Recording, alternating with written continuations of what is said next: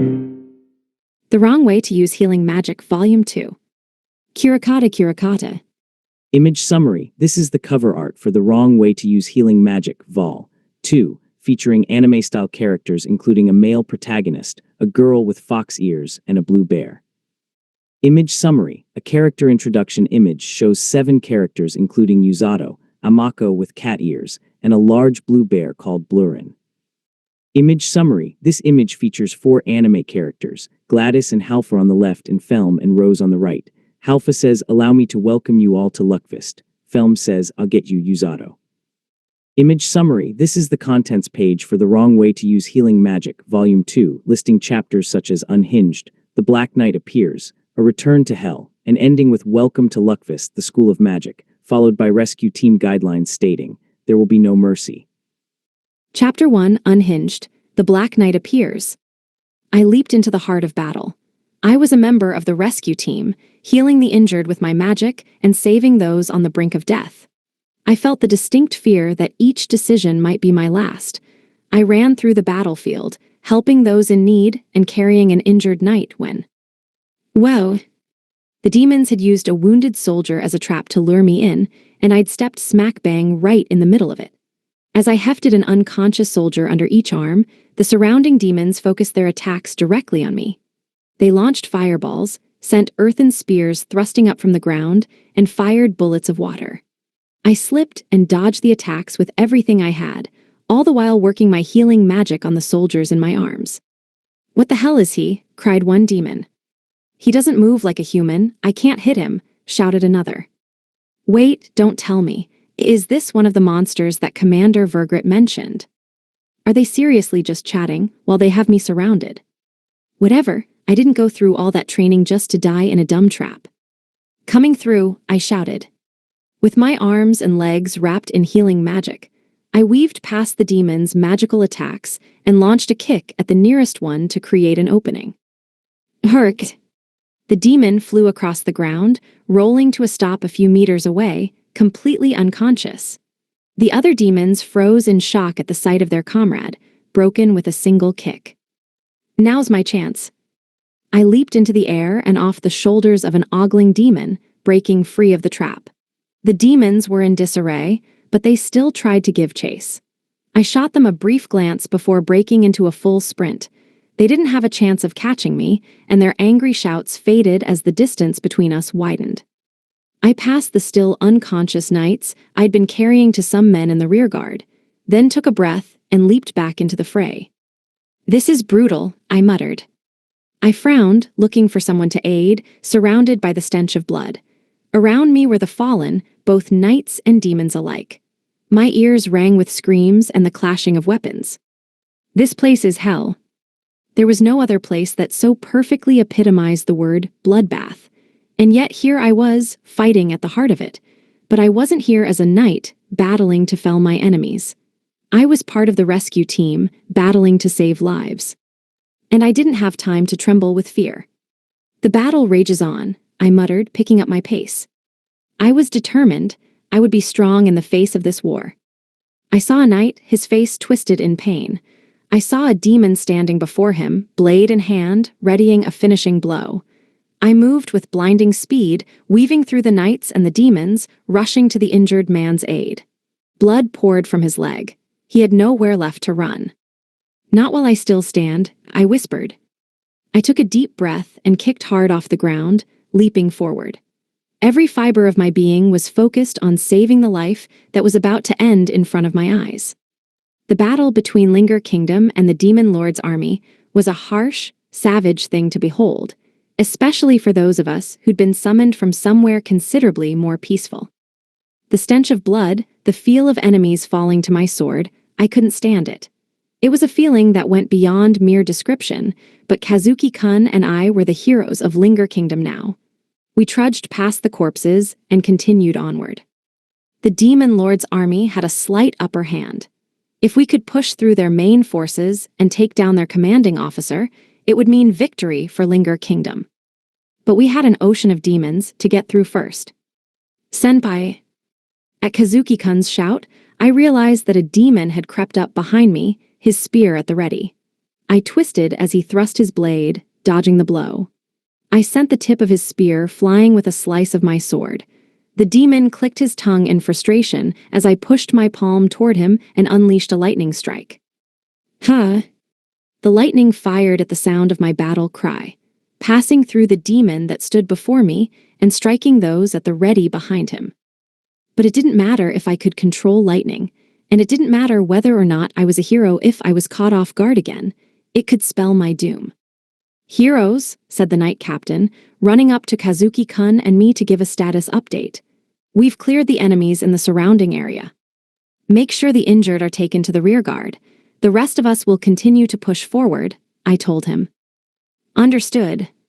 I watched as the knight captain left to relay my orders. Then I surveyed the battlefield.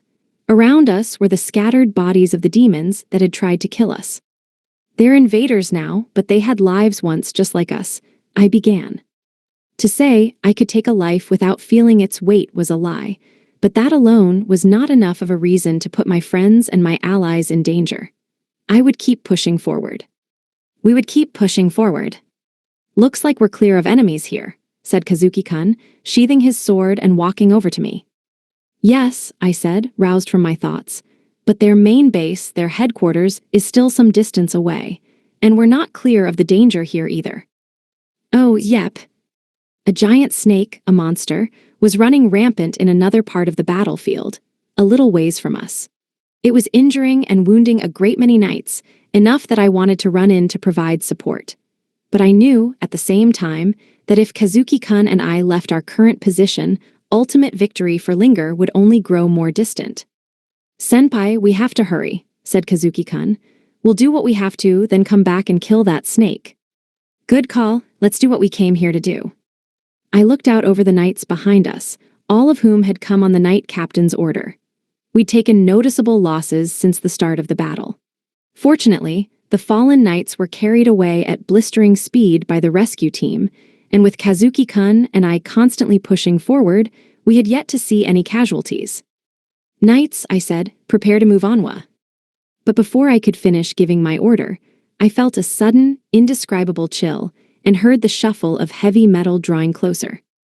"Found you." The voice felt entirely too quiet for the battlefield. It belonged to something in a pitch-black set of armor, dark as any shadow. The something in the armor had come with demon reinforcements, and it weaved through them until it stood before us. I felt hatred boil in me the very moment I saw it. I glimpsed two eyes peeking from a slit in its polished black helmet. As I did, I felt my hand instinctively grip the handle of my sword tighter. "Everyone stop," I said, barking an order at the knights behind me. "Don't move." I didn't want them to do anything rash. I set my mind on keeping calm and on keeping the fear in my heart at bay. "What is that?" Kazuki-kun asked, his voice quivering. "I don't have the slightest idea," I said, "but one thing's for certain, it's unlike any demon we've seen so far." The Black Knight sized us up silently. The glossy black armor that surrounded its body crawled as if it were a living organism. I wanted nothing more than to kill it immediately, but my instincts held me back, ringing like an alarm bell in my head. As I watched the Black Knight, thinking about how best to approach it, several knights launched themselves from behind me, ignoring my order. "No, wait," I cried. But the knight captain and the knights with him could no longer stand the pressure emanating from this shadowy foe. Hate welled in their eyes, and they launched themselves at the Black Knight with fierce battle cries. Kazuki-kun and I hurriedly stopped the remaining knights from attacking, then called out again to the knight captain and his men. "All of you stop." But they were beyond listening to our commands. They continued to close in. However, the Black Knight and its surrounding demon forces didn't move. Their calm and complete disregard in the face of the incoming knights worried me. One of the knights reached the Black Knight and raised his sword. "Eat this," he shouted, bringing his heavy blade down in an attack. The sword sliced deep into the Black Knight's armor. It was a fatal blow. But still, the Black Knight remained still, unmoving, its creepy black armor crawling around its body. Another knight followed quickly behind the first, his voice an enraged roar as he ran his spear straight through the Black Knight. "You will fall," he shouted. Then the Knight Captain pointed his great sword at the Black Knight and readied his own attack. The blade must have been at least as big as he was. The captain rushed in at a speed that belied his powerful frame. His power and skill were the real deal. Regardless of whatever it was that had spurred on his rash attack, there was no denying that with his experience in the Linger army and his raw abilities, he was a true warrior. The savage thrust was as powerful as a tank, and it sunk the sword into the Black Knight's body, which was already pierced with 2 spears. The Knight Captain glared at the Black Knight as he pushed the great sword in even deeper. "Whatever magic it is you intend to use, you will die before you ever get a chance to." "HMPH, you think that this is enough to kill me?" said the Black Knight. The voice that spoke was flat and lifeless. It was impossible to tell if it was male or female. It scratched at the hearts of those who heard it, filling them with unease. You're no different than all the other trash." "What did you say?" "You're in my way," said the Black Knight. "Move." The black armor contorted wildly, and its chest plate transformed into a spike. It went straight for the Knight Captain. "What?" The Knight Captain released his great sword and leaped backward to safety. "Captain!" cried the knights still surrounding the Black Knight. But their captain had escaped danger and drew from his hip another sword. "Be on guard," he shouted to his men. "We haven't felled it yet. We will surround it and finish it off." "Yes, sir." Kazuki-kun couldn't bear to stand by and just watch. "Senpai, I'll back them up," he said, racing off toward the Knight Captain. "Kazuki-kun, wait," I said. I let out a frustrated grunt when he didn't listen and turned to the troops. "Everyone, follow me." I'm glad to see that Kazuki-kun is more assertive than he was back at home, but there's a difference between being courageous and being foolhardy. I took off after him, with the remaining knights in tow. In a way, this was a chance for us. Our enemy was badly wounded from the knights that had struck first. Unless it had a healer on hand or was invincible, it didn't stand a chance. "Let's see if you humans are worthy of my time," said the Black Knight, pulling the great sword and spears from its body. It seemed utterly bored with the Knight Captain and his men as it flicked its wrist and uttered a single word. "Reflect." Blood burst into the air. It came from the Knight Captain and his 3 men, all of whom collapsed where they stood like puppets with their strings cut. "What?" I exclaimed. The Black Knight had done nothing that even looked like an attack. There were no traces of any magic use. In the literal blink of an eye, 4 battle-hardened knights had been left in pools of their own blood. "Senpai, what was that?" asked Kazuki-kun. He was frozen by the brutal sight that now met his eyes, his hands shaking. "I don't know," I said, "but charging in recklessly is a bad idea." I couldn't make heads or tails of it. Was it possible that the Black Knight had moved faster than we could see? Did it draw its sword and attack the knights, or had it unleashed razor-sharp wind magic? Whatever the case, it was stupid to approach without a plan. "Seems like the only ones capable of handling a foe like this are us," I said. "Looks like it," Kazuki-kun agreed. "Don't tell me this is all you've got," muttered the Black Knight, its eyes firmly on us as targets. "Please tell me this isn't where it ends." But this was good for us. So long as the Black Knight had us in its sights, the knights behind us wouldn't come to harm. "Knights," I said, careful not to take my eyes off the Black Knight as I shouted orders.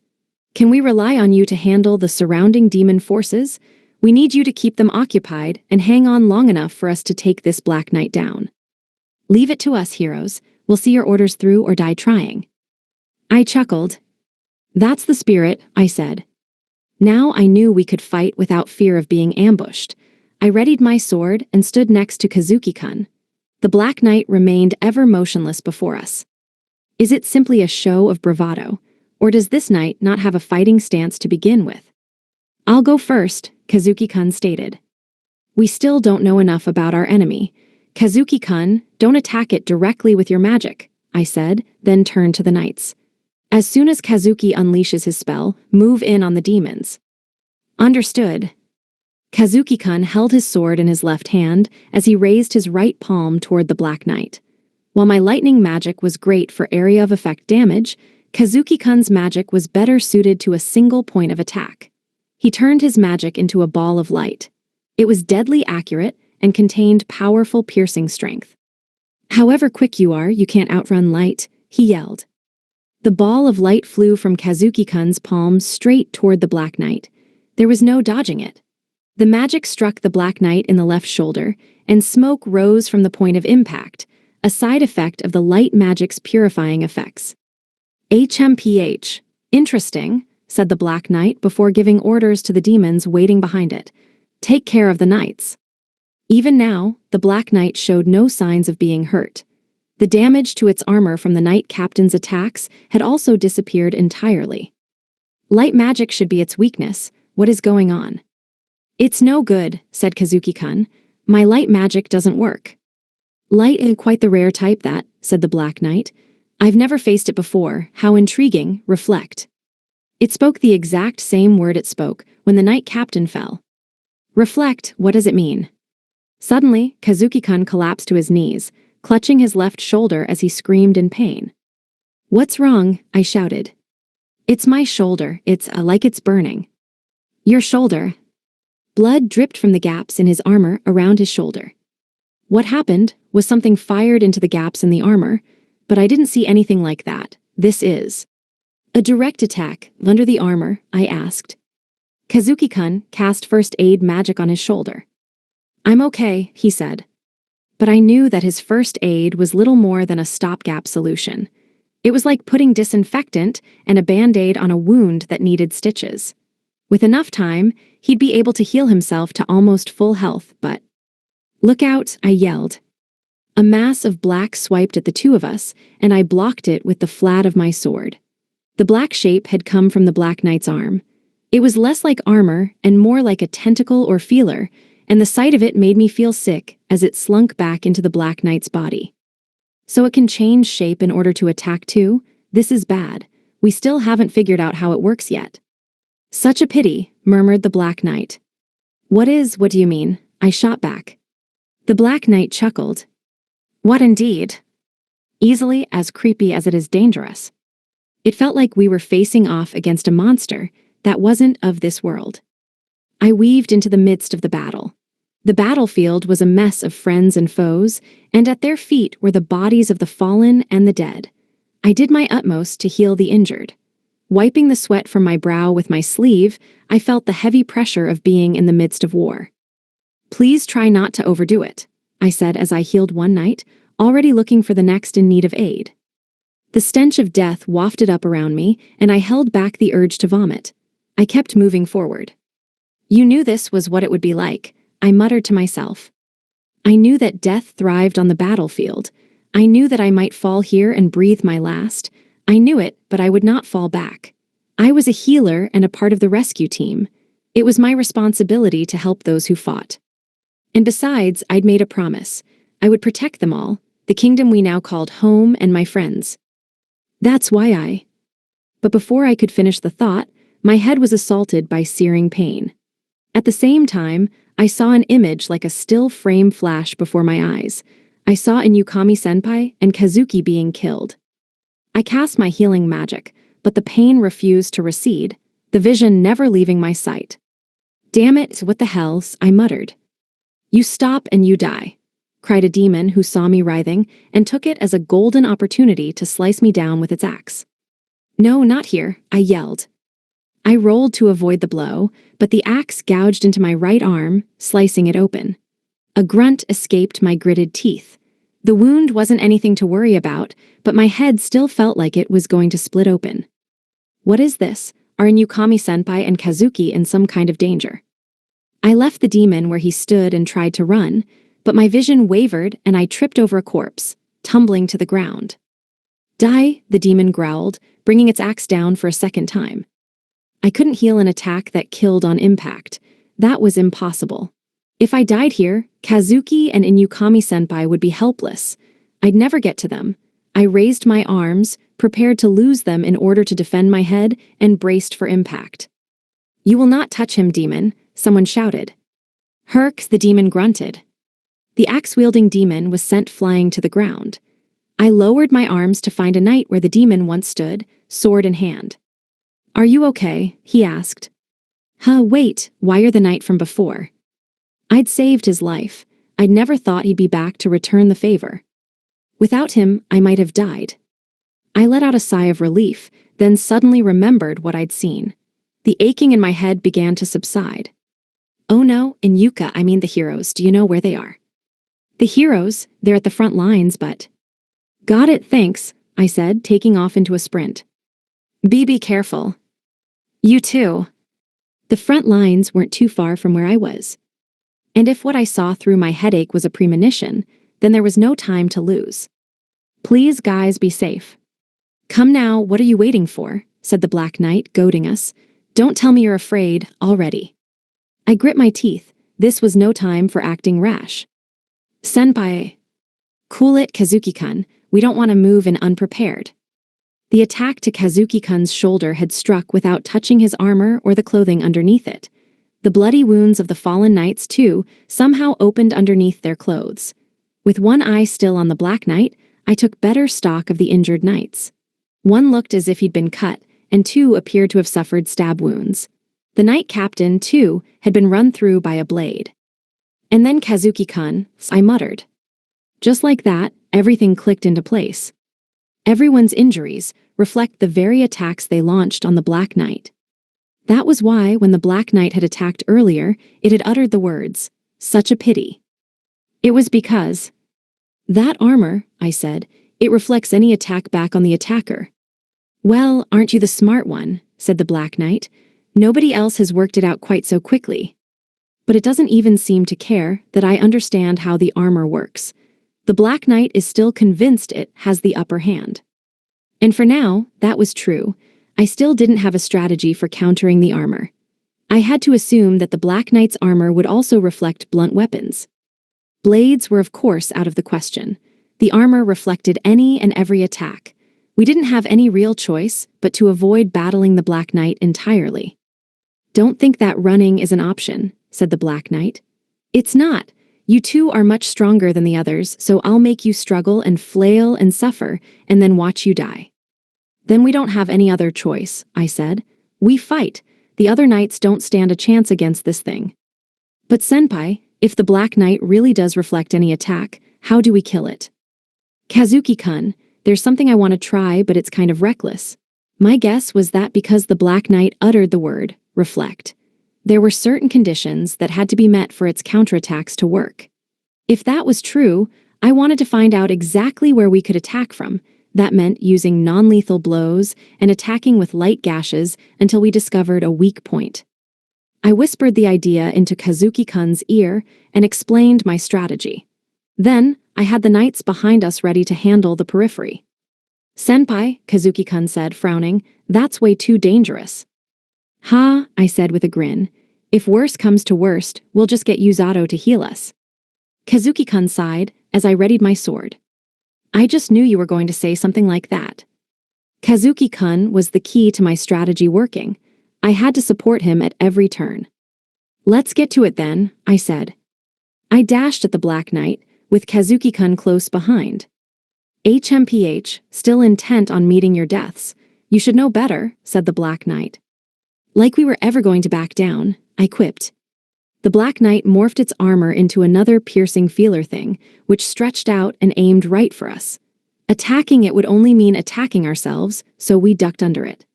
At the same time, I cast a ball of lightning in my hand and pitched it at the Black Knight's feet. Can't stop this though, can you? I said. Dust flew up into the air with a flash, clouding the Black Knight's vision. Moving within the cover of dust, Kazuki-kun and I launched our sneak attack, just as we planned. If it worked, we'd know that what it couldn't see could hurt it. I kept completely silent as I sliced at the Black Knight's shoulder. Then I spun behind it and cut a shallow slash in a diagonal line along its back. In the next instant, I felt heat run through my shoulder, followed by warm blood spreading under my armor. I guess that didn't work, I muttered. And from the blood flowing from Kazuki-kun's cheek, I could see that his attack didn't work either. The Black Knight burst into laughter. Kazuki-kun, I shouted. Senpai. We couldn't run, but we couldn't fight back. The situation felt hopeless. Maybe Yuzato-kun could have kept fighting, injury after injury, but we weren't used to dealing with such pain, and we felt stuck in place. I guess I'm just no different from any other ordinary human, I muttered. In the world that I came from, I'd never been dealt a wound like this. My shoulder hurt so bad I had to hold back the tears. Wait, my shoulder. I'd hit the Black Knight with 2 attacks, one to its shoulder and one to its back. So why didn't my back pulse with a similar pain? Why hadn't that attack been reflected? Kazuki-kun and I had attacked at the same time.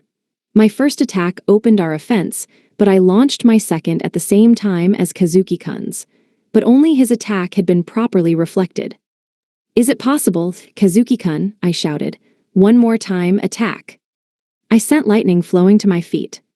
Boo, okay, I'm on it. Kazuki-kun saw me crouched, then faced the Black Knight again. He didn't know what I had planned, but he did as I asked. He was nothing if not the very height of reliability. This might be our only chance. Come on, Kazuki-kun. Is your friend too scared to play? Teased the Black Knight. Shut it. More darkness flew out from the Black Knight to attack Kazuki-kun, but he parried it with the flat of his sword. Try this, said the Black Knight. Kazuki-kun grunted as the black mass hit his sword hard, like a hammer. But it didn't stop him, and he closed in on the Black Knight. Not yet, not yet. You need to draw it in further. I gripped the sword tight in my right hand and saw it in my mind, saw myself moving faster than anybody else, so overwhelmingly fast that I couldn't be stopped. The lightning gathering at my feet crackled, sending sparks flashing across the ground. Kazuki-kun glanced at me briefly and saw what I was planning, then put the sword he'd been using for defense in its scabbard. The Black Knight tilted its head, confused by Kazuki-kun's odd decision, but Kazuki-kun ignored it, gathering light in his hands before slamming them together like a powerful clap. Got you, he said. A brilliant light filled the immediate area. The Black Knight responded just as Kazuki-kun expected, lifting its arms to shield its eyes. Now, I whispered. With the Black Knight blinded and its attention taken away from me, I had my chance. I released the magic charged in my legs and dove. My abilities were energized by the lightning magic, and I quickly passed Kazuki-kun and closed in on the Black Knight. Still, I knew a frontal attack was useless. Even blinded, the Black Knight had lost none of its power, and I couldn't let Kazuki-kun's decoy attack be for nothing. I stopped in place and spun quickly to the Black Knight's back. The Black Knight laughed. Blinding your opponent, quite the textbook strategy. The Black Knight still hadn't noticed that I'd moved behind it. I gripped my sword and ran it through the Black Knight's back with everything I had. The Black Knight's laughter vanished as the sword pushed inside of it. What's the Black Knight uttered. It hasn't been reflected, I said. Does that mean this works? When I'd attacked the Black Knight, only the attack to its back had gone unreflected. I predicted that this was because the Black Knight hadn't been aware of it, so I put my theory to the test by getting to its back and catching it by surprise. It was a dangerous bet, but my attack still hadn't been reflected. Did it work? I asked. Kazuki-kun went completely pale at the sight of me running my sword through the Black Knight's back, but quickly became aware of the impact. The Black Knight coughed, still impaled, and spat a chunk of something black from the mouth area of its helmet. It worked, Kazuki-kun asked. I saw black liquid dripping from the Black Knight's armor. I was sure my sword had hurt it. I drove it in even deeper. Kazuki-kun, I shouted, now your attacks will work. Kazuki-kun leaped in with a battle cry.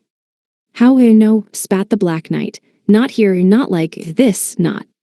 If we killed the Black Knight, we would make a huge dent in the demon forces, and their morale would plummet. The tide of battle would quickly turn in our favor.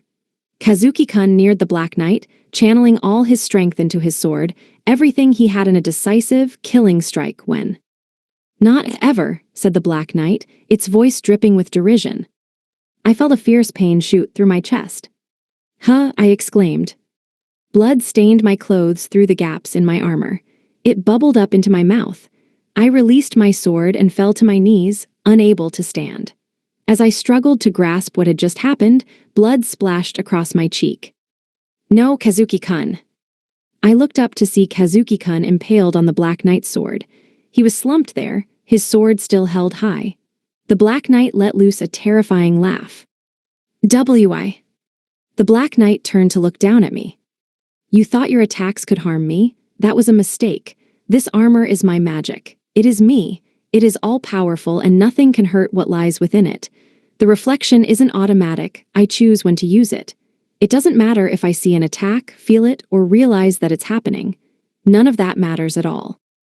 What even is that? The Black Knight is a monster like no other. Nobody even stands a chance. I put a hand to my chest, blood still flowing from my wound, and collapsed in a heap. A pool of red spread out underneath me, wetting my cheek. My body grew weak, and my consciousness began to fade. And the words that left my lips were, strangely, an apology to a person who wasn't even here. "I'm so sorry, Yuzato-kun," I whispered. I looked down at the fallen heroes, then surveyed the battlefield. The morale of the Linger Knights was broken, crumbling as the demons grew more confident.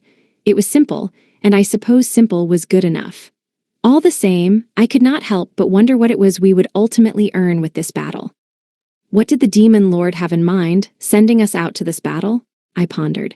If it was territory he wanted, there were better ways to take it. In any case, it is no bother of mine. The two heroes had seemed like worthy foes, but now they were little more than disgraced heaps before me. I saw nothing more of value in this battle. It was always like this. Since the day I was born, none could hurt me. Neither demon nor human, not even my parents. All of them had died, just as these heroes would. And so it ends. I put my sword in my opposite hand and turned to the female. There was still breath in her yet. She held a hand to her chest as she struggled to glare at me. I did not care. I aimed my blade at her heart. It would not miss its target. "You provided me some enjoyment, human," I said. And then I brought my sword down. "Not on my watch." The shout of a youthful voice rang in my ears. "HNGH." I let out something of a stupid grunt in surprise, and as I turned to the sound, a force unlike anything I had ever felt slammed into my cheek. Ouch! Image summary. A manga panel shows a character in a school uniform punching a Black Knight. Chapter 2, Bam, the Healing Punch. My head went completely blank. I was confronted by the exact sight I'd already seen. Inukami-senpai and Kazuki collapsed on the ground, the knight in black armor preparing to finish them off for good. "Am I too late? No, there's still time," I yelled. Once I sent the Black Knight flying with my strike, I rushed to Inukami-senpai and Kazuki and started healing them. Inukami-senpai had been stabbed in the back and through her chest. Kazuki had a similar wound, like he'd been impaled on a blade. The wounds were fatal. Or at least, they would have been if it wasn't for me. I could heal any wound they suffered so long as they still drew breath. Yuzato-kun, I never thought you'd come to me in a dream as I lay dying. Just once, would you? Call me, Suzutan. You're in better shape than I thought, Inukami-senpai. I'm going to heal Kazuki first. Wait, better shape. I have a hole in me. Girl gets run through with a sword and still has time for jokes. Is she for real? Talk about a turnoff. But it was true that her wound was deep. Fortunately, not so deep I couldn't heal it. I moved on to Kazuki, who was still unconscious. I had to heal him too, but... Yuzato-kun, behind you. I reflexively hefted Inukami-senpai and Kazuki into my arms and leaped away. I sent healing magic pulsing through my arms and looked behind me. The Black Knight had brought its sword down right where I had stood. I felt a cold trickle of sweat run down my back. A moment later, and I'd have been dead. That was too close for comfort. Thanks, senpai. Don't mention it. Worth it for a chance to be carried in your arms. Does anything faze you? It looked like she was healed enough that she could speak, but her comment felt entirely unsuited to the battlefield. The Black Knight stood with its sword still in the ground. It let out a roar not unlike a wild beast. "Huh," I said. The Black Knight raised its head to face me. "Who the hell are you?" it shouted. "Your helmet, it." The side of the helmet I'd punched had crumbled away, showing half of the face hidden behind it. It had the tanned skin and silver hair unique to demons, but the features were that of a young girl. "That massive knight is female?" I asked. Anybody would have assumed that the wearer of the black armor was a giant of a man. I turned to Inukami-senpai, whose expression was one of shock. "You heard it," she muttered. "Wait, that's what you're surprised about, that I heard it. Is the Black Knight special or something?" Sorry, but can you get me up to speed on what's going on?" I asked. Huh, oh right, of course you don't know. Inukami-senpai explained the Black Knight's abilities to me. Apparently, the knight used a crazy magic that reflected any attack on her armor back onto her attacker. Inukami-senpai, Kazuki, the knights, they'd all fall into the armor's power, unable to counter it. The hell, I said, that's gotta be against the rules, no. Still wary of our main foe, I glanced at the fallen Linger Knights. They were in bad shape, but they were still breathing. I could still save them. I had to hand it to the knights of this world. They were survivors. I lowered Senpai and Kazuki to the ground. Their wounds were mostly healed. As I watched the Black Knight, her black armor grew stranger the longer I looked at it. If it was constructed by magic, then it was likely dark magic. I tried to remember what was written about it in the book that Rose gave me. If I recalled correctly, it wasn't just rare. Dark magic offered very unique powers and was far better suited to battle than any other magic types. I stepped away from Inukami-senpai and Kazuki. I wanted to keep them out of it. The Black Knight put a hand to her red, swollen cheek. Her face twitched with a mix of emotions, and then she began to cackle with laughter. Oh man, she's crazy. And not crazy like Inukami-senpai is crazy. First I fight a bear, then a snake, now a lunatic. Am I ever going to fight a normal person or what? I didn't want to fight, but I had to do something, and I had to do it quickly if I wanted to save the fallen knights. I took a step forward, enveloping my body in healing magic. Yuzato-kun. I'll take care of this, I said. In the meantime, use your first aid magic to keep those knights on life support. If the Black Knight reflected attacks back at me, it didn't matter. I could heal my own injuries, but I had to render it powerless, which meant either throwing it somewhere far into the distance or tying it down. Stop, cried Inukami-senpai as I leaped toward the Black Knight. You don't stand a chance. The Black Knight morphed her armor into a huge arm and swung it at me, but the attack was one note, far too basic.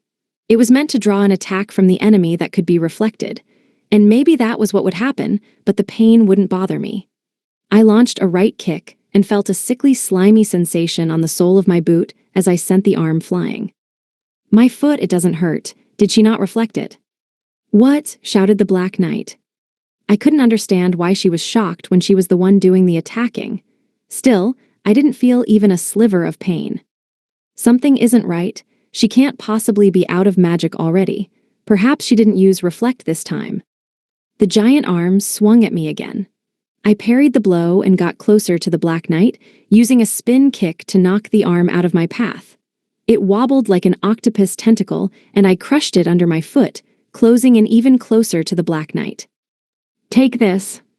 I spun and launched a right hook at the Black Knight with enough force to send her arm flying. But the right hook was just to put the Black Knight where I wanted her. The real strike was my left. She didn't even try to defend and simply ate my left punch with a sputter. Huh, I muttered. Is this really as strong as she gets? She's all wobbly on her feet already. But I had to assume that this might be part of the Black Knight's strategy. For all I knew, she was luring me into a false sense of security so she could launch a surprise attack. I wasn't doing any heavy damage with my attacks wrapped in healing magic, so I saw right through her act. I reached up and grabbed the Black Knight by her neck, looking to throw her to the ground. Suddenly, however, the solid sensation of her armor disappeared under my grasp. Whoa. I looked at my hand, from which a muddy black liquid bubbled and spilled. What the hell is this armor? I don't get it.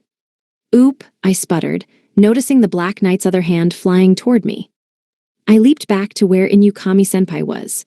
If I couldn't grab a hold of the Black Knight, that meant throwing her was no longer an option. The only thing left was to stop her, restrain her somehow. That meant giving her a good smack to dull her senses first. Inukami-senpai, do we have something to bind the Black Knight with? I asked. Nothing at hand, but why? I want to tie her up. Uh-oh, I can see by that look on her face that she's getting entirely the wrong idea. Yeah, no, I said, I'm not into bondage. At least let me say something before you jump to conclusions. Guess I'll have to think of something else. I turned to face the Black Knight, healing magic wrapping around me as I clenched my fists. Let's do this, I whispered. My coat flew out behind me as I launched myself at the Black Knight. In response, she morphed her armor into tentacle-like weapons and sent them straight at me. "Die," she shouted. "Not even if you ask nicely." I twisted my body and dodged one of her attacks. I weaved past the ones I could and knocked the others away with my hand. Her attacks were much slower than I expected. I could easily handle even more than this. The Black Knight shouted, enraged, and created a huge arm with a sharp spike at the front of it. It was a brutal-looking weapon. She drew the spike in and then fired it like a bullet. "Take this," she shouted. "I'm moving too fast toward her now. I won't be able to get out of the way. If I can't dodge it, then I've got no other choice." I thrust my palm out in front of my face to meet the Black Knight's attack head-on. Blood burst from my hand as the spike ran right through it. I clenched my teeth hard, gritting through the pain, then grabbed a hold of the Black Knight's giant arm and pulled it as hard as I could. "Huh," she grunted. The Black Knight was pulled off balance, but her glare remained locked on me. She unsheathed her sword and swung it at me even as she was pulled out of her stance. "Whoa," I cried, bending my body sideways to dodge the blade coming straight for my head. "No healing for the headless, gotta be careful, but—" "I'll never let you hit me," I shouted. I weaved under the swipe of the Black Knight's sword and launched an elbow into her side, which she'd left open. It was a light attack, and one I knew wouldn't slow me down even if it was reflected. I didn't expect it to have much of an impact, but— "Oof," she grunted. "She's hurt." The Black Knight took a step backward, wobbling on her feet. I couldn't understand why she was reeling from my attack. But I didn't have time to linger on the thought. I needed to bring her down quickly, or I'd never heal the knights in time. "Let's end this," I said, wrapping my fist in healing magic. I readied myself for another round, then jumped in. I simply couldn't believe my eyes, couldn't believe what I was seeing. Yuzato-kun, wrapped in healing magic, was pushing the Black Knight back. It was completely one-sided. When the Black Knight tried to attack with her armor, it was deflected. When she swung her sword, her attacks were quickly evaded. The Black Knight didn't know how to fight. Her attacks were easy to follow, and even the Knight Captain, whom I kept on life support with first aid magic, could have easily taken her down. But what made the Black Knight terrifying was not her fighting ability. It was the magic that allowed her to reflect any attack.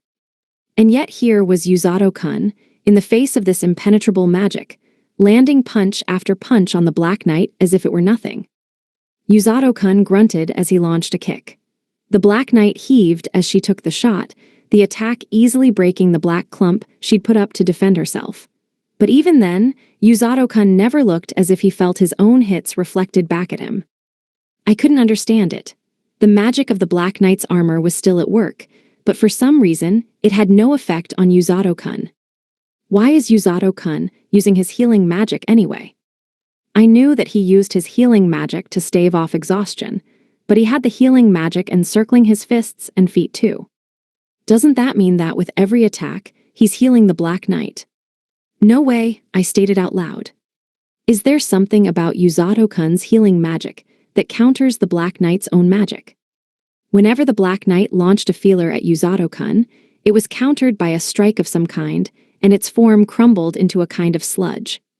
Yuzato-kun didn't seem to notice it himself, but every time he hit the armor, the healing light around his arms dimmed noticeably for an instant. That can only mean that the black armor's weakness is healing magic, I stated. Perhaps, I mused, some unique property of the Black Knight's armor was allowing for Yuzato-kun's attacks to break through her otherwise impenetrable armor. I tried to think. For attacks to be reflected, the black armor needed to be damaged. That meant blunt force attacks, slices, and stabbing. All of them left damage. And as long as the Black Knight was aware of that damage, she could fire it back at the attacker. I'd felt it firsthand. However you looked at it, the black armor was incredibly dangerous, even invincible. And yet it had a weakness. It's healing magic, I repeated. Yuzato-kun landed a heavy chop on the Black Knight's shoulder with a furious glare, then slammed a palm into the Black Knight's stomach, doubling her over. Healing magic gave its caster the ability to heal the wounds of living creatures. But those who awoke to the power couldn't use non-elemental magic. That meant no attack magic. As far as I could tell, the Black Knight's armor wasn't registering Yuzato-kun's fists as damage. But right now, it didn't matter why Yuzato-kun was using his healing magic. It only mattered that whenever the magic came in contact with the armor seemed to melt, allowing Yuzato-kun's attacks through.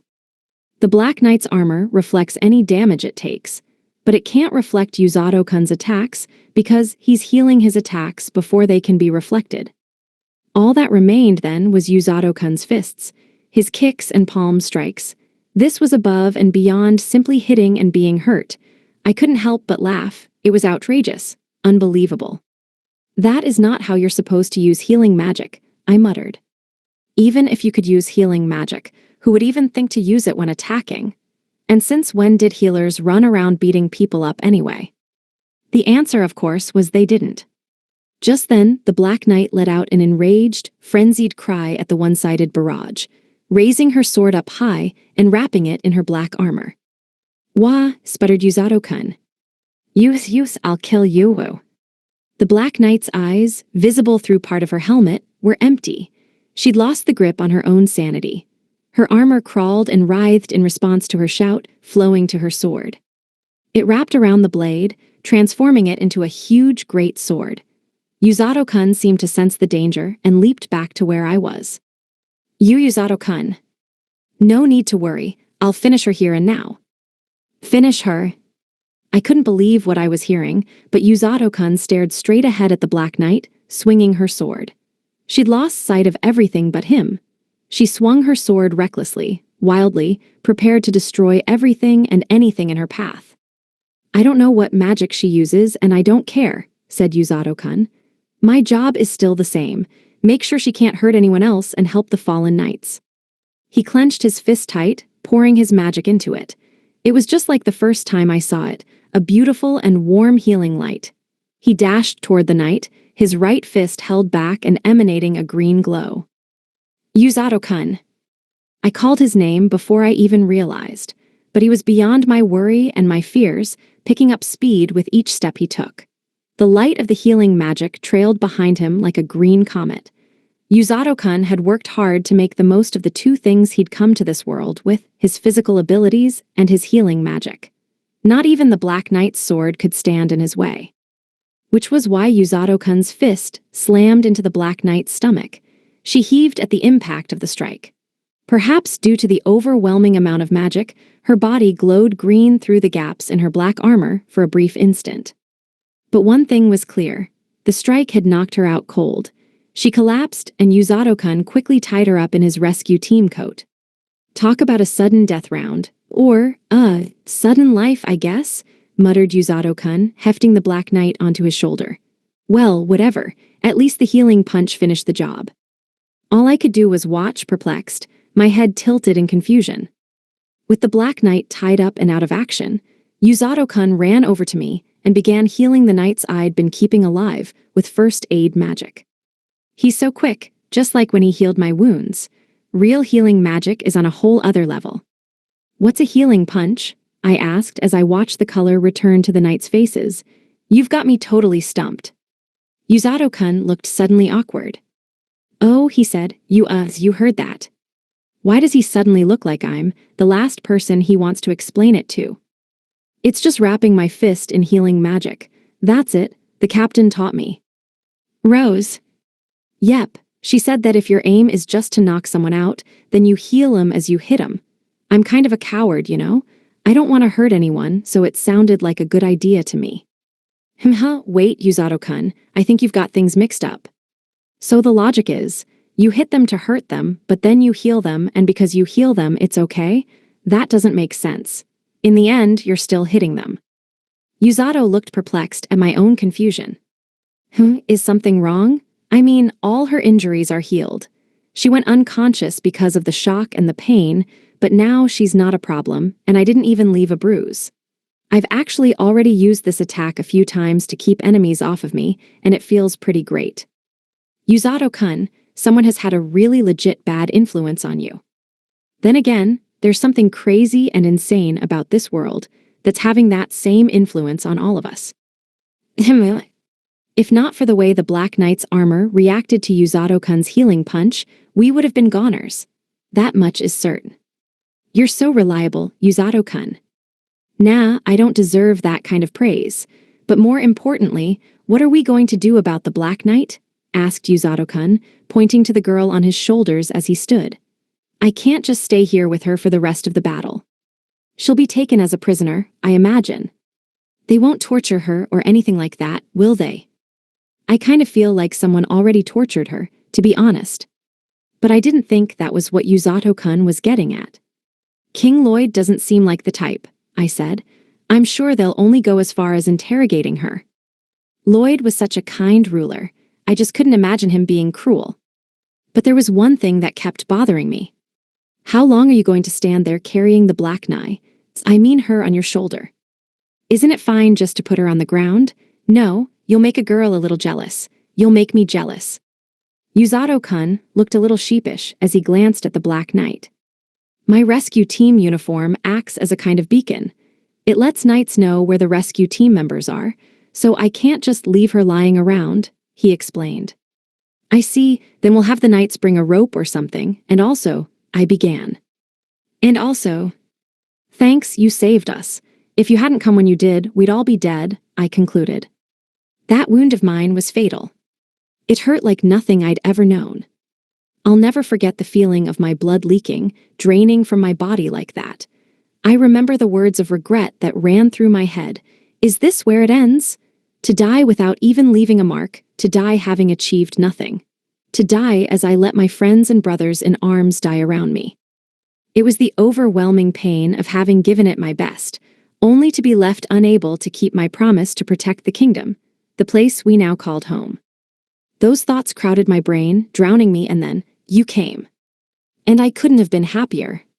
You saved us, just like you told me you would when we were at the training grounds. That made me so happy. Of course I came, Yuzato-kun said with a relieved smile. You're my senpai, and Kazuki is my friend. I nodded. But anyway, it looks like the enemy forces are retreating, senpai. Might be because we took down the Black Knight. One more push by the Linger forces, and the battle will swing in our favor. Guess I'll have to save my gushing for later. Yuzato-kun was right.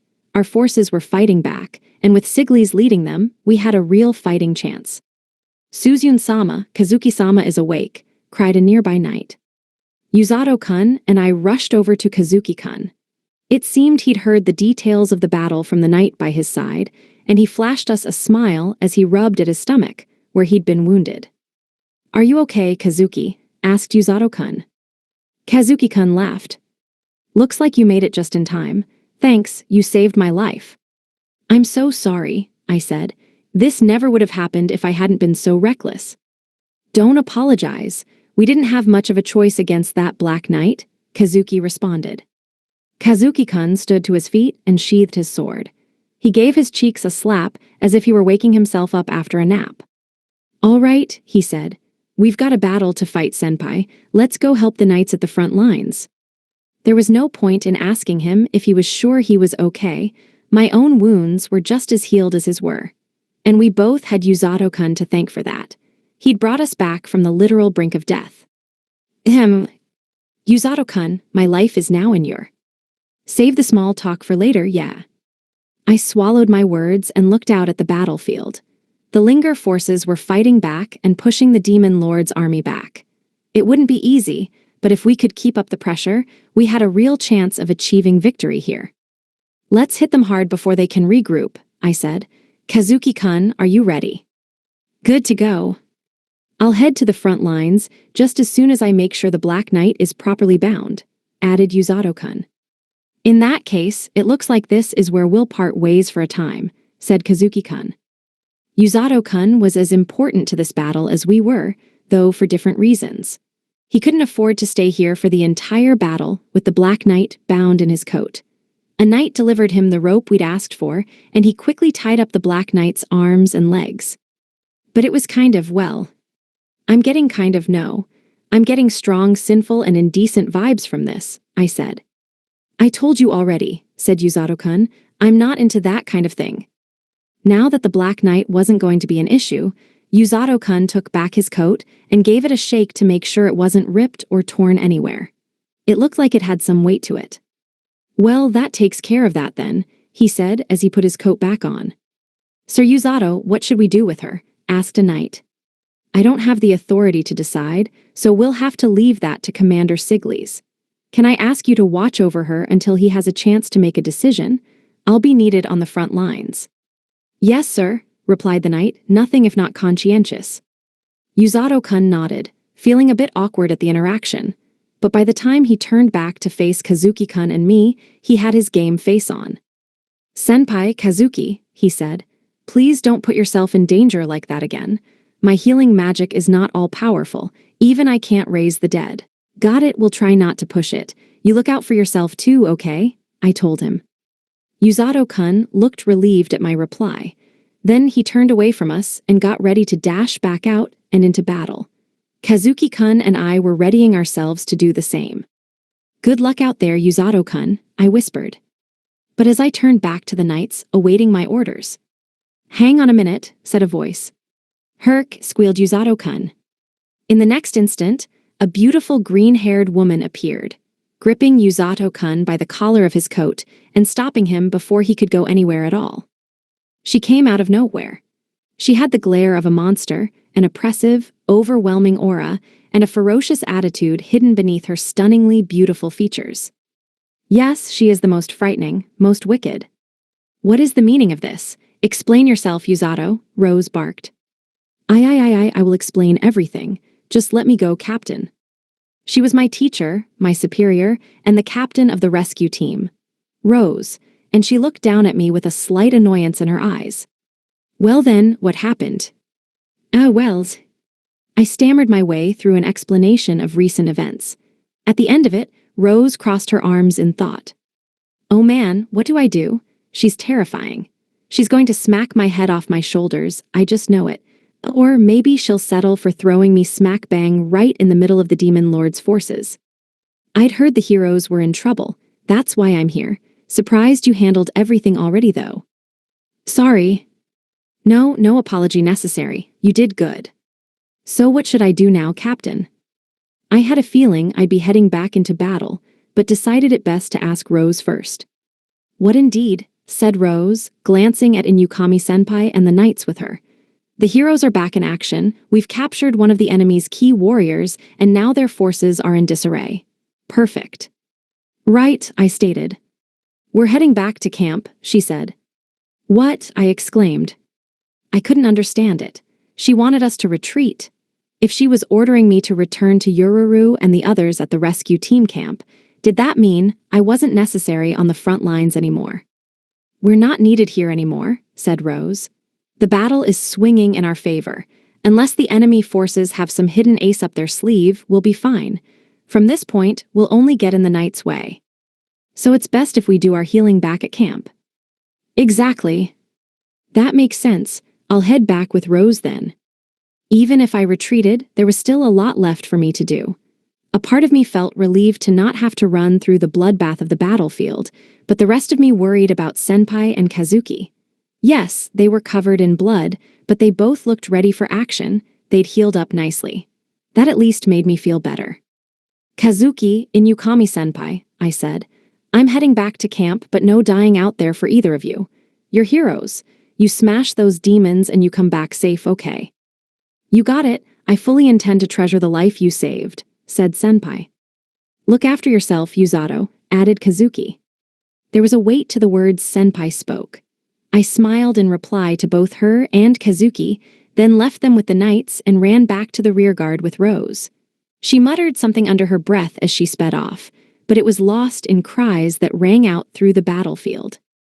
I think she might have said, "Glad you made it out of that in one piece." What do you mean the Black Knight was captured? The Demon Lord's main squad had gone to meet Linger's heroes head-on, and now the news came that the Black Knight had been defeated. Amila Vergrit, commander of the Demon Lord's Third Army, fell off her chair. She couldn't believe it. The Black Knight's abilities were famous among the Demon Lord's forces. Not only could its armor defend and counter with ease, but the Black Knight could also transform the armor into weapons. Amila herself, who was exceptionally powerful, matched up badly with the knight, whose rare magic type always kept her on the defensive. Was it the heroes? She demanded. No, based on the white uniform, we believe it was a member of the rescue team. They appeared in our last battle, Hyreluk explained. The image of a particular healer appeared in Amila's mind. White uniform, was it Rose then? The woman could heal almost any injury in the blink of an eye. Capturing the Black Knight was perhaps not too difficult for one such as her. The soldiers say it wasn't Rose. They say it was a young boy with black hair. The reply was not what Amila wanted to hear. There's another one, shit. What a nightmare. It was bad enough on the front lines, with just Rose rushing around healing the Linger forces, but now there was someone else to deal with. And they captured the Black Knight. It was like having two Roses on the battlefield. Everyone believed in the overwhelming power of the Black Knight's strength. With the Knight captured, the morale of the demon army would take a huge hit. Hyreluk, call Baljanuk back, Amila barked. Hyreluk was controlling Baljanuk from a distance via a magical seal. Are you certain? He asked, shooting Amila a dubious glance.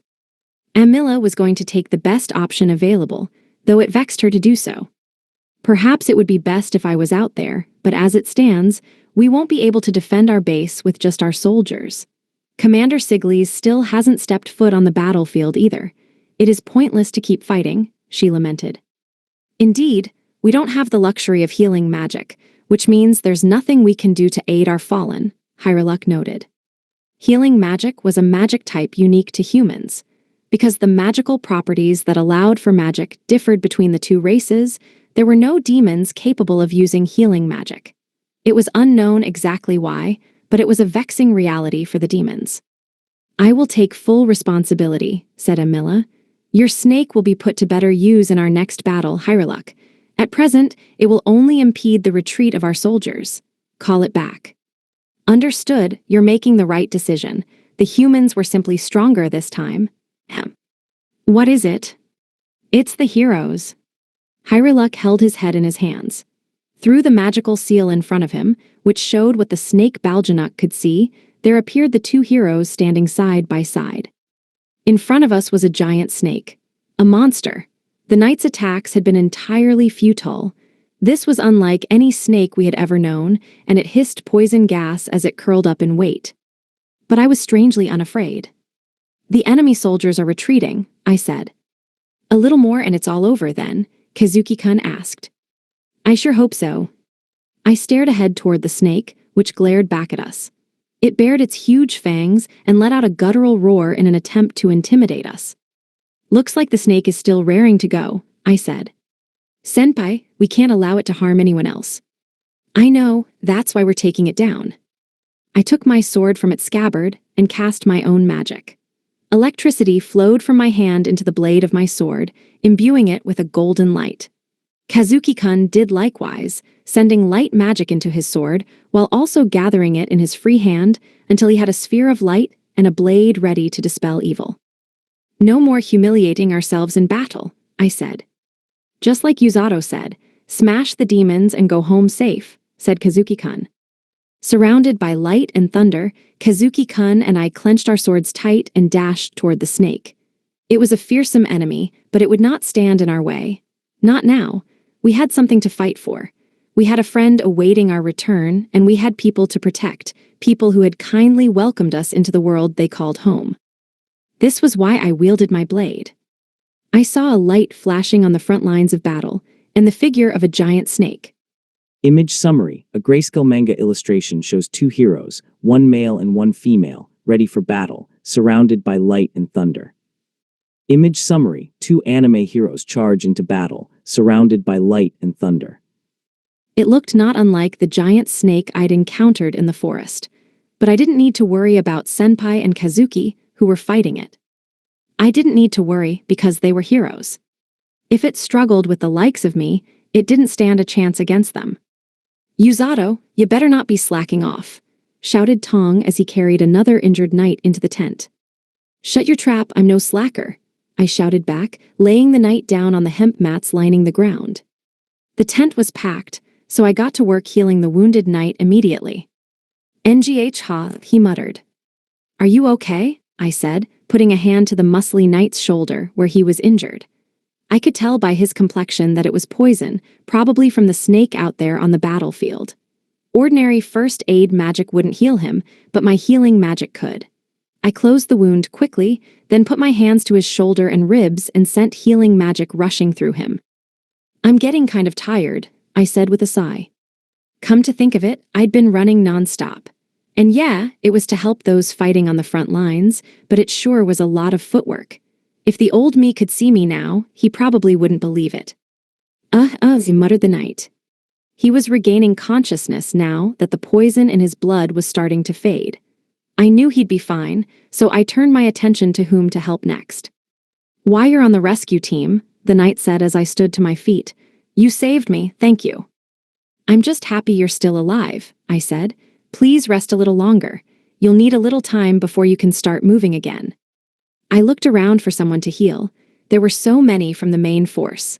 Looking at them all made me uncomfortable. I didn't like seeing so many hurt and in pain. A huge bolt of lightning and a pillar of light shone from the front lines of the battle. As they dissipated, I saw the snake, now burned as black as charcoal. It collapsed on its side. "Looks like they did it," muttered Rose, who must have walked up to me while I was watching. "Looks like it," I agreed. The snake had been keeping the Demon Lord's army together, but its fall shook them into disarray, and the remaining soldiers ran for the border, where the river ran through the plains. "We're not going after them?" I asked. "Idiot," said Rose.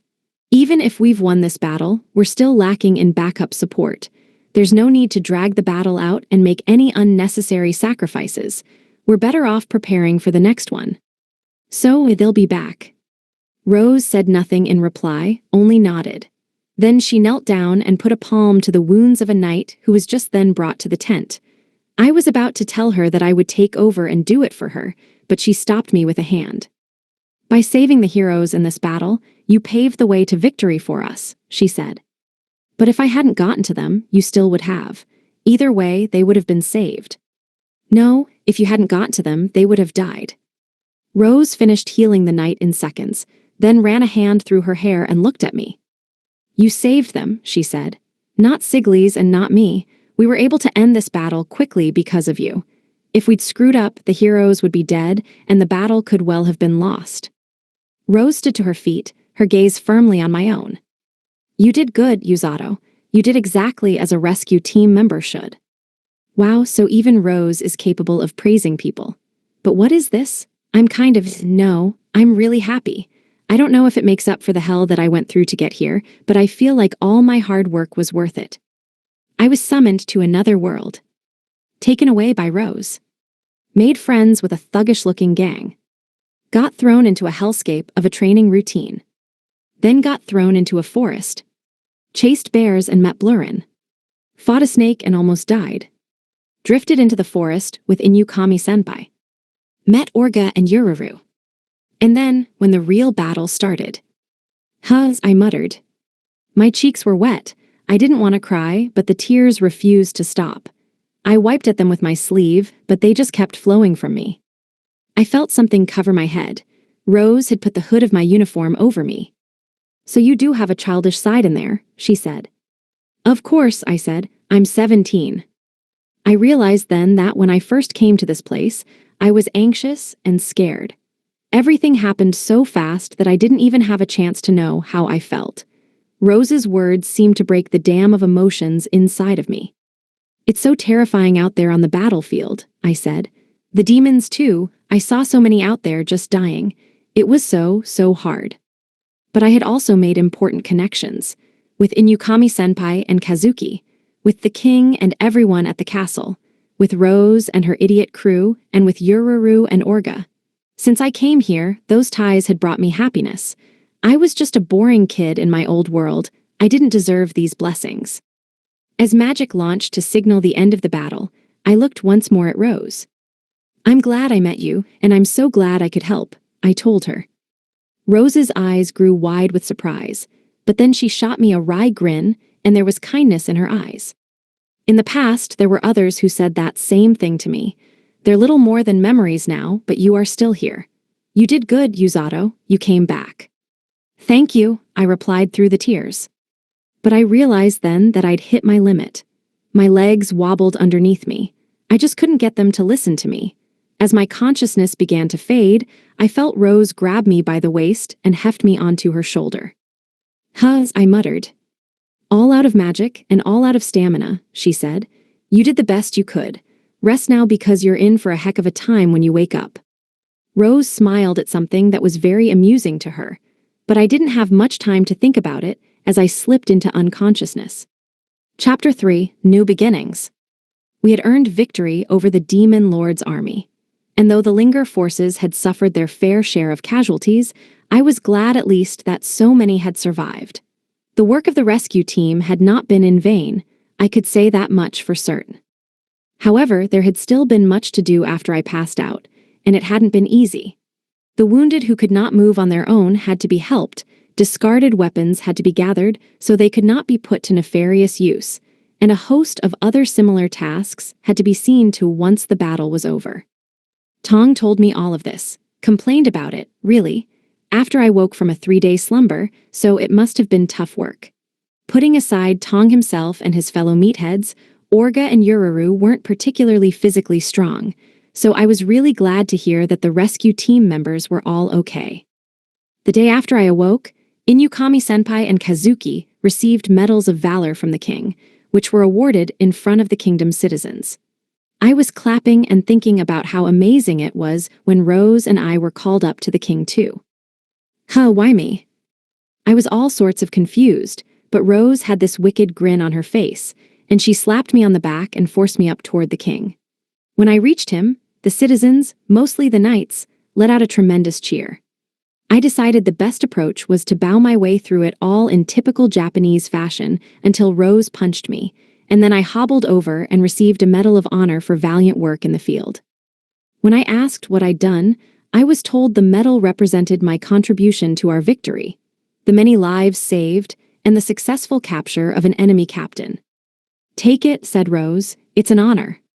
Her words made me tremble inside.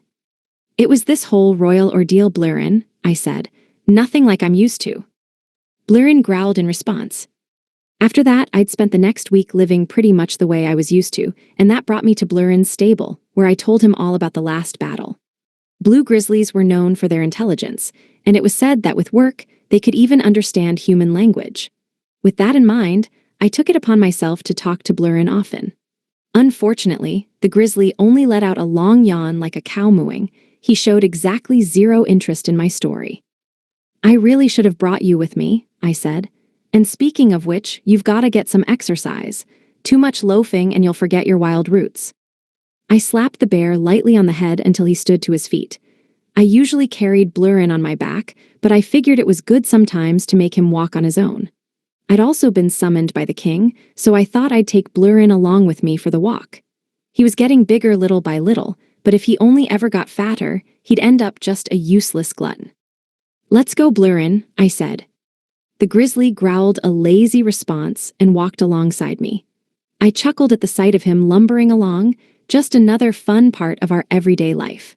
We were in high spirits as we headed out, and then I noticed a figure running toward us from the rescue team's living quarters. "Yuzato-kun." Yururu ran toward us with a wave. She was a healer, like me, and about the same age too. "Hey Yururu," I said. "How are you feeling?" "Great," I said, "slept like a rock." "Good to hear. I was so worried about you and Rose, out there on the front lines of the battle." "Oh, hello there, Blurrin." Yururu gave Blurrin a little wave, but the bear simply turned his nose up at her and looked away. The gesture clearly stung, but she pulled herself together even as she looked back at me with a twitchy smile. "Why, you're going for a walk?" "No, I was summoned by the king, but I also thought I'd make sure Blurrin got a little exercise." Yururu laughed. "I see," she said. "Well, if you're going into town, do be careful." "Careful? Careful of what?" "Well, I shouldn't leave my brother waiting, so I better get going." Weird, it's like she didn't want me asking her anything more. Is something going on in town? Maybe the townsfolk are angry about all the people I couldn't save. Those who were lost in battle had been buried in the kingdom cemetery. I'd been there for the funerals, and I could imagine some people were upset. If they told me that I wasn't strong enough, or that I didn't do enough, I couldn't deny it. If the people of the kingdom were angry or upset, then I would have to accept it and take it on the chin. Blurrin and I reached the castle gates without issue. The gates were surrounded by the castle walls and its moat and guarded by 2 knights in heavy armor. One of them, the one with red hair, was the gatekeeper, Eroku. As soon as he saw me, he ran over with a huge smile. "Sir Yuzato, how are you feeling?" "All good. I'm glad to see that you look well too." I remembered then that Eroku had watched over and protected Orga and Yururu. "Thanks again for looking after all of us in the battle." No, it's our job to defend the rescue team. All of you are essential and irreplaceable. If anyone should be saying thanks, it should be us knights thanking the rescue team. Eroku bowed deeply. The knight behind him took off his helmet and followed suit. I was shocked by the sudden gesture. Eroku spoke again, his head still bowed. "Because of you and Madame Rose, I know, we made it back home safely." "But there were still so many I couldn't save," I said. "Be that as it may, without your efforts, many more never would have made it home." "Oh, but look please, raise your heads." I wasn't used to being praised like this. It wasn't that I wasn't glad for it, but I felt flustered in the face of such earnest gratitude. Blurrin yawned as I patted him on the head and looked for the right words. "I couldn't have done it on my own," I said. "There were many times in that battle that I thought I was a goner, but I was saved by the knights. We won this battle together." Eroku was momentarily stunned by my words, but then chuckled and scratched his head. "I see. You really are an interesting one, Sir Yuzato. Oh, you must have business at the castle if you've come all this way. We'll open the gates immediately." "Yeah, business, something like that, I think." The knights sprang into action when they remembered why I was there. I thanked them. Then Blurrin and I walked through the gates into the huge grounds of the royal kingdom. Man, it never ceases to amaze me how huge this place is. I walked along stone brick paths leading away from the guards to the entrance to the castle. I left Blurrin outside. I knew he'd be fine. He was a peaceful sort at heart. After I entered the castle proper, a maid took me to the king. Along the way, the knights we passed showered me with praise just like Eroku had at the gates. The maid and I eventually arrived at a hall where the kindly king was waiting together with Sergio and Commander Siglis. "Hello there, Yuzato," said the king. "Your Majesty," I replied. "I apologize for calling you here so suddenly." "It's no problem whatsoever," I said. May I ask why you called me?" "Yes, about that," said the king, casting a gaze at the commander. "Siglis." "Sire," said Siglis, taking a step forward. "Yuzato-sama, do you remember the enemy you captured?" "Yes." He was talking about the Black Knight, a wielder of heretical dark magic. She had pushed Inukami-senpai and Kazuki to the literal brink of death. After the battle was over, I found out that the only reason I'd been able to take her down was that my healing magic canceled out her own magic, rendering her armor useless against my punches and kicks. But when I thought more about it, I realized that only Rose or I could have handled the Black Knight. Yururu and Orga just weren't able to do it through physical power. But why are they asking me about the Black Knight? Wait, no way. She didn't kill herself, did she? It was certainly a plausible scenario. I'd heard of cases where people taken as prisoners of war feared horrid torture and so chose to take their own lives. I was certain that Linger Kingdom wouldn't resort to torture, but still, it was possible the Black Knight hadn't wanted to find out. She did not. To be honest, she's been surprisingly responsive to our interrogations. "Hi. I know it must come as a surprise," said Siglis, placing a hand to his forehead. "It certainly was for me to see it with my own eyes. But if she's so easy to interrogate, why summon me?" "It would seem the Black Knight isn't particularly loyal to the Demon Lord's army," said Siglis. "She's already given us some very useful intel, though she did so somewhat reluctantly." "And it's not a trap?" I asked. "Of course, we must take what she says with a grain of salt, but it is useful to consider all the same." That only made sense. The moment she went along with the interrogation would have been cause for concern and suspicion. But even after considering Siglis's words, I still couldn't work out why I was there. "So why did you need to summon me?" I asked. "She insists on meeting you, Yuzato-sama." "What?" "That's why we summoned you," said the king, "to arrange a meeting with the Black Knight." Huh, but your majesty, all I did was capture her. You make it sound like it was but a simple task. The Black Knight easily overpowered our two heroes. Outside of yourself and Rose, nobody in the kingdom would stand a chance. Zurg. The king's words left me confused. If anything, the Black Knight held nothing but enmity for me, and now I had to go and meet her. I don't know if I have the guts for this. The Black Knight has said she will provide us with valuable intelligence if we can meet her one condition. A meeting with you, Yuzato-sama. I thought I was free from all the fighting for a while. Now I'm stuck in the middle of a whole other mess. Has she said what that valuable intelligence is? I asked. I had to ask. It was a major responsibility they were asking of me. Of course, said the king.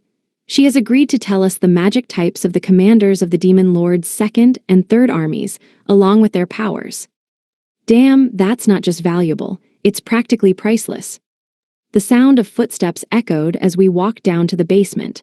I was accompanied by Commander Sigles himself and his most trusted guard. I felt in safe hands. Except for one thing. Rest easy, Yuzato-kun. At the very least, I can be a shield for you. For some reason, Inukami-senpai was also tagging along. Look, I'm glad you're aware you don't stand a chance, but I'm not so big on the pessimistic attitude. Don't get me wrong, I was happy she was worried about me, but to be honest, I was pretty certain she was only going to make things more complicated. Meanwhile, Kazuki was somewhere with Celia. That guy was really making the most of things here, but it made sense that someone like him got to live the good life. I really hoped he was enjoying it. Well, the only ones who can stand up to the Black Knight are you and Rose. A shield is the best I can do right now. Healing magic isn't supposed to be for hurting people, though. Even when I was fighting the Black Knight, all I wanted was to render her unconscious. Wait a second. My healing magic canceled out the Black Knight's magic, right? That meant she just ate my punches raw because the two magics nullified each other. What if she's actually badly injured? I beat the crap out of her because I thought my healing magic was working the whole time. Sigles, did you use any first aid on the Black Knight? I asked. No, she's been in her armor the whole time. Is something the matter? Is she wounded? She certainly didn't look as if she was injured. Yuzato-kun, said Inukami-senpai. She realized what I was thinking and her face grew pale. This is bad, I muttered. Every attack I'd thrown at the Black Knight had landed flush. No defenses, and not to brag, but I could break rocks with my punches without breaking a sweat.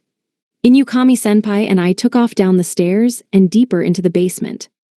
At the bottom of the stairs was a guard. Behind him, the Black Knight was crouched in the corner of her cell. Sir Yuzato, said the guard, is something wrong? Yuzato, said the Black Knight, raising her head at the guard's voice. She stood up looking at us. I smelled traces of blood in the air. Does she have injuries from the battle? I didn't know why, but I just knew I had to help her. We meet again, healer, said the Black Knight. You're hurt, aren't you? I replied. I am, but it doesn't matter, said the Black Knight, her voice difficult to hear through her helmet. So this is what you call pain, huh? I heard something not unlike childish joy in her voice. Inukami-senpai heard it too and grabbed the sleeve of my coat. Yuzato-kun, she's fascinating. She's a total masochist and she doesn't even know it. But it looks like she's not nearly at my level when it comes to personality. Could you please shut up for a second? Also, it's not like the two of you are in some competition. I took a deep breath and faced the Black Knight again. Why did you want to see me? I asked. I wanted to see the man responsible for putting me here, she said, then flinched and chuckled. Ow, that kind of stings, it hurts to move. The Black Knight put a hand to her side and wobbled on her feet. She's just like Inukami-senpai. They're both twisted. Pass me the key, please, I said to the guard. Are you sure, Sir Yuzato? Yuzato-kun, said Inukami-senpai. As a member of the rescue team, I could not stand by and do nothing when I saw somebody in pain. Inukami-senpai's face flinched as she tried to hold me back, but she simply wasn't strong enough. I shrugged her off and walked toward the guard, just as Sigles arrived. What is the meaning of this? He asked. I watched the healer that was outside of my cage. The female hero tried to hold him back, and then a huge knight pointed at me and shouted something with one heck of a stern look on his face. Whatever, it had nothing to do with me. I ignored them. I felt that strange sensation assault my body again. I sighed as it pulsed in my stomach. What is this strange sensation? As a demon, I was both resilient and quick to heal. But even with that, and even though I had my impenetrable armor protecting me, I had still gotten hurt. I'd never been hurt like this. Not ever. I guess this was what people called being in severe pain. I touched the parts of me that ached, and I turned my gaze once more on the healer. Healing magic. It was a rare magic that only appeared in humans. Its power was as simple and straightforward as its name suggested. I had heard by listening to my guards that this particular healer was Rose's student. She was the one the 3rd Army commander was so concerned about. I had always looked down on healers, and for that, I had paid a tremendous price.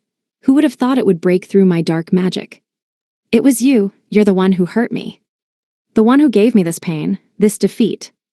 I'm coming inside.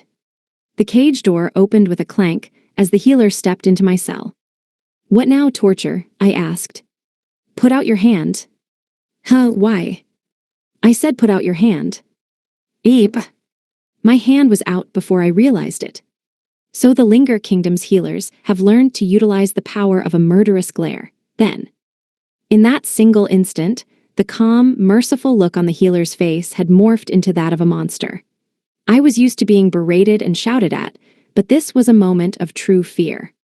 Why would they just leave you like this? He asked. Oh, wait, I'm the one who did it, aren't I? The healer gently took my hand. His own lit up with the light of healing magic. I felt it wrap around my hand. My body accepted it through our connected hands. What are you doing? I demanded. The warm light wrapped around my hand, then spread to my shoulder, my head, my chest, and my back. I'm healing you. I don't need your healing. I tried to shake him off, but his grip, though gentle, was like a vice. It wouldn't budge. The healer raised his other hand to my left cheek, where he'd hit me during our fight. I would feel utterly horrible if you were to die on me, he said.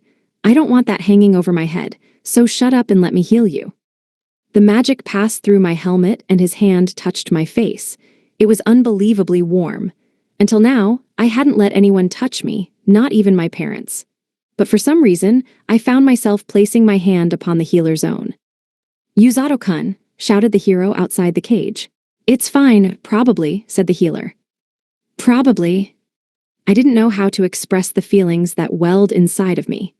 The healing light that enveloped me, the warm touch so different from a demon's, all of it was unknown to me, and yet I pined for it.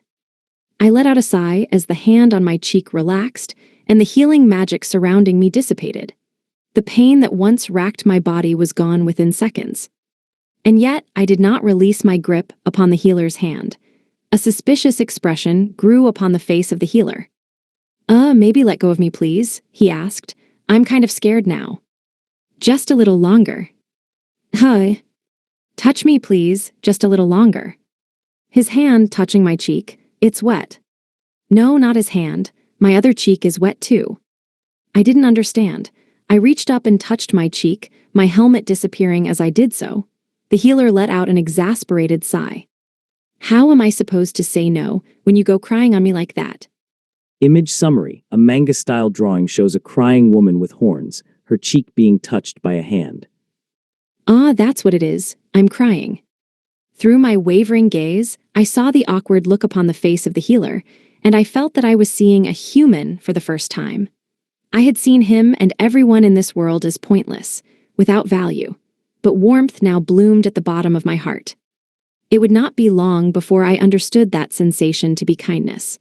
I no longer cared if the person in front of me was friend or foe. It didn't matter, I just did not want to let go of the feeling. And so I clung to the hand at my cheek with everything I had. The Black Knight, or more accurately, the silver-haired girl, gave us the intelligence she promised. I don't know if she was satisfied at having finally spoken to me, but I was at least glad that I could help out. Once I finished reporting to the king, I left the castle. For some reason, Inukami-senpai decided to tag along. Doesn't she have anything better to do? Just as I was thinking this and other similar thoughts, Inukami-senpai turned to me. A smile rose to her face. A new challenger appears, and one from among the enemy, no less. Guess I shouldn't expect anything less from the man I've got my eyes on. Do you always have to talk so crazy? I don't know where or how you saw a challenger in any of that. I mean, we're talking about the same Black Knight, right? All I did was my job, I said. And besides, girls don't go for guys like me anyway. You can't say that. And why not? Is there not a challenger standing right in front of your eyes? A moment of silence passed between the two of us. Anyway, I know she's the enemy and all, I said, but I think I might have gone a little too far in that last battle. Wait, did you just ignore me? The answer was yes. I did what I could to ignore Senpai and thought of the Black Knight. When I'd first seen her on the battlefield, I'd thought she was young, but I'd never thought we'd be around the same age. Siglis and the knights were shocked to find there was a young girl inside that terrifying suit of armor. Just to be clear, you shouldn't just go touching a girl's face like that, even if it's for healing, said Inukami-senpai. But I mean, I literally punched her lights out, you know. I mean, to put it into perspective, it was comparable to flatlining that giant snake you and Kazuki fought. Oh, okay, I can sympathize with that. There was no real getting around it on the battlefield, but now she was a prisoner. And now that she was answering our questions, it was getting harder to see her as an enemy. The last thing I wanted to do was beat on someone like that and just let them die. Then again, when Inukami-senpai and Kazuki had been hurt, I just snapped. In that fight, I was just pure rage. I thought she'd killed you and Kazuki. I'm just so glad that the two of you are alive. Senpai laughed. You really know how to make a friend happy when you talk like that, she said, patting me on the shoulder. As we left the castle, I heard heavy stomps coming from the training grounds, and then a blue shape leaped at me with a gruff roar. Wah! At the same time as I gasped in momentary shock, I caught the giant blue Blurrin in my arms and placed him on the floor. Then we went on walking together. Inukami-senpai was frozen in place, her jaw hanging low. Something wrong? I asked. Wait, what? Who wouldn't be surprised at a guy just catching a flying grizzly? Oh, I'm used to it, that's all. Are you coming to town or what? I was used to people being surprised by Blurrin, so I didn't think anything of it. Blurrin let out a little grumble. Sometimes I feel like I don't even know you anymore, Yuzato-kun, muttered Inukami-senpai. For whatever reason, since the last battle, I'd felt odd, fidgety, like I couldn't sit still, so I started doing push-ups. But because it was the middle of the night, Rose chewed me out and kicked me as hard as she could. But I guess, all things considered, I was the one in the wrong for working out so late. But at least Blurrin's still as cute as always, I said. Inukami reached out a hand to pet the grizzly, but was met with a growl and a swift dodge out of the way. Why won't he let her pat him? He's mostly okay with me doing it. Perhaps you have to gain his trust first. If you're heading out, I said, perhaps it's better to wear a disguise. That goes for you too. To the people of this country, well no, to us, you're a hero. But even if I put my hood up, everyone would recognize me the moment they saw Blurrin, so I decided not to worry about the disguise.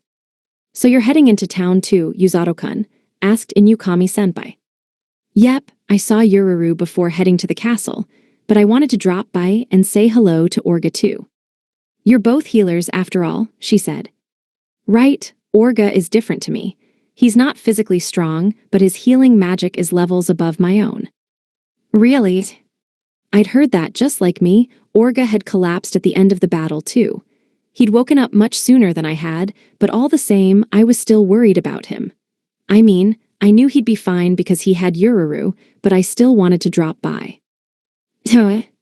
What's up? Asked Senpai. There was a girl with blonde hair at the entrance to town. In this world, there were all sorts of hair colors, so that on its own wasn't surprising. But the moment I saw it, the corners of my mouth curled into a grin.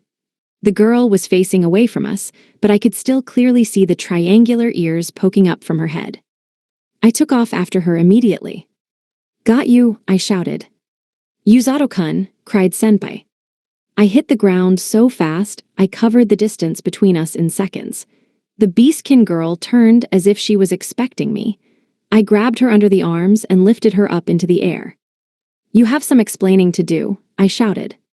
This was the girl who had shown me the vision of Inukami-senpai and Kazuki being killed. Her eyes grew wide when she looked at my face. She mumbled for a time before she finally spoke, her voice clear. Healer, you're alive, in which case you can return my favor. What? I heard Senpai and Blurrin catching up to me. I looked at the Beastkin girl, who stared back at me, expressionless. As our eyes met, her face grew troubled. Please save my mother, she said. Save my mother. That was what the Beastkin girl asked of me. The paying back of a favor, she called it. The favor, I guess, meant her showing me the vision that allowed me to save Inukami-senpai and Kazuki. And to be fair, if I'd never seen the vision, there was every chance that the heroes would have fallen, and Linger Kingdom would have lost to the Demon Lord's army. So I took the Beastkin girl, along with Blurrin and Inukami-senpai, back to the rescue team living quarters. At least at the quarters, there was no chance of anyone around town overhearing our conversation. So if we discussed anything that needed to be kept secret, there was nowhere better. After I took Blurrin back to his stable, I sat the Beastkin girl down at the food hall table, where Inukami-senpai and I sat across from her. Okay, I said, let's talk. Hey, Yuzato-kun, I don't have any idea what you guys have been talking about. And more importantly, who's this girl with the fox ears? She's adorable. Can I pet her? Inukami-senpai asked. You're the only person I can rely on, said the girl. Me, only me, I asked. Am I invisible? Do you enjoy torturing me, Yuzato-kun? Well, that's fine. As long as I'm allowed to sit here enjoying this whole thing, that's exactly what I'm going to do, Inukami-senpai went on. Just how much attention do you need, girl? I gave the sulking Inukami-senpai a brief rundown of recent events, then thought about what the Beastkin had just said. What did she mean that I was the only person she could rely on? If it was a healer she wanted, she could have easily gone to Orga or Yururu at their infirmary. I'm Amako, said the girl, introducing herself. As you can see, I'm a fox Beastkin. I know you already, you're the weird healer Yuzato. Yeah, okay, I said. So I'm well aware I haven't been using the power normally, but whatever. There's so much I want to ask you. Firstly, why did you show me that premonition? The premonition was where it all started, the vision of Inukami-senpai and Kazuki dead. The girl was silent for a moment as she glanced worriedly at Inukami-senpai. Then she seemed to make up her mind. She turned back to me and started speaking. If I didn't, this kingdom would be done for. The heroes would have died, the kingdom would have fallen, and the country would be decimated. Everything would be gone. What do you think? I asked Senpai. She might be right, she replied. If you hadn't come when you did, Kazuki and I would be dead. And I don't mean to brag, but the Linger forces would never have been able to push back the Demon Lord's army without us. So things really had come right down to the wire. Does that mean that I changed the kingdom's fate by doing what I did? I had been made a pivotal point of history, and I didn't even know it. And if this Beastkin hadn't shown me that premonition, the people of the kingdom, they'd all be. My hands trembled just thinking about it. There are people here who look after me, said Amako, and more than anything else, I couldn't lose you, not when I'd finally found you. Finally found me. Something about those words stuck in my mind. What exactly was it that you showed me? It wasn't an illusion, was it? Amako hesitated for a moment before speaking. My magic allows me to see the future, she said. Prescience, huh? I guess there's a magic for everything, I stated flatly. I'd thought she had that kind of power, and her story proved it. Still, reading the future felt much more like a superpower than it did a magic type. I first saw the Linger Kingdom fall in battle 1 year ago, so I started looking for a healer before the battle started. I was looking for someone who could heal any illness or injury. If you knew the kingdom was going to fall, why not leave? Asked Senpai. I know it's weird for me to ask, seeing as you saved my life, but wouldn't you have been better off running somewhere safer? Senpai, the Beastkin are often targeted outside of the kingdom, I said. She probably couldn't leave even if she'd wanted to. Amako nodded at my words. This was the only place that was safe, she said. That is the extent to which the Beastkin are persecuted.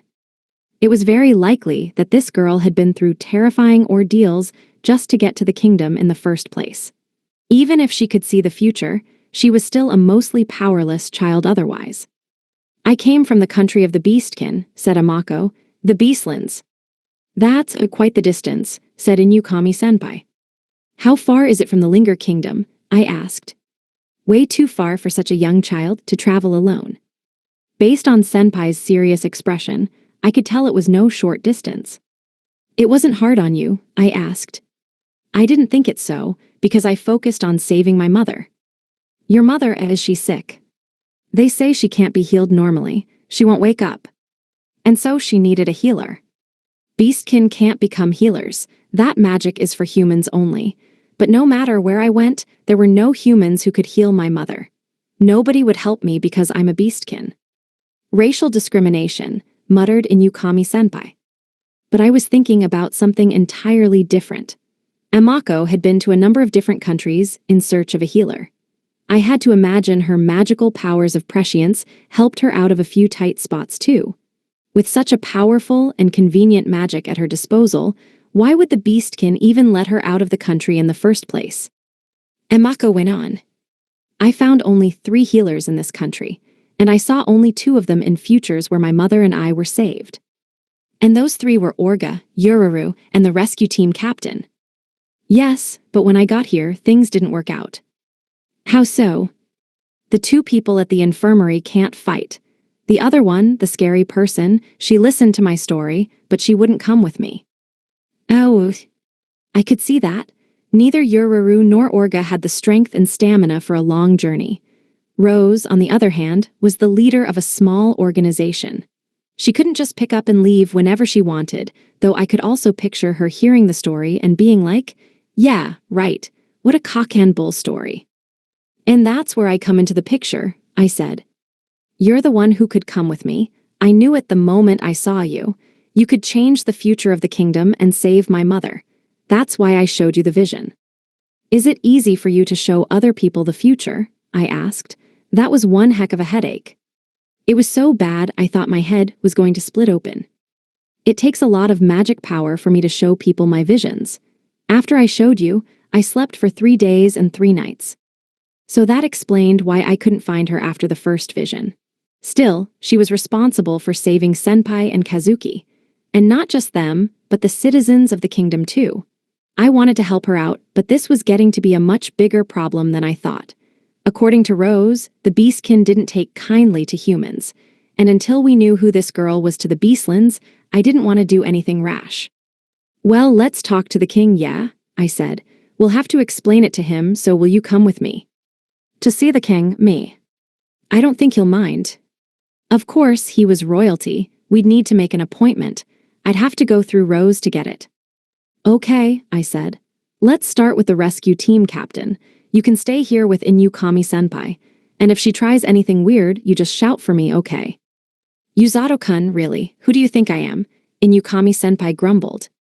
A girl who doesn't know how to sit still. I glanced at Senpai as I headed for the captain's office. Rose is usually in her office around this time. The question is, how do I explain this to her? Yuzato-kun looked a little worn out as he left the food hall. It was just me and the fox Beastkin, Amako, who was sitting up nice and neatly in her chair. I rested my head on my hands and looked at her. She was fidgety and a little awkward. And so cute. So unbearably cute. She's like a doll, I can't believe it. She's a real live fox girl. She has the ears. And the tail. I wonder if she'll let me touch it. Wait, can't do that, nope. Almost lost my cool for a second there. Phew. First things first, let's summarize what she told us. We knew that the girl had come from the Beastlands, and it had been anything but an easy journey. We also knew that her mother was sick, and she wanted Yuzato-kun to heal her. So she showed him a vision of the future in which I died, and then he changed history and saved the kingdom from destruction. As repayment, she was calling in a favor. The first thing I thought was how oddly roundabout the whole setup was. Couldn't you have just asked Yuzato-kun for his help? Why bring in the favor? I asked. Before I came here, I would have, but then I met the Linger people. That changed things. Okay. The Linger Kingdom, ruled over by King Lloyd, was almost perplexing in terms of its peacefulness. It was a unique nation where everyone was kind and discrimination didn't exist. Amako had probably come here expecting everyone to be her enemy and then found out that wasn't the case. This place is even kinder than my own hometown. Everyone treats each other as equals, but because my mother is in such pain, I need to take Yuzato to her. The girl strung the words together little by little. She was missing the clarity she had when she spoke with Yuzato-kun. Probably she was still frightened of me. This girl, she doesn't trust me yet. When I first saw Yuzato, I couldn't believe it, Amako said. He didn't look like the kind of person who could save the kingdom from destruction. Just how does your magic work anyway? There have to be limits to your ability to see the future, right? That said, I already knew it was powerful. Amako had seen us lose the battle against the Demon Lord's army a whole year ago. It's very vague and unclear. I usually can't see more than the near future. But when I sleep, I can see further, sometimes half a year, sometimes a year. And for people who have the power to change it, I see 2 futures. And I can show the future only to the people who can choose a different path. So that's why you could show Yuzato us dying, and he could stop that from happening.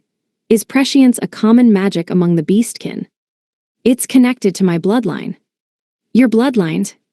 My family is particularly skilled at reading the flow of time. My mother had prescience magic also, but she said mine is the most powerful the family has ever seen. The beastkin must be pulling their hair out, looking for Amako right now. I had the strong sense that things were about to get very complicated. Probably the whole reason Rose had shut her down was that her vision had something to do with her standing in the Beastlands. And if she brought Rose her story while the captain was preparing for the Demon Lord's attempted invasion, of course the woman was going to shut her down. In any case, it's Yuzato-kun's call now. And he wasn't the type to shut anyone down. Let me get this straight, said Rose with an annoyed sigh. A fox beastkin says her mommy is sick and she wants you to go heal her. In short, yes. Rose sat in a wooden chair in her neatly organized office. You've brought me one heck of a problem, that's for sure. The beastkin all look the same to me, but you bring me a time-reading princess? Get the heck out of here. Time-reading princess. That really did sound like one heck of a problem. Some beastkin have a rare magic known widely as time-reading magic. Beastkin with this magic play an important role.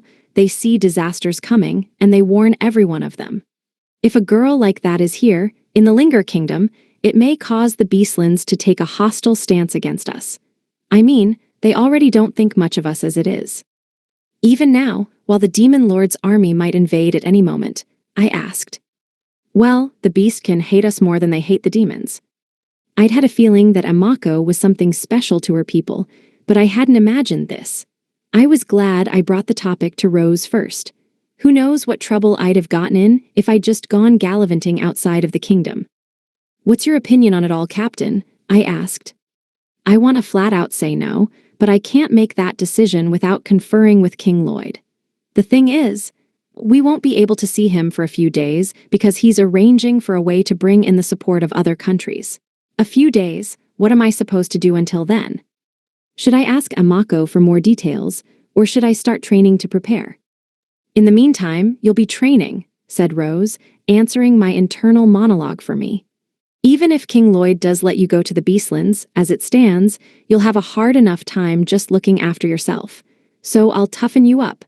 I don't expect us to see many folks in need of healing anyway. I mean, I don't really mind, but the fact that I didn't react with revulsion made me wonder if maybe I was pretty used to this treatment. Wait a sec, was I getting used to it? Wouldn't being used to this kind of abuse make me a grade-A masochist? I felt some self-disgust rising up in me at just how accustomed I was to Rose's training, but then I remembered I was in her office and kept myself in check. I didn't want her getting mad at me here. In that case, I said, going on, I'll let Senpai and Amako know. They're still waiting downstairs. Rose grunted. I gave a brisk salute, then headed downstairs. Once back at the food hall, I spotted Inukami-senpai doing her utmost to engage Amako in conversation. I glanced at Amako. She had a head of golden hair with a natural luster to it that was clearly different from dyed hair, and she was about a head shorter than Senpai. It really is a wonder that she made it all this way on her own. I walked over to them so I could get them up to speed with what Rose had told me, but Amako turned to me and replied before I'd even spoken a word. "Yep, it's going to take a little time," she said, watching me carefully. She'd already seen with her prescience what I was going to tell them. Inukami-senpai, however, had not. "So you two are just communicating through eyesight alone now?" she said, confused. "Damn, that stings. Makes me feel like I'm on the back foot. Why are you even making this a competition? All I came to say was that it'll take some time before we can get an audience with the king. You make it sound like I'm some kind of criminal." Is she trying to make me into some kind of criminal? Wait, are Lolita complexes even a thing in this world? Inukami-senpai looked away, a slight sadness on her face. "You barely even notice me these days. I feel so neglected I could cry." "You're fine if you can say as much. If you're feeling neglected, that just means that we've gotten close enough for you to feel that way, no? You know, you and I, we have different concepts of the word close." "What are you talking about? I look after you just fine, don't I?" "Why are you making me sound like some kind of pet dog?" Because that's exactly how you act. And then there's that dogged curiosity." Senpai had a lot she wanted to get off her chest, but I sat her back down and turned to Amako. "So what now?" I asked. "I didn't think we'd be able to leave right away," replied Amako, "so I'll head home." "Speaking of which, where do you live?" I asked. "The old lady who runs the fruit shop is letting me live with her." "Oh, that's where you're staying." I remembered seeing a place selling spiky fruit right before Rose launched me into the forest. That was the place Amako was calling home for the time being. And if she'd been staying there until now, it must have been pretty comfortable. That at least was something of a relief. And as for me, should I go see Orga or get straight to training? I could see Senpai staring at me with that expectation in her eyes, so I decided I'd head to the infirmary like I'd originally planned. "I was thinking of heading to town anyway, so I'll go with you," I said. "Okay. You're coming too, right, Inukami-senpai?" I am, she yipped. "And she complains about being called a pet dog." I took off my rescue team coat and hung it on a chair. I'd leave Blur in here this time. "Yuzato," said Amako. "Huh?" Amako was standing in front of me, staring intently into my eyes. They were such a beautiful blue. I was just thinking about how nice people's eyes were in this world when. "Thank you," she said. The hint of a smile rose to her face. "That's my line," I said, smiling back.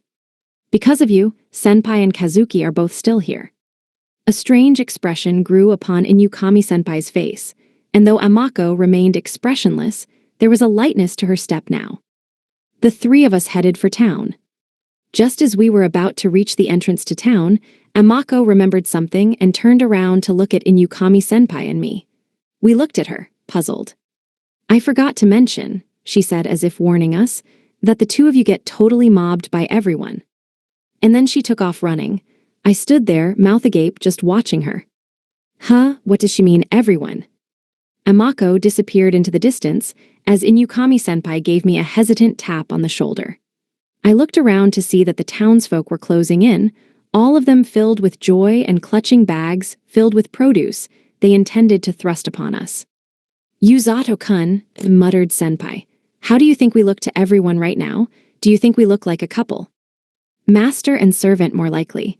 But shouldn't you be a little more worried?" I hadn't run around town all those times doing absolutely nothing. I knew many of its citizens now and often talked with them. I was painfully aware of how tight-knit they were. "Amako," I muttered as I heaved a sigh, "couldn't you have told us about this earlier?" I prepared myself for the incoming uproar. Chapter 4, A Return to Hell. I stood with Rose on the rescue team training grounds. I was wearing my branded training gear and was stretching so I'd be ready to go at a moment's notice. Rose, however, stood silently in front of me with her arms crossed. She was thinking about something very carefully as she looked at me. "I was thinking I'd just put you through some training exercises today, but as far as your healing magic goes, frankly, I don't have much for you," she said. "Huh, but I still can't heal illnesses or more complicated injuries," I replied. "You'll work that out on your own as you get more used to your magic. As it stands, you're still not ready for that.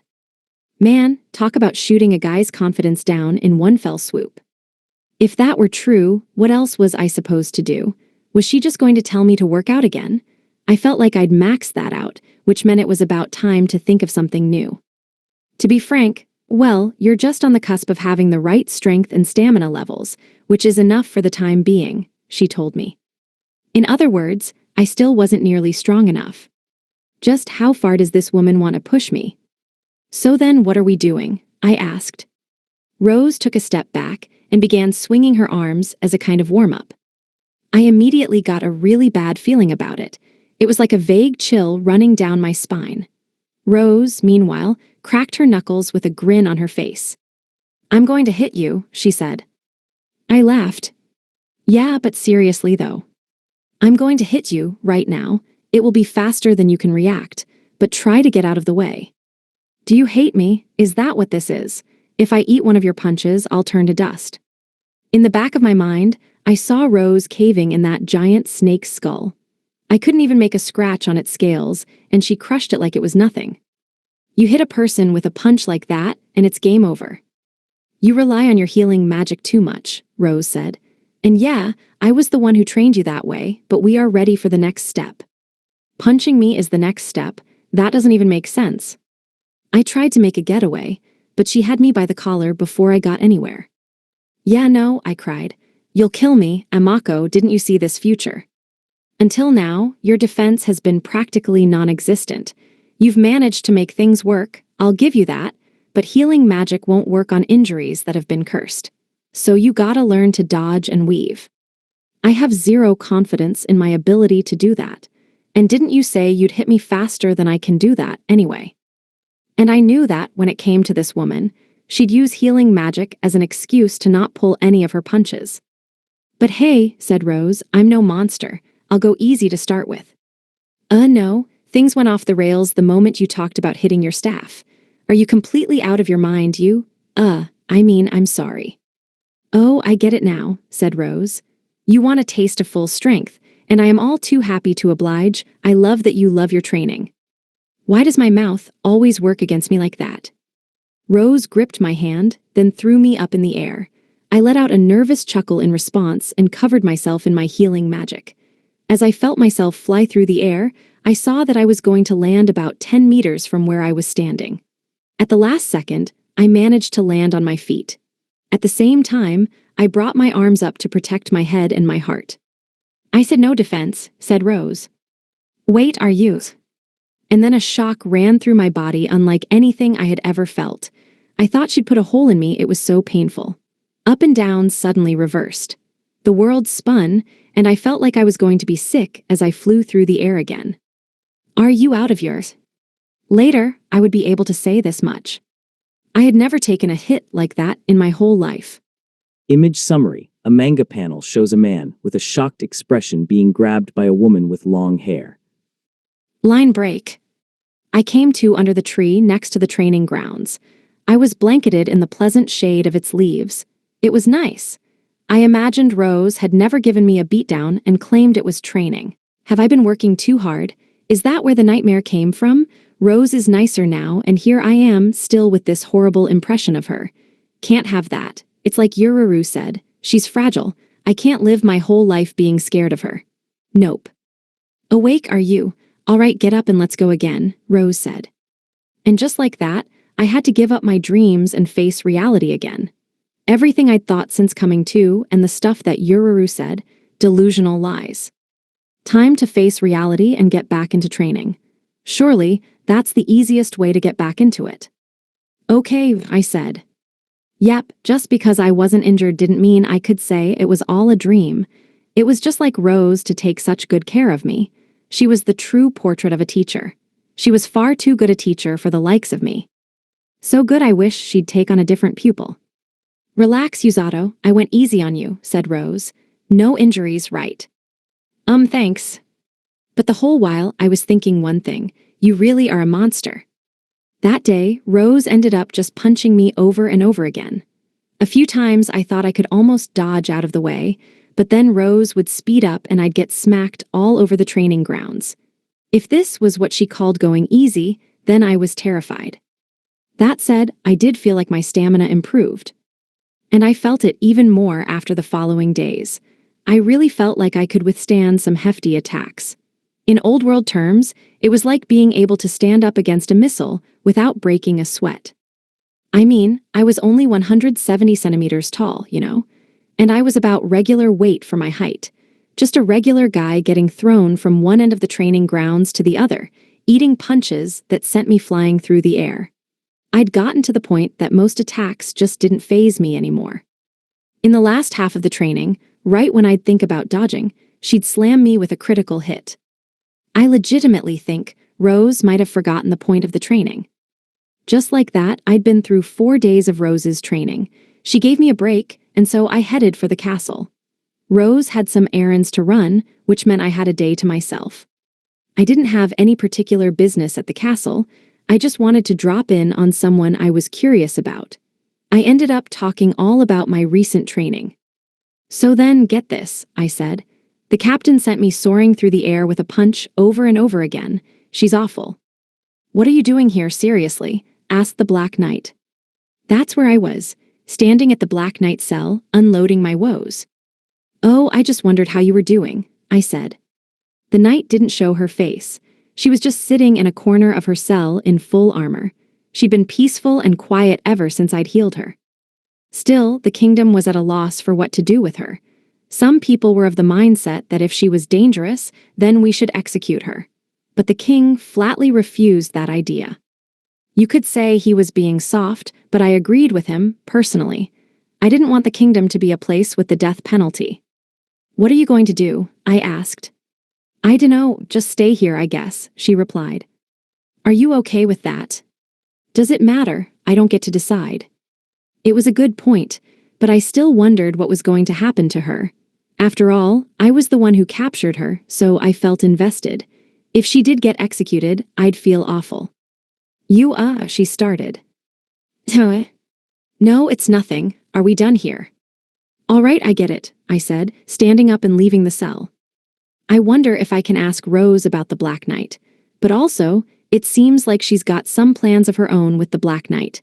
Maybe there's no need for me to do anything. I walked through the castle with my head full of thoughts about the Black Knight. That was when I noticed a figure practicing sword work outside. I knew it was probably Kazuki, so I walked over to say hello. I could hear him grunt with each swing of his sword. He was working really hard. I didn't want to disturb him while he was so focused, so I moved to the shade of a tree. I saw Celia there, grinning as she watched Kazuki training. Oh, she said, noticing me. Hello, Yuzato-sama. Hi, Celia-sama, I replied. How long has he been at it? Since well before I got here. I'm starting to worry that he'll wear himself out. I think the battle with the Demon Lord's forces has lit a fire in him. He's been training much harder since he returned to the castle. That's weird, I said. Shouldn't training be a more grueling, torturous, and painful ordeal? Are you okay, Yuzato-sama? What is that look in your eyes? Asked Celia-sama. She was smiling, but she'd suddenly gone pale. It's quite frightening. My eyes, I wonder how I must have looked. I guess the word, training, triggered something in me that brought to mind what Rose always put me through. In any case, I turned my attention back on Kazuki. His form was excellent. He looked really cool. Oh, is that you, Yuzato? He said, noticing me. Kazuki put his sword back in its sheath and took a nearby cloth to wipe the sweat from his brow, then ran over to us. Long time no see, he said. Sorry, I've been caught up with my own training too, I replied. Well, if you can call what Rose does to me training anyway. Inukami-senpai told me that you're hoping to help a beastkin by going with her to the Beastlands. Well, first up, the king must have a say in it all before I do anything, but I do want to help her if I can. About that, said Celia-sama. She looked like she had something on her mind. She was the daughter of the king, so there was probably a lot more she was in the know about. About your wish to go to the Beastlands, she said. I believe you will be granted permission. It hadn't even been a week yet. Had things already been decided? I had a feeling it was all moving too fast. Something was up. My father is sending letters to various other nations for support in the fight against the Demon Lord's army. It's likely you will be asked to deliver a letter from him to the Beastkin people. But why me? Why ask me to deliver a letter from the king? Wouldn't he choose Senpai or Kazuki first? Well, whatever. I'm sure he'll explain it to me himself later. Best focus on Celia-sama for now. When we fought the Demon Lord's army before you, Suzune-sama, and Kazuki-sama came, we were unable to gain the help of the Beastkin people. But the situation was a little different from the battle we just had. Different how so? I asked. We succeeded in fighting off the Demon Lord's army, but even with Suzune-sama and Kazuki-sama's strength on our side, it was still a hard-fought battle. Without them, the casualty count would have been even higher. Well, yeah, said Kazuki, and if Yuzato hadn't saved my life in that last battle, I would have. Oops. Kazuki covered his mouth with a hand. I couldn't work it out. He was keeping a close eye on Celia-sama's reaction. Wait, don't tell me he didn't tell her that he almost died. But more importantly, I was concerned with the letter the king intended to send. Was it okay to tell them that without Amako's vision, we would have lost that last battle? If we did mention it, perhaps it would help convince other nations that the Demon Lord's army was truly dangerous and push them into lending a hand. Nothing has been officially confirmed just yet, said Celia-sama, but the king will definitely send letters to each nation. I know it may be something of a burden for you, Yuzato-sama, but I already owe the kingdom for looking after me, I said. A little burden like that is nothing in comparison. And it would be like heaven compared to the training Rose had planned for me. Wait, why am I making decisions based on the severity of Rose's training? Well, in any case, it's not like I'm wrong. I guess I'll just wait to hear the details from the king later, I said. In the meantime, I'll stay ready and keep on training, which reminds me I should probably get going. What, leaving already? Cried Kazuki. Celia-sama giggled. Kazuki-sama, she said, you know that Yuzato-sama probably has places to go and things to do. Well, I didn't have either that day, but seeing Kazuki training had got me pumped to go and do something myself. I couldn't have imagined that wanting to visit the Beastlands to help Amako's mother might turn into a quest to deliver letters across the world. Still, I knew it was a task of huge importance. The Linger Kingdom was, for all intents and purposes, the front lines. It was the closest place to the territory controlled by the Demon Lord. This was why we needed the help of our neighbors, but it was probably also why many of them had forgotten the danger of the Demon Lord's invasion. But if there were no Inukami-senpai, no Kazuki, and no Amako, the kingdom would have crumbled, and they would have received the message loud and clear. The thought sent a chill down my spine.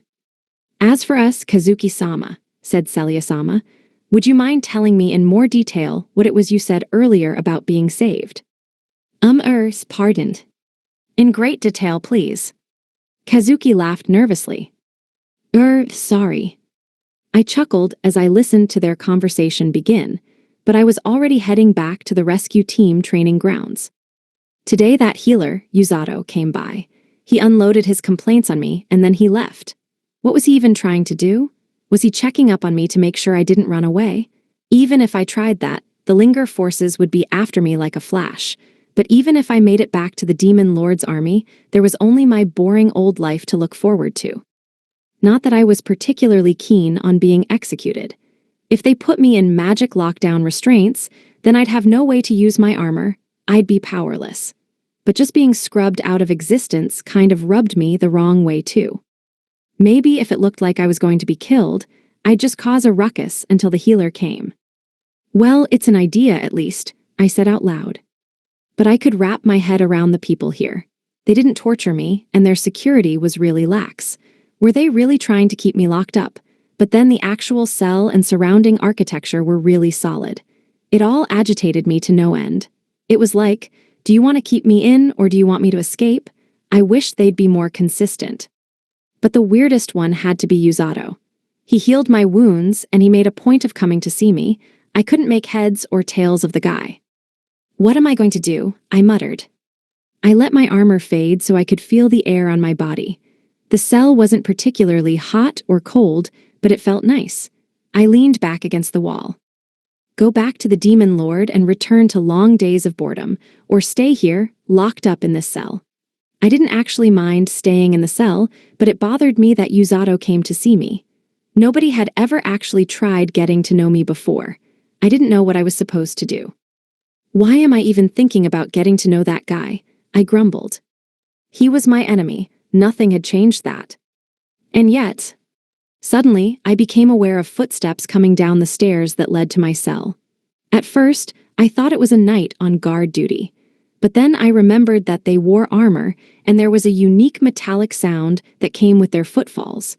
I hid my face under my helmet and glared at the staircase. From the darkness came a woman in a white coat with green hair and a scar over her right eye. She matched the description Yuzato had given me of his captain. This was the human that the 3rd Army commander was so worried about, the other healer. "Yo," she said. It was the rescue team captain, Rose. "King Lloyd asked me to come. Not much of a talker, are you?" "What do you want?" I asked. Rose pulled a nearby chair over near the cell and slumped into it. She looked at me as the corners of her lips curled up. I could tell by the fear her eyes struck in me that she really was Yuzato's superior, but I stared right back at her anyway. "You got 2 choices," said Rose, sticking up her index and middle finger. 2. 1. You spend your life right here. Life in this cell. It would, admittedly, be difficult for me to break out of this cell with my magic. On the other hand, if I was going to be executed, I'd fight back with everything I had. Now, I don't mind if that's your choice, but King Lloyd did have another suggestion. Rose held only a single finger up now. "Go on, say it. You want to kill me. If you're going to kill me, hurry up and do it already. Hey now, let's not get ahead of ourselves. Impatient one, aren't ya?" Rose stood up, took a key from her pocket, then unlocked the cell door and came inside. King Lloyd's other option, and it's a pain in the ass, but still, is for me to help you turn over a new leaf. Basically, make you into an upstanding demon citizen. What? Are all of you crazy, or is it just that you're Stu? Irk. I felt a sudden shock against my skull, and my helmet vanished completely. I looked up as tears reflexively welled in my eyes and saw Rose looking down on me. She just hit me with the edge of her hand, like a blade. She looked somewhat impressed. "So healing magic really is effective," she said. "Not that we need it now." There wasn't any pain, but my head throbbed as my body was lifted back up. King Lloyd isn't a big fan of executing his prisoners, even if it's a dangerous hag like Wiseelf. And that was what made this method all the crazier. Even though it was a chance for me, it was still way too lenient. And I would have said as much if the woman standing before me didn't freeze my vocal cords with sheer fear. Rose continued. "Now, I am well aware of how loyal demons are to their brethren, and we may well be enemies, but if we execute a prisoner in cold blood, we just incite rage in the demon lord's army. Nothing more painful and troublesome to deal with than demons drunk on vengeance. Right." Rose lifted me up as she asked me the question. I couldn't stop sweating. She must have been way more powerful than Yuzato, because the moment she touched me, my armor dissipated. Without anything else to grab, she grabbed me by my shirt and attached a collar to my neck. The magic that flowed from the center of my body seemed to stop in an instant, and the rest of my armor vanished. "Huh," I said. "Truth is, the kingdom doesn't have the resources to have someone watch over you day and night, so life imprisonment for you is out of the question. That means option number 2. What? No, I wait. Your magic is sealed by that magical accessory on your neck. Impressive, no. You're not supposed to be able to use something so powerful so casually." Magic accessories were incredibly rare, and she'd used one on me like it was nothing. Panic rushed through me, and I froze in fear. "Originally, we were gonna put this accessory on you and just leave you here, but that'd just be putting off the problem. So King Lloyd gave me my orders. He said he'd leave the Black Knight's fate in my hands." Rose's face in that moment was more terrifying than any monster I had ever seen. "Huh, wait, what? No, let me go, you brute. Put me back in my cell." "You don't get a choice." Rose then flicked me in the forehead, right between the eyes, so hard my vision wavered. "Waha!" I exclaimed, my sight blurring with tears. "As of today, we're breaking you in, so get ready. You're joining the rescue team and you're starting from rock bottom," said Rose, cackling. "You know, building up a demon? That sounds very intriguing." Everything was happening too fast. I couldn't follow. This nation wasn't lenient. Not in the slightest. And as Rose carried me easily on her shoulder and up the stairs, I felt, for the first time in my life, true terror. "Blurrin, we're doing another lap," I shouted. Blurrin growled. We'd been running and had just gotten back to the training grounds. Usually, I used my healing magic for this kind of thing, but I'd opted to go without it this time. I wasn't doing it for any reason in particular. I guess I'd just been thinking recently that the key to training was trying lots of new things. I already knew that running without the healing magic made my body tired. And I had a feeling I now understood what Rose meant when she said, "You're on the cusp of having the right strength and stamina levels," and that I relied too much on my healing magic. I knew now that I had to be able to move well even without my magic. If some enemy turned up who could seal my magic, the only thing I'd have to fall back on was my only physical abilities. "Now I get it," I said. "That's why she beat the heck out of me. The captain wanted me to understand this for myself." Of course, my healing magic was important, but at the heart of the rescue team was physical training. I could see now that all the training I'd done up until this point really was the best training I could have asked for, and "You got it all wrong, idiot," shouted Rose, coming out of nowhere. For good measure, she also kicked me. I flipped a full 3 times. When I finally got back to my feet, Rose sighed. "I thought I told you to take today off." "Well, yeah, but I couldn't just sit around doing nothing, and It was then that I noticed Rose carrying someone on her shoulder. The body didn't move, but at least it was breathing, which at least meant it was alive. It didn't look like we'd be having that for dinner tonight, which, of course, was a terrifying idea. But wait, I've seen that silver hair before. She looks just like the Black Knight who was locked up in that basement cell. Seriously, I exclaimed. "Shut up," Rose said, smacking me as she dropped the silver-haired girl on the ground. "How?" The girl was pale and looked confused as she lifted her head and looked straight at me. She was so shocked she was speechless. I was no different. The girl had horns growing from her head, silver hair, and tan skin. She was supposed to be in the basement dungeons, out of harm's way, so what was she doing right here in front of me? I looked to Rose for an explanation. "Do you have any idea who this is?" I cried. "This is the girl inside the Black Knight armor." "Yep, she's a demon. Intriguing, huh? She looks tough too. Worth training, in other words." Wait. Intriguing? Did she just bring this person here on a whim?" "Her magic is sealed, so it's not like she can do anything," said Rose. "And besides, I'll be keeping an eye on her myself." "Well, at least that's a relief," I said. I wish she'd said that earlier, though. Then I wouldn't have gotten so worked up about it all. I let out a sigh of relief and looked over at the girl, who was watching our back and forth with a dumbfounded look on her face. "What even is this?" she asked. "What's going to happen to me?" "Well, for starters, how about writing a diary?" I said. I had a feeling that in a couple of days, she'd be looking for ways to escape reality. Day 1. Yuzato gave me a diary. I don't know why, but I figure I'll write down what happens starting today.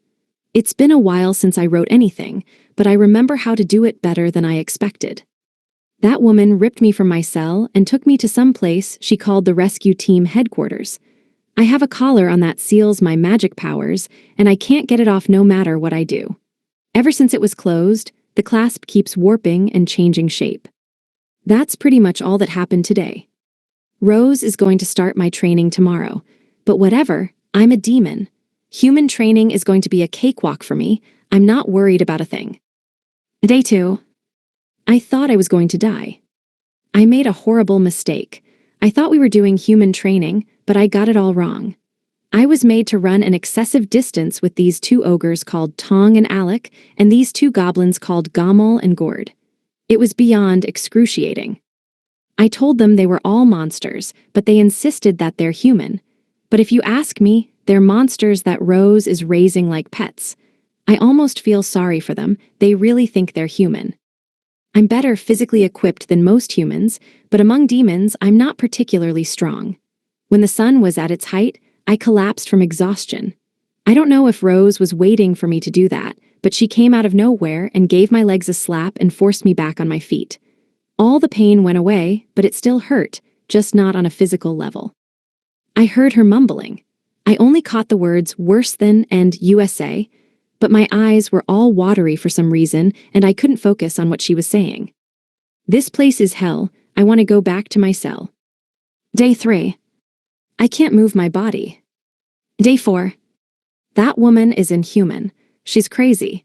She kicked me and made me run even though my body won't listen to me. And why was Yuzato laughing? They said this is par for the course. Insanity. You're all bonkers. Day 5. Today Yuzato came running with us. It was weird. He was running with ogres and goblins, but he never looked tired. It's so hard for me. Yuzato must be inhuman too, but that makes sense. No human could take down the likes of me. That's what I told myself, but then I remembered that only humans can be healers. So Yuzato is a human, but he's also inhuman. That's my understanding of it. Day 6. When training started, I heard a crashing sound come from the forest. Each time it happened, birds would go flying from the same area. I could see a big tree shaking in the distance. Tomorrow, I'm going to fake that I'm tired so I can go check it out. Nobody is better at slacking off than me. Day 7. Day 8. I am sorry for trying to be a slacker.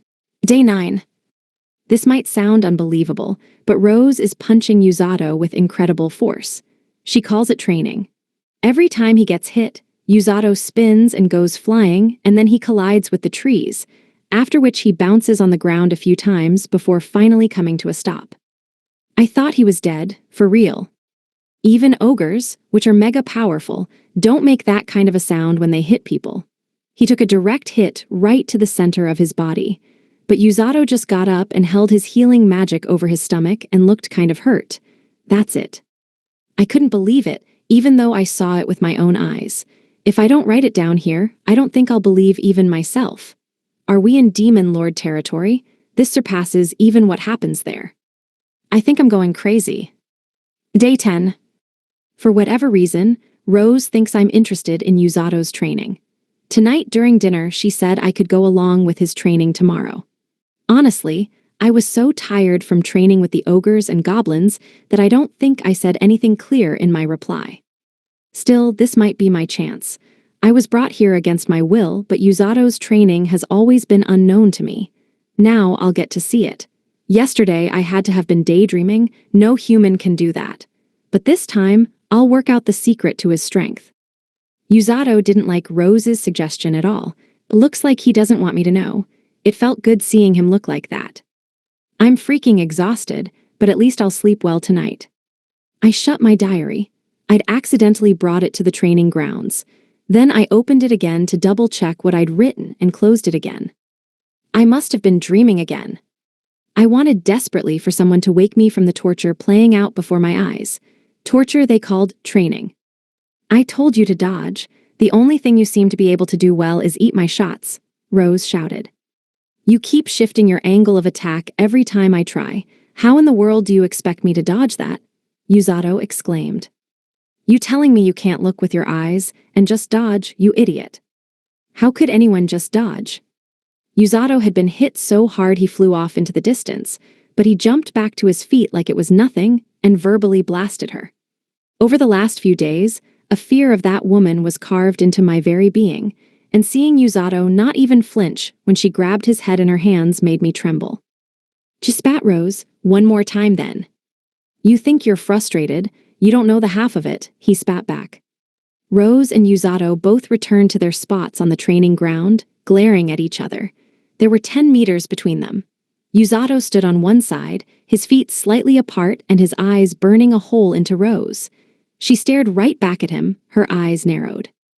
Hers weren't the eyes of a human. The Third Army's commander was stronger than I thought.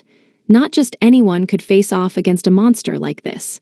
Sure, there were magic types to consider, but I knew that I didn't stand a chance. The moment my thoughts trailed off, Rose vanished.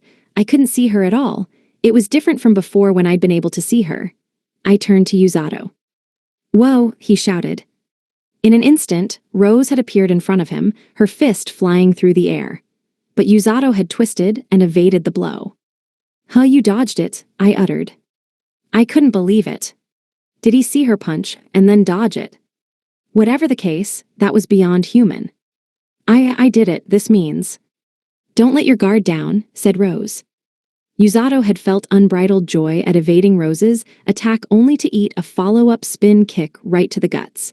He let out a groan of surprise as he was hit with a force that sounded like way too much power for any single body to take. He spun through the air, cutting a neat arc, then bounced off the ground 4 times. It was the work of a monster. Are you okay? I muttered, worried, even though it was entirely out of character for me. But Yuzato jumped to his feet, clutching his stomach. He was a little wobbly on his feet, so it looked like he'd taken damage. I rushed over to him to see if he was okay. He lifted up his head and raised both his fists high into the air like he didn't even know I was right there. Woohoo, he shouted. I did it. What? I was shocked at the sudden victory cry, but even more shocked that he was so unfazed by Rose's kick. You did good, said Rose, letting out a sigh of relief. Now I don't have to hit you anymore. You're free to return to your usual training. Yuzato bowed as Rose stood before him, her arms crossed and a smile on her face. Thank you, Captain. Perhaps it was because I'd seen how fiercely they were facing off just moments ago, but I broke out in a cold sweat. Rose said she had work to do back at the main building, and that I should do whatever training Yuzato said I should do. She's a real monster, changing the trajectory of her punches like that, he said. I wonder if you realize you're turning into a monster too. Did you say something? I let out a deep sigh as Yuzato moved to a corner of the training grounds. He sat down among a bunch of baggage, then picked up a coat of some kind and put it on. Well, seeing as you're tagging along today, let's go for a light jog, he said. Oh, speaking of which, I know it's kind of late, but can I ask you something? What? What's your name? You waited until now. Well, I meant to ask earlier, but after food and chores and stuff, you're usually straight to bed. He was right. These past 10 days, he'd never needed to even know my name. It kind of vexed me. My name, Except for the Second Army's commander, pretty much everyone just called me the Black Knight. I knew I'd told Rose what my name was, but when I thought about it, I realized that she'd never called me by name in front of Yuzato. It's been a while since anyone has asked me my name. Felm, I said a little nervously. My parents called me Fel. Felm, said Yuzato, nodding. Got it. Well, get ready because we're going running. Oi. Is that it? Yeah, I think that's it. I didn't like his attitude, like he didn't really care. I kicked him in the shin and started warming up. It was a pretty good kick, but he didn't look fazed in the slightest. In fact, he started jumping on the spot. Damn you. A light jog is fine, right? He asked. Don't belittle me, I spat. I'm fast enough to keep up with those other beasts now. Yeah, but just keeping up with them is not really good enough, you know. He said it all with a smile on his face, and then he took off at an easy pace. What?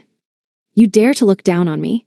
I am not the sort of demon to just take that kind of treatment sitting down, you know. I felt the corners of my mouth turn up as I took off after him. Right from the beginning, I never liked you much, I said as I picked up speed and passed Yuzato. But Yuzato just laughed and caught up with me, still wearing that annoying grin. We don't know each other well enough for you to like me now, he said. One thing I'd learned in my 10 days of being here was that this guy, too, was a monster. Damn you, I shouted, picking up the pace again. Hey, wait, said Yuzato. I thought I was setting the pace. Shut up, I will never lose to you. Even if it's by guts and willpower alone, I will beat you, you cocky healer. I will show you the difference between demons and humans. Hey, Yuzato. Yes. I left you with the weakling, said Rose. What happened? Training was done for the day and we were all at the table, eating dinner. Well, everyone was there but Felm, whose chair was empty. She fainted, I said with a wry grin. She fainted. After I'd finished training with Rose, we'd gone running. But Felm was so hyper-competitive that she'd run at a full sprint and, as a result, fainted. She's okay, I said. I healed her and took her to her room. Well, I don't want to deal with her fainting on me tomorrow, said Rose, frustration in her voice as she pushed a palm into her forehead. So make sure you take her food to her after dinner. Yes, Captain. Please tell me she's not being at Sundir, muttered Rose. I looked at the empty chair beside me. Felm was more of a kid than I'd first thought. It was clear enough in how competitive she was with me, but also in her disregard for her own physical condition. Oh man, did the princess faint, said Gommel, cackling with laughter. You don't know how to go easy, do you, Yuzat? We just went running, I said. Just ordinary, everyday running. What you call ordinary, everyone else calls insane. It's inhuman to be like you. Shut up, I'm more human than the captain is, I retorted. Like I'm just going to sit here and let you call me a monster. I stood up from my chair, glaring at Gommel. Then something whizzed through the air past my face. I looked behind me and saw a spoon stabbed deep into the wooden wall. When I turned around, I found Rose watching me with an ice-cold grin on her face. I healed the cut on the side of my face, then made eye contact with Gommel. Gommel-kun, I said, talking that way to people is not very nice. However, I too could have been nicer with my choice of words. I apologize. I said too much when I said you were inhuman, said Gommel. I also totally apologize. Everyone in the rescue team is friends, we thought as we glanced timidly at Rose, who appeared to have forgiven us. Phew, at least we managed to escape that without punishment. But hang on, are spoons sharp enough to stab into walls? We've trained with her for 10 days now, but she ain't as strong as most demons, said Alec. He ate his food with manners completely out of place with his frightening demeanor. How you planning to toughen her up, Sister Rose?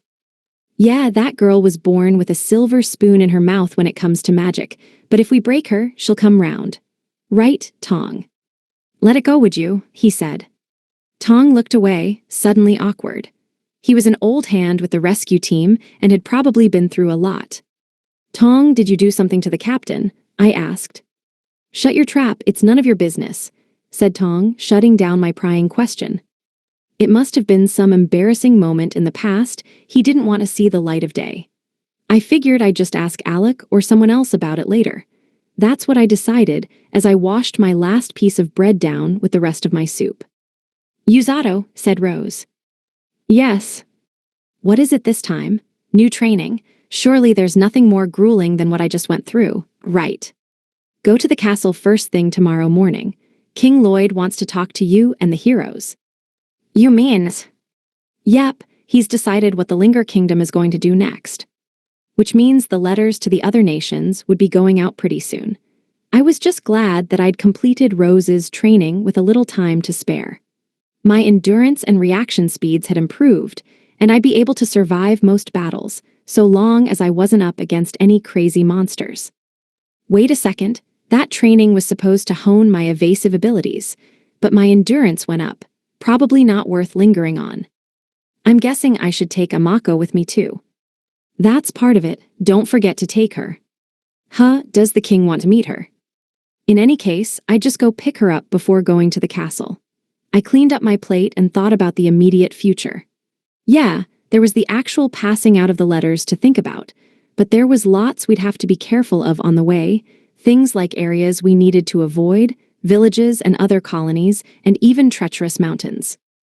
I'm going to have to study the geography of this place, I muttered. Perhaps I could ask Welsie to show me a map of the way to the Beastlands. All right, then I guess I'm headed to the castle tomorrow. Thanks for dinner, I said. I tidied up my cutlery and left the food hall.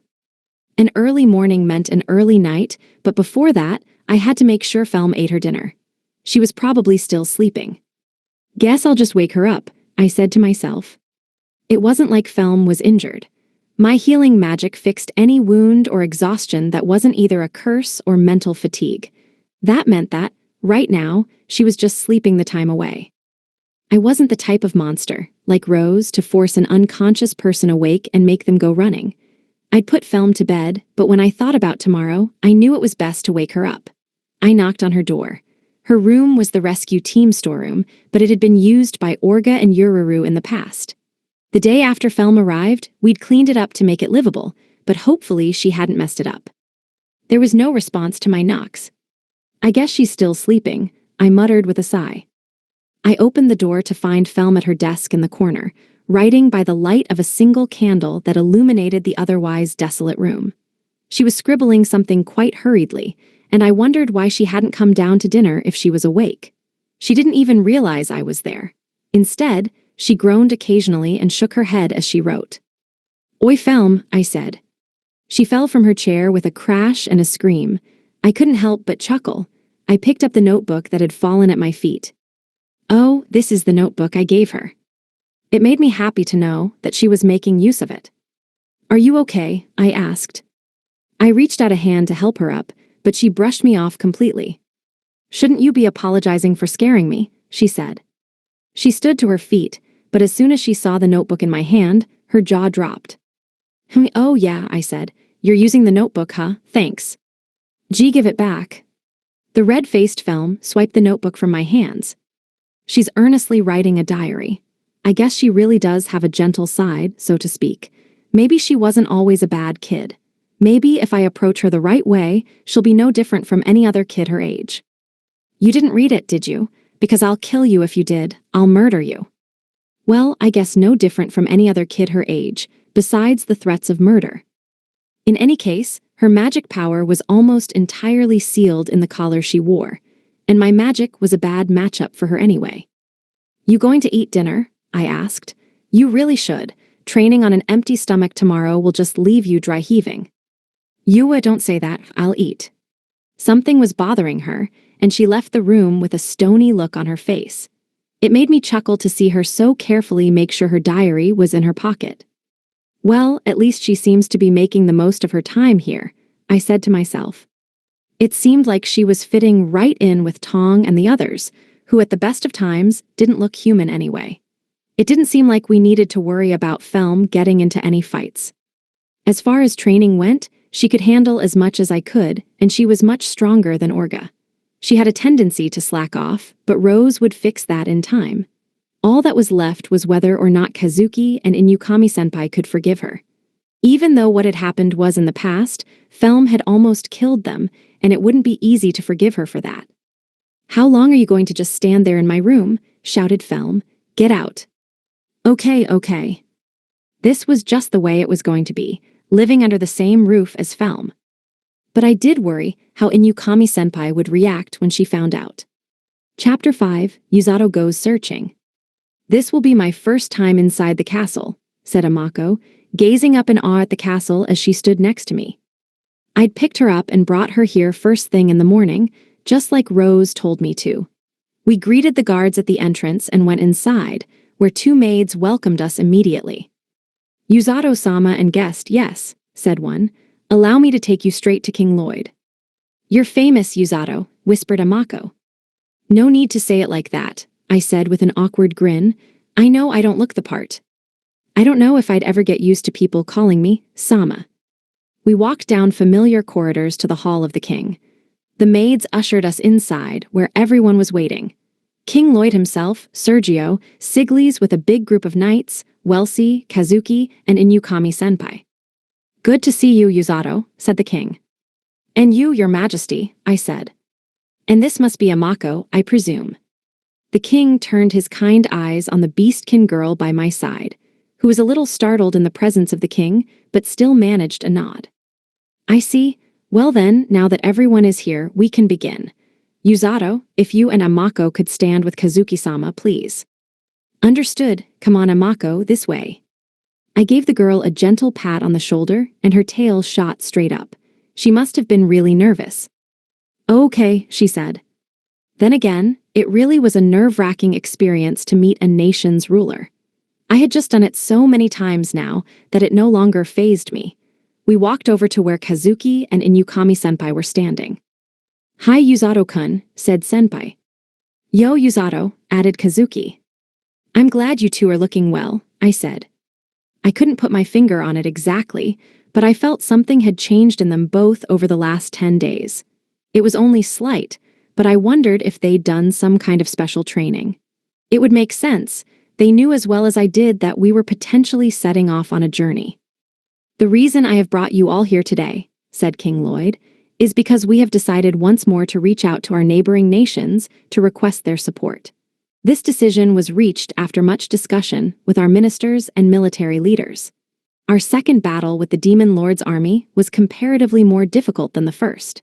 The two heroes we brought here to save us were sent to the brink of death, and if not for the rescue team, our casualties would be immeasurable. The king paused a moment with a somber expression to look at everyone gathered. I took a quick glance too, but it was clear that not a single person in attendance disagreed with the man. Rather, everyone looked committed and resolute. I was reminded of just how well-respected King Lloyd was by his people. He was honest and straightforward, and it was for this reason that many were so loyal. Together, they had built a nation that came to symbolize its leader's personality.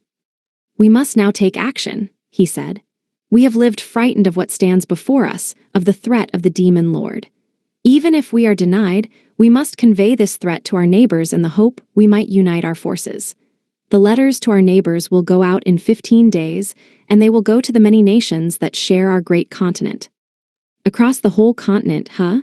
That probably means we can't send large groups for each letter. But if some of these nations refuse to help the first time, they're not going to just jump on board at the arrival of a single letter. We'll have to send someone special. For this duty, I elect Suzune Kazuki. In other words, we'll have to send heroes. And Yuzato, I ask for your help in this matter. And that means that I muttered, nodding to myself until I realized my name had been announced. Hang on, what?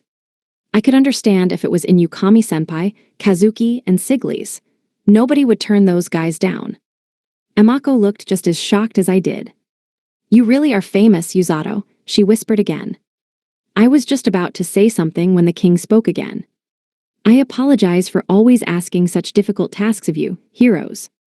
"No, we gladly accept this duty," said Kazuki. "The people of Linger are important to us. It would be our honor." Inukami-senpai giggled. "So we get to visit different countries now. Sounds like it'll be tough but rewarding. Don't you think, Yuzato-kun?" she said. Yep, I guess I do." I wasn't exactly against going, but to be given a role of such importance. I had to make sure nobody saw my defeated sigh. Whether the king actually knew how I felt or not, he smiled happily and looked at Amako and me anyway. "And I apologize to you too, Yuzato. But there are a few letters going to places that are quite special," he said. "Special? You will receive a full explanation later. For now, I have said what must be said. We may conclude our meeting here.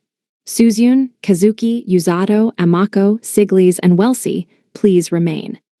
The meeting's attendees left in a line, leaving only the people that the king had requested to stay. King Lloyd watched us for a moment. "Huh, who are those other three guys? I've never seen them before." As I looked at the group of three, perplexed, one of them, a girl, winked at me. "Well, that's more friendly than I expected." "Firstly, Amako," said King Lloyd, "you saved our kingdom from destruction, and for that, you have my gratitude." The king bowed deeply at the beastkin girl. Siglis and Welsi were taken completely by surprise, but no one was more shocked than Amako herself. "Huh," she squealed. "Though I could not do so in front of the crowd earlier, I wish to offer you thanks in person. And for your service, I wish to support you in whatever way I can." In that case, on Yuzato's list of places, the last letter will go to the water nation of Myalark. That's... Yes, the city upon water, located in the river that runs through the heart of the continent, on the opposite shores of which lie the Beastlands. Ah, I see. So that's why the king has decided to send me to this place called Myalark, then. He knew we'd be able to visit the Beastlands as part of our journey. However, the path is not an easy one, and I apologize, Yuzato, but... "This was a request that I myself made," I said. "I take it gladly." "You have my thanks." So he said, but really I was the one who should have been thankful. "As for the countries you will be delivering the letters to, Alfie, if you would be so kind as to aid Yuzato." The girl named Alfie wore the clothes of a scholar, and her hair was braided. "As you wish, your majesty," she said. "Yuzato-sama, Amako-sama, please follow me." That's the girl who winked at me. Amako and I bowed to the king and the others, then followed Alfie out of the hall and into a corridor. She walked with a joyous, energetic gait, and she looked very excited as she turned to speak to us. "This is the first time we've met, I believe. I'm Alfie. I'm a scholar in service to the nation." Well, scholar is a coverall term for the wide range of research and study I do. Put simply, I gather documentation related to the kingdom's development, and I write reports with suggestions for His Majesty. Think of it as knowledge in case of an emergency. I don't mind much if you basically think I'm boring or have too much time on my hands. Anyway, I'd like to give you some information today on the countries you'll be visiting to deliver your letters. It won't be particularly difficult. All the places have roads leading to them, so as long as you're careful about monsters and bandits and that kind of thing, you should be done within a few months. Yuzato, said Amako, this person talks like a lot. Weird, I was thinking exactly the same thing. Alfie smiled at Amako, having just given us the entire rundown of what to expect, and then walked off down the corridor. So this is the person who will teach us all about the geography of the nations that we're delivering letters to. Alfie led us to a corner of the castle I'd never been to before. She stopped in front of a wooden door in a place without many windows and turned to us with a smile. Here we are, she said, pointing at the door. This is technically my private room, but please come in. Okay, I said. We walked inside to find a room packed full of piles of paper and stacks of books that almost reached the ceiling. It was amazing. Alfie led the way, brushing aside books and documents as if clearing a path for us. Then she readied a table and some chairs. Amako and I took a seat, still a little confused, while Alfie rifled through her bookshelf. Okay, maps, she said, taking a big book from the shelf and brushing the dust from it. Here we are. Yes, allow me to explain. Alfie took a big map from the book and opened it on the table. This is where we live, the Linger Kingdom, she explained. And as you can see, we're the closest nation to the Demon Lord's territory. Alfie pointed to a location not far from the big green area that must have been the plains where we'd fought not long ago. Around it was a forest and some small villages, but no large nations. The area the Demon Lord controls is on the other side of the river, which is on the other side of the plains. The demons crossed that river to get to us. Okay, I mumbled. Oh, and before I forget, you and the heroes will be going to the same place first. Really? If we have different letters to send, shouldn't we be taking different routes? I know what you're thinking. However, going directly from the kingdom would require you to take some pretty rugged routes, so it's best to take the slightly longer way around. Your actual delivery journeys will start from here, the wizardry city of Luckfist. Wizardry? I guess that must mean the nation knows its way around magic. Now, of course, you'll be delivering a letter to Luckfist too. When it comes to magic, Luckfist is where the young compete to be the greatest mages in the whole continent. That said, I'd like you to be careful, Yuzato. The location is known for harsh discrimination based on magic type. Seeing as you've trained under Rose, we're concerned that you might punch, kick, or throw some of the students all over the place. Alfie giggled mischievously. Amako joined her. I didn't think it was funny in the slightest. Talk about hitting a guy where it hurts. I'm not that kind of monster, I said. I thought it was very funny, Amako said. Such a wide grin. Does she think I'm a joke? I'm a human. I'm not like Rose. I'm not strong enough to send people flying like pinballs. I'm not so beastly I'll wake up the unconscious and force them to go jogging. It was weird to me that people would think me and Rose were the same just because we were both on the rescue team. The fact you can call Rose a monster means you are exactly the sort of person I've heard about. In any case, after your trip to Luckfist, you'll have to deliver 3 more letters, Alfie went on. So including the Beastlands, that makes 4, I asked. No, I've included the Beastlands. Your end goal is Myelark, which is here. Alfie pointed to a huge circular shape in a massive river, which had the stamp of a country on it. Wow, that's a long way from Linger Kingdom. You'll deliver a letter to the Queen here, as well as delivering a letter to the Prayerlands of Cimmerial. Cimmerial? Amako trembled at the mere mention of the name, and her tail stood on end. Did something happen there? I have a bad feeling about this. It's the country most likely to offer us their support, but they don't take very kindly to demi-humans. Heavily discriminatory, you mean? I asked. That's correct. So upon entering this country, Amako, you'll have to be very careful. You should be fine in the country itself, but Yuzato, I don't think it's wise to take her for your audience with the king. I know it's going to be uncomfortable, but the heroes are going in a completely different direction from the Beastlands. You don't have to apologize, I said. I'm happy you're helping us. The Prayerlands, huh? Sounds like they might be fervently religious. I hope we'll be okay. I don't really believe in God much myself, so I doubt I'll be affected. Still, if the king of the place is anti-demi-human to the nth degree and he finds out about Amako, we could be looking at big trouble. This is way less than I expected, I said. Just 3 letters, really. We can't afford to spend too much time on this task, she went on. We've entrusted the appropriate knights with delivering letters to other countries. The heroes and you are delivering letters to the nations that are uniquely challenging. They are not likely to easily offer their services. However, if we are not successful in convincing them, fighting the demon lord may well prove impossible. I had no words. That is why the Linger Kingdom is sending our nation's most powerful, the heroes, and you. We intend to show them we are determined, resolute, and honest in our request for support. Pressure much? This responsibility weighs a ton. I don't know how much of that I can show them just by visiting their home, I said. That depends largely on you and your actions. Though you may not have noticed, here in the kingdom, everyone knows who you are. The rescue team has saved countless lives. Don't you think it's likely that stories of your efforts have reached these other nations? Whether they believe them, however, is another thing entirely. I'm not all that thrilled to be famous, honestly, I stated. My shoulders drooped, and I let out a sigh.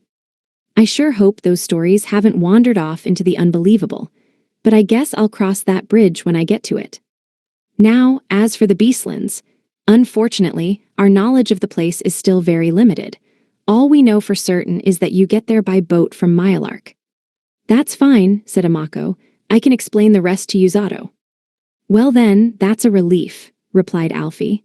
The country keeps itself closed off from others, and our only documents are very old. That wasn't particularly surprising. We were talking about a country of people that had been discriminated against, hated, and suffered terribly as a result. Why would they even want to be friendly? Relations were bound to be poor. How big will our traveling party be? I asked. We'd like to keep things small scale, so we're thinking around 5. It might be better for you to travel with less, Yuzato. You're used to running in and around battlefields, so it may be harder for you if the group is too large and unwieldy. Well, I guess so, I stuttered. But actually, she'd nailed it. It was like she could read my thoughts. I've already mentioned that you'll be traveling with the heroes, but your final destination, the Beastlands, is an especially sensitive location. In recent years, there have been problems regarding slavery and discrimination. If Amako is seen in the company of battle-hardened heroes, they may be attacked on sight. With that in mind, it would be best to focus the party on you, with only 1 or 2 knights as accompaniment. I'll be fine as long as I have people with me who have enough common sense and knowledge, I said. But I can see how muscling into the Beastlands with a large group would put everyone on edge. Amako nodded in agreement. It seemed we were approaching things from the right direction.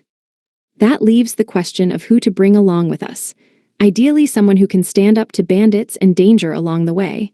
Aha, now there's someone we can trust. About our traveling partners, how about Eruku? I asked. Eruku, you mean the guard, I see, and he is more worldly than he appears. Yes, you've got sharp eyes, Yuzato-sama, Alfie exclaimed. The red-haired Eruku wasn't just cool and a good guard. He could handle himself around danger too, and he was trustworthy. He'd been essential to the protection of the rescue team in our last battle. That and he was smart. Once we're done here, I'll talk to him. I'm sure he'd be happy to help. Well, I think that's everything I needed to explain. Oh, I almost forgot. I need to tell you about what happens after you visit the Beastlands. Afterwards, oh right, because we still have to come home once we're done, I said. I'd been too wrapped up in thoughts of just getting to our destination. Coming home should be rather straightforward and simple. You'll come back here by way of Luckfist. Delivering the letter there on your way back is also an option, but we'd prefer not to put that burden on you. I guess the route home is going to be pretty uneventful then, I muttered. At the very least, it seems like coming back will be easier. That said, we still don't have any idea how successful we'll be at actually seeing our duties through. With our discussion complete, Alfie excused herself to head to King Lloyd to deliver her report. She said we were done for the day and could return home, so that was exactly what we decided to do. I would have liked to talk with Inukami-senpai and Kazuki, but I figured they had their own journeys to think about, so I decided to save that for another day. And besides, we wouldn't be departing for another 2 weeks, so there was plenty of time. Well, let's head home, Emako. I'll walk you to your house. Thanks. I matched Emako's pace and we started walking. Our destinations were now official. We deliver 3 letters and help Emako's mother. So first up, we're heading to Luckvist, I said. I wonder what kind of place it is. I've been there before. Oh, really? What sort of place is it? No harm in having a little foreknowledge before we get there. Emako stopped for a moment at my question, then took off walking again. There's a school where they teach magic, and there are more kids than there are adults. Wow, more kids, huh? As soon as I heard the word mage, I figured it would be a bunch of grandpas researching magic. I'd imagined old men with long beards silently rummaging through books and studying various magic. But when I heard about the kids, I wondered if it worked as a place to raise and educate young people about my age. I'm guessing that because it's a place of wizardry, there are lots of people who know magic, right? I asked. Right. People come from across the continent, and there are mages of all different magical types. That and Emako stopped for a moment and pointed at my face. There's a healer there too. Oh, so there's one in Luckvist, huh? A healer that didn't belong to the rescue team. I wonder what sort of person this healer is. Maybe the healer uses a different healing magic than Rose and me. At least it's one more thing to look forward to. I wouldn't get too excited, said Emako. Healing magic isn't valued very highly there, so it's probably not what you're imagining. And it was true that healers only had access to healing, a magic that lacked any kind of skill. That, and first aid magic was a general magic spell already used in emergencies. Why even bother relying on healing magic when there was a simpler magic available? Maybe in Luckvist, healers were ashamed of their magic. You were looking for healers before, right? Does that mean you met the healer in Luckvist? I asked. Yes, we talked in my precognitive vision. That didn't make things sound very promising. I prodded Emako a little, and after some hesitation, she opened up. When I talked to him in my precognitive vision, I knew right away. You knew what? He couldn't help me, and I couldn't help him. What he's wrapped up in is not an easy matter to solve, and he no longer trusts anyone. I wonder if that's why she told me not to get excited. Whatever the case, I decided I probably shouldn't pry any further. Well, thanks for the info anyway, I said. Let's get going. Okay. The healer of Luckvist sounded like he came with some baggage, but all the same, I wanted to meet him. First, however, I had to report to Rose. And that's everything, I said. After seeing Emako home safe, I returned to the training grounds, where Rose was watching over Felm's training. They've got you going to some really troublesome places, huh? She said. Meh, you'll be fine. You sound awfully optimistic. Do I? Said Rose, grinning. Why you worried? I let out a defeated sigh. Well, not as worried as when I first came here and had to go through training with you. Ha, well said. Underneath Rose and her cackling, Felm was struggling through push-ups. Excuse me, I exist, you know, she muttered. I scratched my cheek as I watched her. It brought back memories of when I first came here. I felt myself getting all nostalgic. Keep at it, I said. It was harsher than this when I went through it. Huh, Felm spat. If you did it, then I am more than capable of doing it. She gritted her teeth, and she pushed herself through more push-ups. Rose ran a hand through her hair, unimpressed. I'll be taking her to the forest soon, so look after the place while I'm gone, she said. Bit early, don't you think? I asked. This one's always trying to make things easy on herself. Gonna have to take her somewhere where she can't and knock that bad habit out of her. So the monster's going to force the laziness from Felm's personality, huh?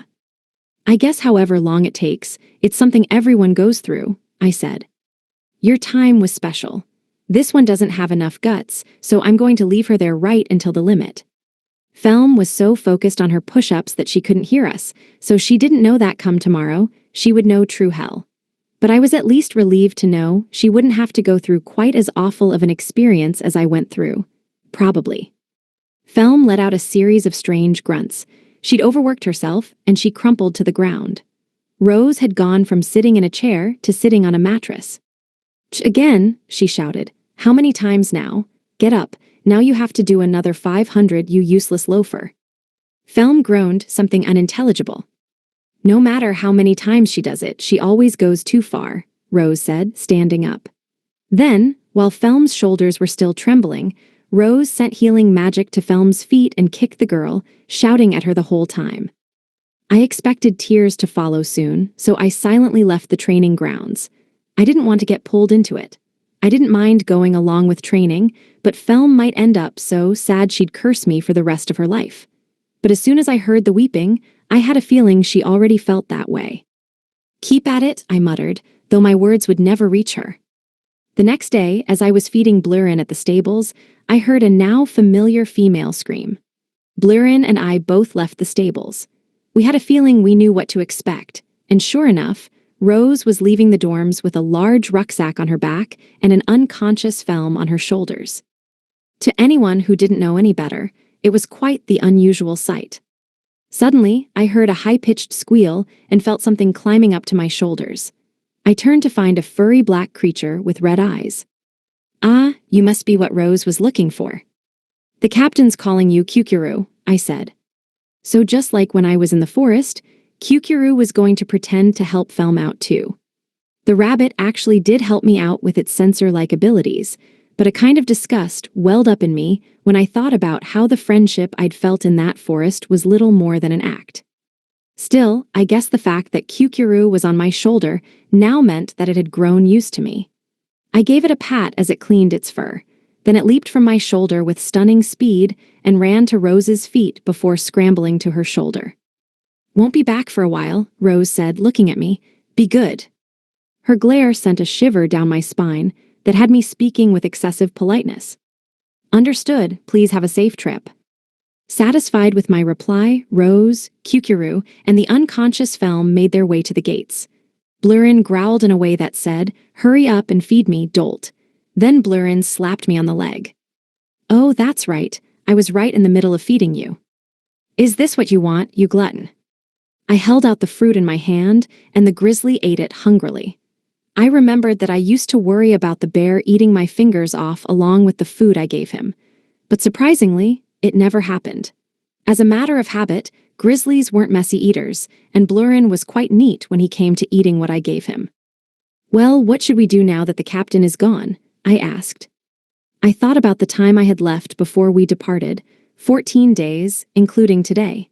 Usually, I'd train and make sure I was in top shape, but I didn't think it would have a huge impact. I could always work out while we were on the road anyway. That made me wonder, what could I do here that I couldn't do anywhere else? Study. I'd already read the entire book that Rose gave me, so studying wasn't super important. Fighting skills, sword work. I didn't have any battle experience outside of using my fists and feet, but I didn't think there was a lot I could pick up in the space of 10 or so days. Still, it wouldn't hurt to get my feet wet when it came to battle tactics, so I decided to keep that in mind. I guess that leaves healing magic. When I thought about it more deeply, I realized that I only knew the basics of healing magic. All I had was a vague understanding of how to heal injuries, exhaustion, and illnesses. So how about deepening your knowledge of healing magic while Rose is away? It was a solid idea, and better still, there were excellent healers just as good as Rose right here in the Linger Kingdom. Let's head off once we're done with training, I said. Blurrin growled a complaint in response. Oh sorry, food right. I held out another fruit for Blurrin as my thoughts whirled with what I could do with the 14 days before departure. Orga was easily as good a healer as Rose, and he must know stuff he could teach me.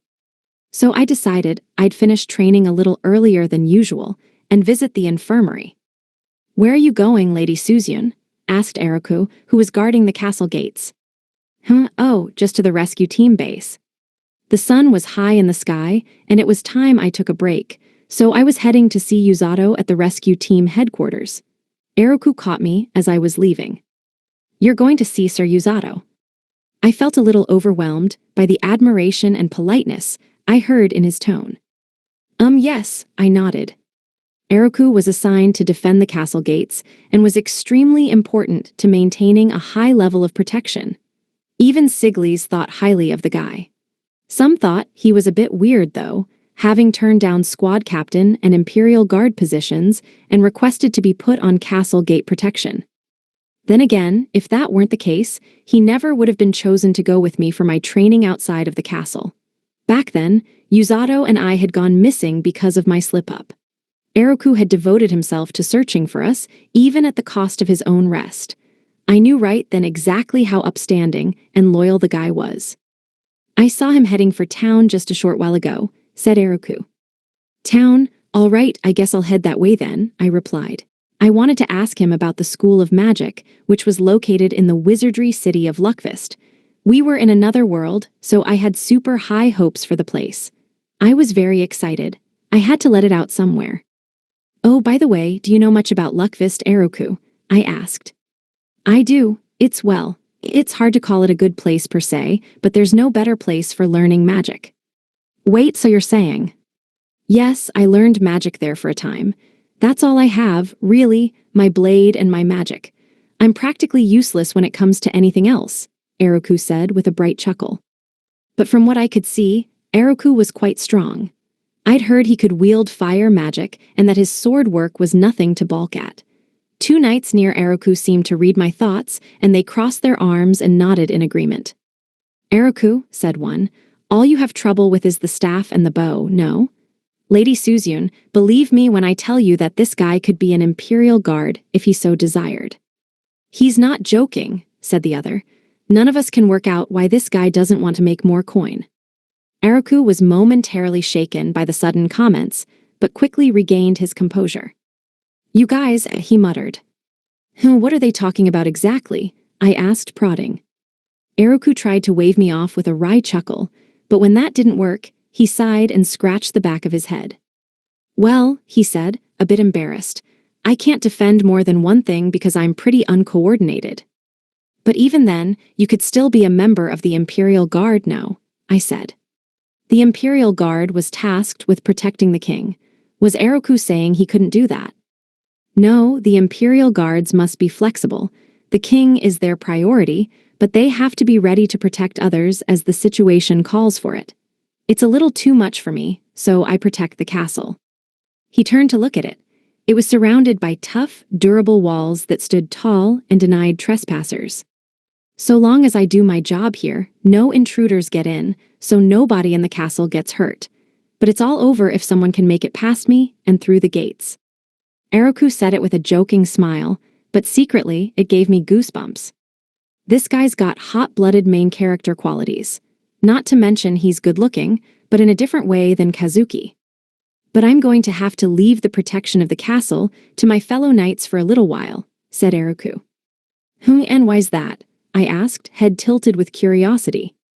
Eroku quickly stood to attention with his legs together, his back straight, and a fist on his chest.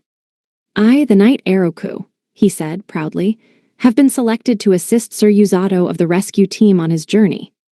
Huh, I said, sounding like a surprise dolt. Eroku laughed. I was as surprised as you are. I only found out about it yesterday from one of the castle attendants. I can't believe he already selected a knight to accompany him, but then I should expect nothing less of Yuzato-kun. He's got a sharp eye, but I have to say I can't believe that he so casually chose someone so formidable. That means Yuzato-kun saw it too. He saw Eroku's main character qualities. I giggled. I have no choice but to admit defeat, Yuzato-kun, I muttered. Well, you take good care of Yuzato-kun, okay, Eroku. Of course. And so I headed into town, haunted by the feeling of complete and utter defeat. Yuzato-kun should be fine if he's traveling with Eroku. He can outrun all but the most ferocious of foes, and things will only be safer if he's traveling with a prescient like Amako. A party like that is totally OP-like, how do you even stop them? Which means, I'm the one with a problem. I was heading to the country of Cameleo, which fervently worshipped the heroes. It wasn't particularly far, but it looked like it would be a handful. Because we'll be way too popular. No, I can't let myself get disheartened. On the bright side, Cameleo's cooperation was almost guaranteed so long as Kazuki and I visited, which meant we had to go. Still, just hearing about it put a weight in the pit of my stomach. With my morning training done, I headed into town to go to the infirmary alone. When people saw me in town now, they didn't kick up quite the stir they used to. Still, I could always feel people watching me. Then again, until now they'd always seen me running down the street with a grizzly in my arms, so they weren't about to change overnight. I opened the door to the infirmary and headed inside. "Hello," I said, announcing myself. The infirmary hadn't changed since the last time I was here. It was as clean as the rescue team base. Coming back filled me with the deep feelings I held for the place. Coming, I heard Yururu's voice from the back of the infirmary, and in a few moments she came running. "Oh, hey there, Yuzato-kun," she said. "Hey, Yururu, I came to see Orga today. Is he busy?" "I don't think so. It's a good day here today, no patients." "A good day, huh?" But the words rang true. If there were no patients, there would be no injuries or illnesses to worry about. With that in mind, yeah, it is a good day. I followed the grinning Yururu as I explained to her why I'd come. "Oh, I see. So you want to learn more about Orga's healing magic. Sure, I think it's a great idea. That's about all he's good for anyway." "Wow, that's kind of harsh. Maybe spitting poison is her natural state." "By the way, I heard all about the training you got wrapped up in. Sparring with Rose? That's crazy." "What? That's not what it was." "How did the truth turn into that?" "Oh, it wasn't," Yururu laughed. "Oh, right, of course not, if you sparred with Rose." "It wasn't sparring," I said, "because I wasn't allowed to hit her back." She would kill you, huh?" "I mean, it didn't really matter what I tried. It would have been a one-sided beating anyway. So I just covered up like a turtle and tried to dodge and weave the best I could." "I gave it everything I had," I said, "but I think the captain was going kind of easy on me. I mean, look at me, I'm still alive. But anyway, where did that sparring rumor come from?" Yururu laughed again. "It seems some kids heard the noises coming from the training ground and decided to go check it out. They ran away crying and said that you and Rose got in a fight. So that's how it started. Maybe they saw me practically pleading for my own life. I had a feeling I'd been doing that. Come to think of it, I still was. Whatever you guys were up to, it sounded rough." "Well," said Yururu, stopping in front of a door, "this is Orga's room." "Thanks." "Yuzato-kun is here," shouted Yururu, knocking on the door. "Come in," said an exhausted voice from behind it. We walked inside to find Orga sitting at a desk, in the corner of a simple room. "Sorry to barge in on you so soon after your recovery, Orga," I said. "I don't mind. Seeing people is one of life's small joys." This was Yururu's brother, Orga Fleur, a healer as powerful as Rose and the head of the infirmary. The person I would be asking to teach me about healing magic. "I see," said Orga after I explained why I came. "So you want to learn more healing magic before you leave on your journey?" Orga nodded and dropped into thought for a time. I didn't get the feeling he was about to turn me away. "But all the same," he said, "I don't think it's necessary for you to learn anything from me. I'm certain you could become a more powerful healer than me in no time." "Still, while the captain is away," I pleaded, "I'd like to use this time to learn from you." Orga crossed his arms, and a troubled look spread across his face. Yururu gave him a light punch. Okay, she said. "How about we compare our healing magic? At least then we can probably work out how his healing magic differs from our own. That sound okay to you, Yuzato-kun?" "Fine by me," I said. "Okay, let's do it," she exclaimed. "I see you're not asking my opinion," said Orga with a chuckle. Orga held his hand out, and I did the same. Yururu smiled at me as I released healing magic into my hand. The color of it was the same light shade of green as when I'd touched the crystal upon being summoned here. Yururu's healing magic was a slightly darker shade than my own, but Orga's. "Just as I thought," I said. Orga's magic was a deep, dense green. Though it was still transparent, it was a dark green like fresh leaves. When I thought about it, Rose's healing magic was darker than my own, but not as dark as Orga's. How do you cast your magic, Orga? I asked. I don't think of anything special when I create this, and this color is the result. Same as me, Orga replied. My magic is slightly different to yours and Uraru's, but it was something I was born with. You were born with it, I said. My magic is very good at healing the illnesses of others. However, I am not very good at healing myself. It's quite pitiful, I know, he said, chuckling. Does that mean the color of the magic dictates its healing level? I looked at the magic in my hand and slowly clenched my fist. It was the same light as when I always cast it. It was the same green as the day that I arrived in this world. As far as I know, said Orga, healing an illness with healing magic is different than simply healing an external injury in a number of ways. You're healing inside of the body. Does that make sense? Think of it this way, Yuzato-kun, you're not mending, you're healing. I don't really get it, said Uraru, but are you saying that your healing magic is a step beyond our own, Orga? I suppose that's one way to think about it, yes. Orga's magic is a step beyond my own. Perhaps Rose knows something more about it. Still, I have a feeling it's something I have to do myself. Basically, if my healing magic is light in color now, then making it darker will change its properties. And if I make my healing magic the same color as Orga's, then I'll be able to heal the same illnesses, right? Wonder if I can force it, I said. I tried pouring in more magic without making it bigger. The healing magic covered my hand, and I began pouring more in. My hypothesis was that I could raise the density of the magic. I felt my magic spurting from my hand like electricity. Yuzato-kun, what are you doing? Oh, I'm just pouring more magic power into my hand. I kept my eyes on my hand the whole time, and as the magic poured in, the surface of the magic on my hand began to deepen in color. I can do it. But no sooner had the thought left my mind than Orga let out a gasp and grabbed my arm. Yuzato-kun, stop that at once. Hi. Even though I'm so close. That was what I was about to say, but right then, the magic pouring into my hand glowed and then burst. I'm sorry to cause you all that trouble, Orga, I said, bowing apologetically as I left the infirmary. Don't worry about any of that, replied Orga, who saw me off at the door with a worried look on his face. But please refrain from doing what you tried earlier. Uraru is just as worried. I looked at my hand as I walked the town's bustling main street and let out a sigh. It had been about an hour since I'd funneled magic into my hand. When I did it, my hand really was wrapped in a darker shade of healing magic. But in the next instant, it was like my hand couldn't bear the magic power accumulating in it, which made it burst. Well, I say burst, but it wasn't like it exploded. It was more like fissures opened up on my hand and my magic started pouring from them. It wasn't as bad an injury as it looked at the time. But what surprised me when it happened was that my healing magic didn't work the way it was supposed to. All the same, at least I could eventually heal my hand back to normal afterward. According to Orga, what I had just tried was something very dangerous. Still, I'd come away with a new understanding. It was like a rule had revealed itself to me. The scope of a healing magic changes based on its density, I said out loud. I'd also learned one more thing. The darker the color of a healing magic, the harder it became to self-heal.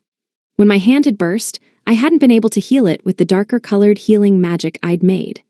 Now I could understand why Orga, who was born with a denser healing magic, had so much trouble healing his own wounds. It's totally worth working on though, I muttered. If I did it a few times, I had a feeling I could get the hang of it. And if I could raise the density of my magic power, I'd be able to heal people just as quickly as Orga and Rose did. This would make it easier to heal the people I currently had difficulty healing. But to get to that level, practice makes perfect, I guess, I surmised. I gathered healing light in my right hand to deepen its color.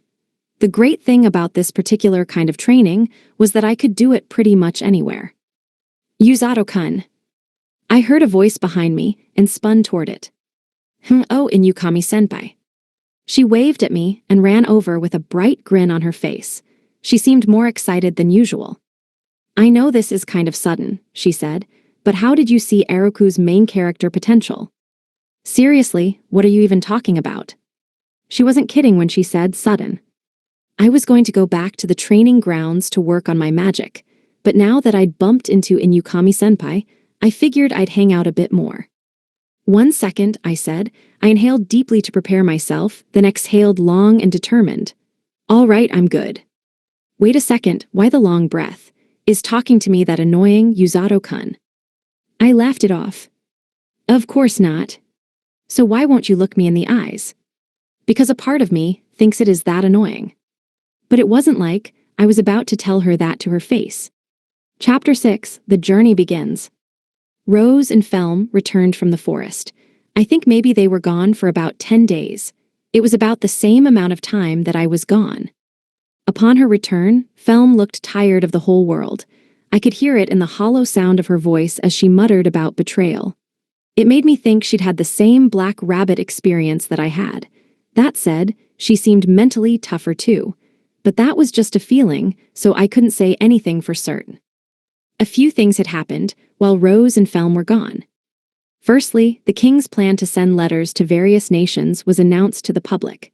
This announcement followed the same routine as when he announced the battle with the Demon Lord's army, so there were no big changes there. Also, Eroku visited to tell me he'd be joining me on my journey.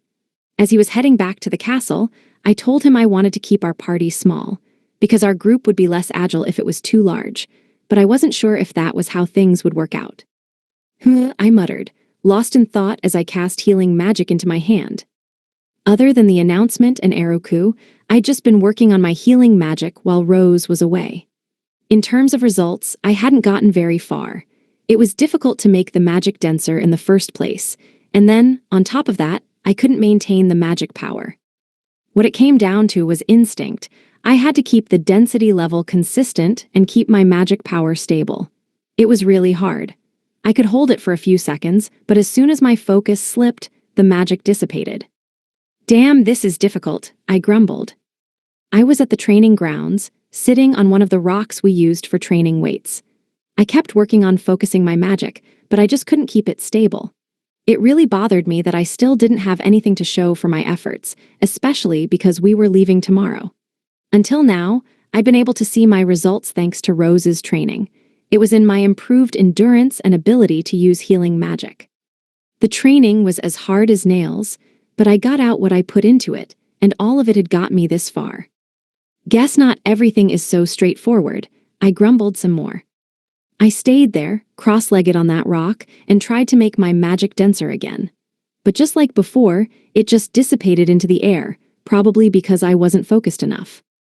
I guess 10 days just isn't enough time to master something like this. Hey, Yuzato. Huh? I said, almost jumping off the rock because of Rose's sudden, soundless appearance. Oh, Captain, something wrong.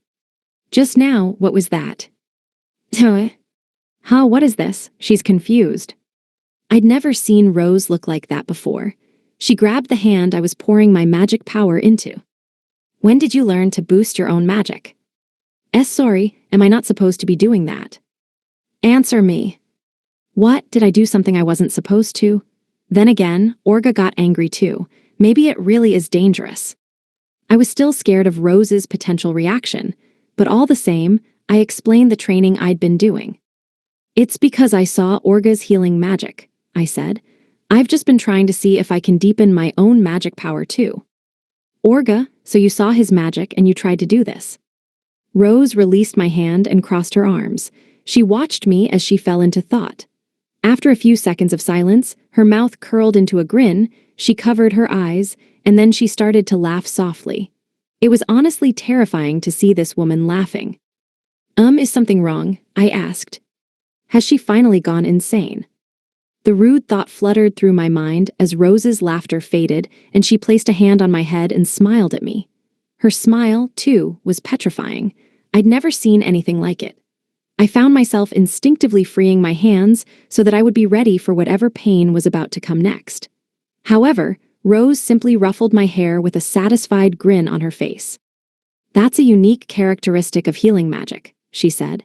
You've probably noticed already, but when the color gets darker, your external healing magic is strengthened but your internal healing magic weakens. Ah, so it's just as I thought then, I said. I thought the ability was still beyond you. Use it the wrong way and the result can be death. But it's not like I can stop you now that you've started it. It's not easy, but you can master it with practice. Rose chuckled. Never would have thought you'd work it out on your own, though. You surprise even me sometimes.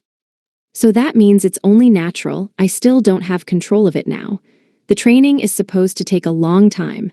Now that I know that, I'm ready to keep at it. Is there any, I don't know, knack to this? I asked.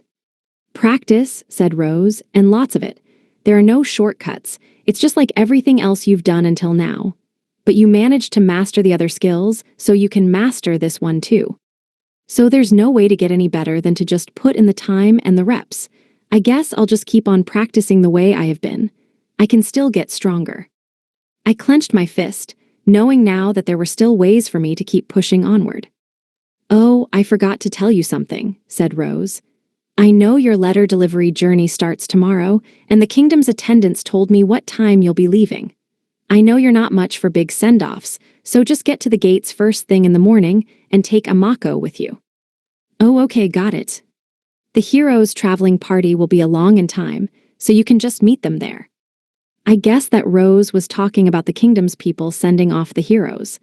I could see them riding a carriage through the city streets, surrounded by shouts and cheers. Which, as Rose knew, wasn't my thing at all, even if it was expected of Senpai and Kazuki. What about luggage? I asked. Take your uniform and your casual clothes. Other than that, the bare essentials should be fine. If you're taking the grizzly with you, then he can carry some stuff for you too. All you need is some rope to tie it on with. Just the bare essentials, huh? I guess that means the book Rose gave me, my knife, my notebook, and some field rations. Any other questions? She asked. Not right now, no. In that case, there's one thing you should know before you leave. What's that? I thought she would give me some advice for a world full of unknown dangers. She was usually on the money when it came to that sort of thing, so I listened carefully as Rose clenched a fist and raised it, grinning. If you ever find yourself with worthless scum who look down on healing magic, you send them flying. Don't even think twice. I can't just do that. I'll get into all sorts of trouble, I shouted. Talk about sadistic advice. Some people, they're so pathetic they only know how to judge things on a surface level. Smacking some sense into them is the right thing to do, she told me. Oh, okay, I stuttered. For now, I took her kind words along with the dangerous ones. I had no idea where this woman's boiling point was, so I never had any idea when and what she was going to do. That was my captain, all right. I think that's everything, she said finally. Now go and get ready, you'll want to be done before dark. Got it. I'm heading back. However your journey goes, you'll come out of it with something. I'm counting on you, Yuzato. And with that, Rose left the training grounds. I watched her go and thought about what she'd said. She's counting on me, I said, repeating her words to myself. Damn it, that sure makes me happy. It surprised me how simple I was at heart. But perhaps what makes me really happy is that it's Rose doing the complimenting. Probably. I might do my share of bitching and moaning, but I trust and believe in her. And as my teacher in this world, I respect her. Wells, now that I know what I need to know, better get packing, I muttered. I still had to make a leather belt for Blurrin, among other things. I stretched and started walking back to the rescue team headquarters when I noticed someone in the shade of a tree by the training grounds. Felm, I said, stopping, what are you doing? The demon girl sounded a little startled that I noticed her, but then she stormed out looking angrier than I'd seen her before. She dropped her gaze away from my eyes. I'm not allowed to go to town even when I get time off, so I'm going for a walk. That's when I saw you, she stated. Even though she's changed and she's calmer now, she was Linger's enemy not so long ago. I can see why she's not allowed into town, no matter how tolerant and accepting the people of Linger are. Oh, okay, I said, but why were you hiding? Because I hate you. I wonder why she hates me so much. Oh, wait, no, that makes perfect sense. I did beat the crap out of her. Then again, guess there's not much I can do about how she feels, and besides, I have to get ready for tomorrow. It's not often we get breaks, so make sure you rest up, I said. I went to walk past Felm, but she suddenly grabbed a hold of my arm. Wait, she said. Huh? Where are you going tomorrow? Oh, come to think of it, I didn't tell you. So tell me now. Huh? I said tell me now, Felm demanded, drawing closer to me. First she hates me, then she wants to talk to me. What a girl. I gave Felm a quick explanation of the journey I was heading out on. She seemed to flare up with anger for a moment, and I thought she was going to push even closer to me, but then she looked down at her feet. What's wrong? I asked. Wait, don't tell me you're going to be alone. Felm kicked me in the shin. I don't know why. She just did that when she was unhappy about something. I was used to that kind of pain, so I never showed it on my face. But she was a demon, and she did have all their strength, which is why I think my shin went numb. I was just joking, but maybe she will be lonely. Felm grunted. Wait, are you really going to be? It's not fair that only you get to escape this hellhole of a place. Oh, okay, that's what you mean. Felm looked at me for an instant, then kicked me in the shin again and took off running in the opposite direction. She kicked me pretty hard that second time, and I felt my anger flare up. When I get angry, you know. Wait, calm down, Yuzato. Image summary. A manga illustration shows a woman with horns kicking a man's shin. I was almost thinking like Rose for a second there. Still, I had more experience here than Felm did, so I cooled my temper and watched her jog away into the distance. I think it might be best just to let her go. I'm not going to be able to change her, what with me heading off on my own journey tomorrow. But what did she mean by hellhole, anyway? I let out a sigh. Never mind, today we'll just forgive and forget. I felt a little like I'd grown up, and I headed back toward the rescue team lodgings to get ready. On the morning of our departure, I woke up especially early and went to the fruit shop where Amako lived. Don't worry, you'll get used to it in no time, I said to Blairin. You just have to give it a little time. I stood out in my bright white rescue team uniform with my backpack filled with necessities, but the growling grizzly by my side stood out even more. I'd wrapped a belt around Blairin so I could secure baggage to him. Fortunately, it didn't impede his movements, and I was still carrying most of our stuff, but the bear still wasn't particularly happy to be wearing something he wasn't used to. I chuckled and gave him a pat on the nose. I looked over at the fruit shop where Amako and a woman were just coming out. The woman said a few words to Amako that I couldn't make out from where I was standing, and then she wrapped the beastkin girl in a hug. At first, Amako seemed surprised, but then she looked down, her tail and her shoulders trembling. This must be a really hard moment for Amako and that woman. I didn't want to get in the way of something that was clearly important to both of them, so I kept my distance and just watched. When the woman let Amako go, she looked at me and bowed deeply. I felt a message in her gesture. Please take care of Amako. She had looked after Amako, and now it was up to me to take on that responsibility. It's kind of heavy, I muttered to myself as Amako walked over to us. I wasn't sure what to say to her, and I hated myself for it. As I scrambled for something to say, Amako took my sleeve and pulled on it. You don't have to say anything, Amako said, but thank you. She'd seen a few seconds into the future, and she smiled up at the dumbfounded look on my face. Seeing her like that, I let out a relieved sigh. We started walking to the meeting point. Yuzato, said Amako.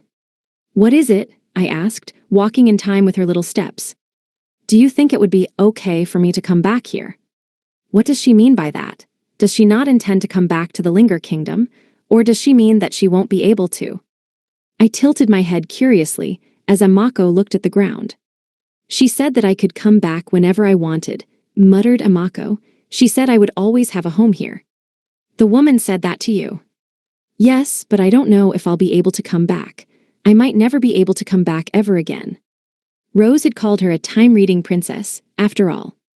And perhaps that was what Amako was talking about. Perhaps she was much more important than I had ever thought. And when I thought about that, I felt unable to say anything to her as she stared at the ground. I did not know what burdens she had to bear, and as such, I did not know what words would ease her worries. Some help I muttered to myself, picking up my pace as the gates appeared in the distance.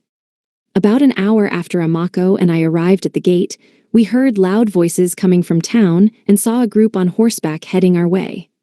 There were about 10 people in total. Then I noticed a carriage appear, and from it, a young man popped his head out and waved at us. Yuzato. Ah, Kazuki. I hadn't heard anything about how we were getting to Luckfist, but now I knew we'd be riding a horse-drawn carriage. Around it were a number of knights in light armor, and one of them was Eruku. Blurrin, will you be okay? I asked. You can't ride in the carriage, you know. The grizzly slapped my legs. He growled a message that was all too easy to read. Of course I won't be okay. You get more selfish every day, don't you? I said. You've gotten too strong to understand ordinary people and animals, said Amako. The grizzly roared in agreement. It ticked me off, so I gave Blurrin a good flick in the nose and walked over toward the incoming carriage. I heard the bear growl with fierce intimidation, and Amako rushed to catch up, but I ignored them both. Good morning, Eruku, I said. Eruku leaped from his horse and put a fist to his chest in greeting. Morning, he said.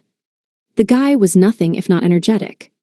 I'll load your baggage on the carriage, he said, holding out his arms, so you two, please board the carriage. Oh, thanks, and Blurrin. My apologies, but he'll join us outside. Just as I expected. I passed my backpack to Eruku.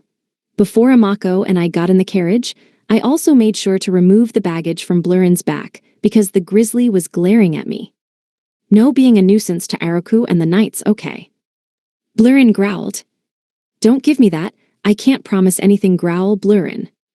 They should be okay, probably. If it comes down to it, I'll just walk instead of riding in the carriage. I passed the baggage Blurrin was carrying to a knight and hopped inside the carriage. It was easily spacious enough for 10 people. I took a brief look around, then looked further into the carriage, where Kazuki and Inukami-senpai were sitting, along with a robed girl with unique blue hair. It was Welsie. Morning, everyone, I said. It's been quite some time, hasn't it, Yuzato-sama? Said Welsie. You're joining us on this journey, Welsie. The girl had left a big impression on me. First, there was the way her face flushed when we'd been checking my magical affinity, then the way she freaked out at the sight of Rose. Indeed I am, she replied. I'll be with you as far as Luckfist. I wouldn't want to leave everything entirely on your shoulders, so I'd like to help out where I can. I see, thank you. I didn't think we'd be left entirely to our own devices, but it was certainly generous of the king to send the kingdom's own mage to support us. I feel more confident with you along, Welsie, said Senpai. Oh, I'm not that powerful. But you're our magic teacher, said Kazuki. You should be more confident in yourself. It was clear that Kazuki and Inukami-senpai really trusted Welsie. As their magic teacher, she was to them what Rose was to me. Sure would be nice if Welsie could share a little of her gentle aura with Rose. She's like a gentle little animal, where Rose is like a ferocious carnivore with a terrifying aura that scares anyone she looks at. I was just thinking about how saying as much to Rose would only land me a beating when Amako began pulling at my sleeve. She was looking at Welsie with some worry on her face.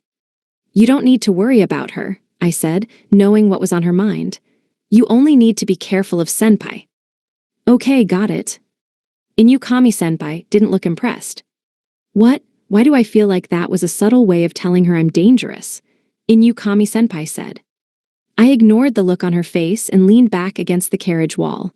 With a clunk, the carriage was off. We're on our way, said Kazuki. That we are. Welsie, what about the letters? I asked. They're safely with me, Welsie said, taking several letters from a small rucksack. Suzyun-sama and Kazuki-sama already know, but these are the letters to be handed out to each nation. I'll keep a hold of them for now and give you the ones you're responsible for when we part ways at Luckfist. When we part ways, but what about the letter for Luckfist? I asked. I will pass out that letter myself. You'll all be with me, of course. Oh, so does that mean she'll give us an example of how to deliver the letters to people of power? That's a relief. I'm sure it's not just a matter of meeting a national leader, passing them a letter, then leaving. Kazuki, Senpai, and I were all a bit worried because we weren't used to this kind of thing. I leaned back once more against the carriage wall and stared out the window. It was all just green trees. I was used to seeing them, but in just a few hours, I'd be met with sights I'd never seen before.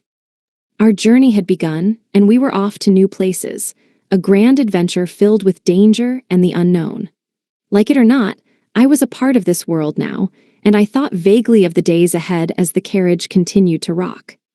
The Black Knight, assigned to the Second Army in the Demon Lord's forces. It was a name that drew fear and envy from most demons, and a name that had come from the sheer strength of the knight's impenetrable armor, a creation of dark magic.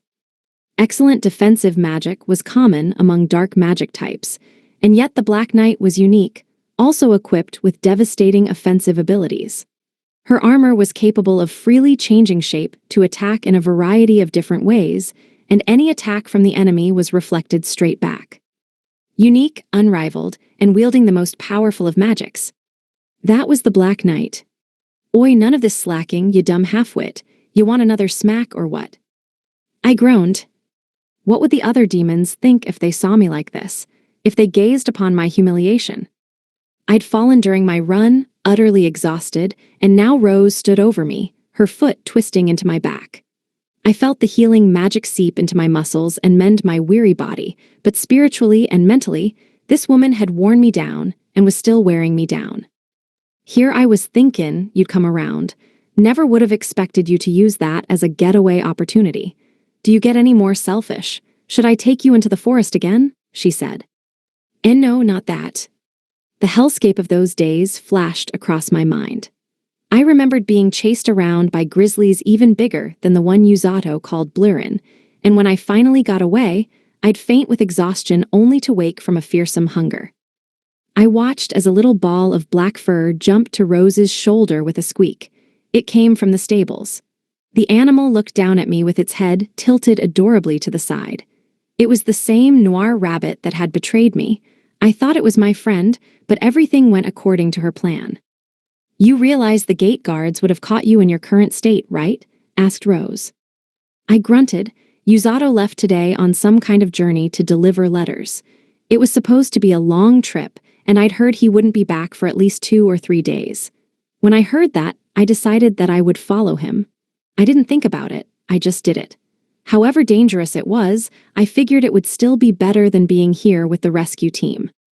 But it wasn't that easy, and Rose had caught me in no time. Hence the reason I was currently enduring punishment. Aren't you worried? I grunted. Worried? Rose asked. About what? About Yuzato. She gave me this look like, what the hell are you on about? It rubbed me the wrong way. But however rebellious I might have felt, I was still trapped under this woman's boot, so I kept my mouth shut. Not even in the slightest, said Rose. He's a healer with knowledge that rivals my own. He won't go down without one heck of a fight. Is she saying that he's slowly turning into another version of herself? Then again, when I think about it, he is like her in some ways. Terrifying smiles, the way they run their hands through their hair. I'd heard that students ended up like their teachers, but this was nothing to smile about. Besides, there's a limit to the training Yuzato can get here, said Rose. What he needs now is to experience the rest of the world. I said nothing in reply. Rose flashed a wicked grin at me. Wait a second, are you worried about him? She asked. And no, it's just all getting on my nerves, I spat back. I couldn't tell her I wanted to run away from her. I'd only be asking for more punishment if I told her that. Not that I care, said Rose, but how long are you going to just lie there? Get up and get back to it. I realized then that she'd taken her boot off my back and that my exhaustion was gone. Fine. I jumped to my feet and got back to running laps of the training grounds, a panicked look on my face. As I panted for breath, I thought about how I'd never done much training in the Demon Lord's army. I was so strong it wasn't even necessary. It didn't seem like there was even a point to strengthening my body. The Demon Lord's army and the rescue team. At each of those 2 places, I was in a completely different position. Until just a little while ago, when I was back in the army, I'd done whatever I felt like, whenever I felt like it, because nobody could stop me. I was born with a unique magical affinity for dark magic, which quickly made me a subject of fear and awe. What made my dark magic unique was that it worked regardless of whether or not I specifically cast it. As a child, I wrapped myself in black magic often, bringing danger to those around me. Perhaps that was why, by the time I was aware of the ways of the world, I had been thrown, almost as if abandoned, into the Demon Lord Army's training grounds. In the end, I was simply far too much for my parents to handle. They didn't know what to do with me, didn't know how to love me, didn't know what dangers would befall them on account of my unusual dark magic. And so they let me go. Once that happened, I stayed locked within my armor. Or more accurately, by that time, the inside of that armor was the only place I felt at ease. Nobody could hurt me. Nobody could even touch me. I shunned the world around me. I fought and I felled my enemies for little more than my own satisfaction, and the days passed by. As far as I was concerned, the Demon Lord's army was nothing more than a way for me to kill time. But I muttered. But now I don't have my armor. And yet I didn't feel ill at ease the way I once had. I still did not understand why. Where I was now, the rescue team, even if you threatened me with death, I'd never say it was better than the Demon Lord's army. But something in me was, perhaps, changing. I felt myself wondering about this as I ran, and then something collided with the back of my head. Ouch, I cried. I rubbed the back of my head and turned around. What are you spassin' out for? Shouted Rose, looking like she just swung something with her right arm. Run. What did she just do? Probably she'd thrown something at me. What, I didn't know. I covered my head and picked up my pace. This is all his fault, I muttered. The constant abuse from Rose, the weird feeling of fulfillment each day, all of it was because of Yuzato, who'd left today. I'll get you, Yuzato. And the next time we met, I'd make sure he got it. Luckfist was a neighbor of the Linger Kingdom.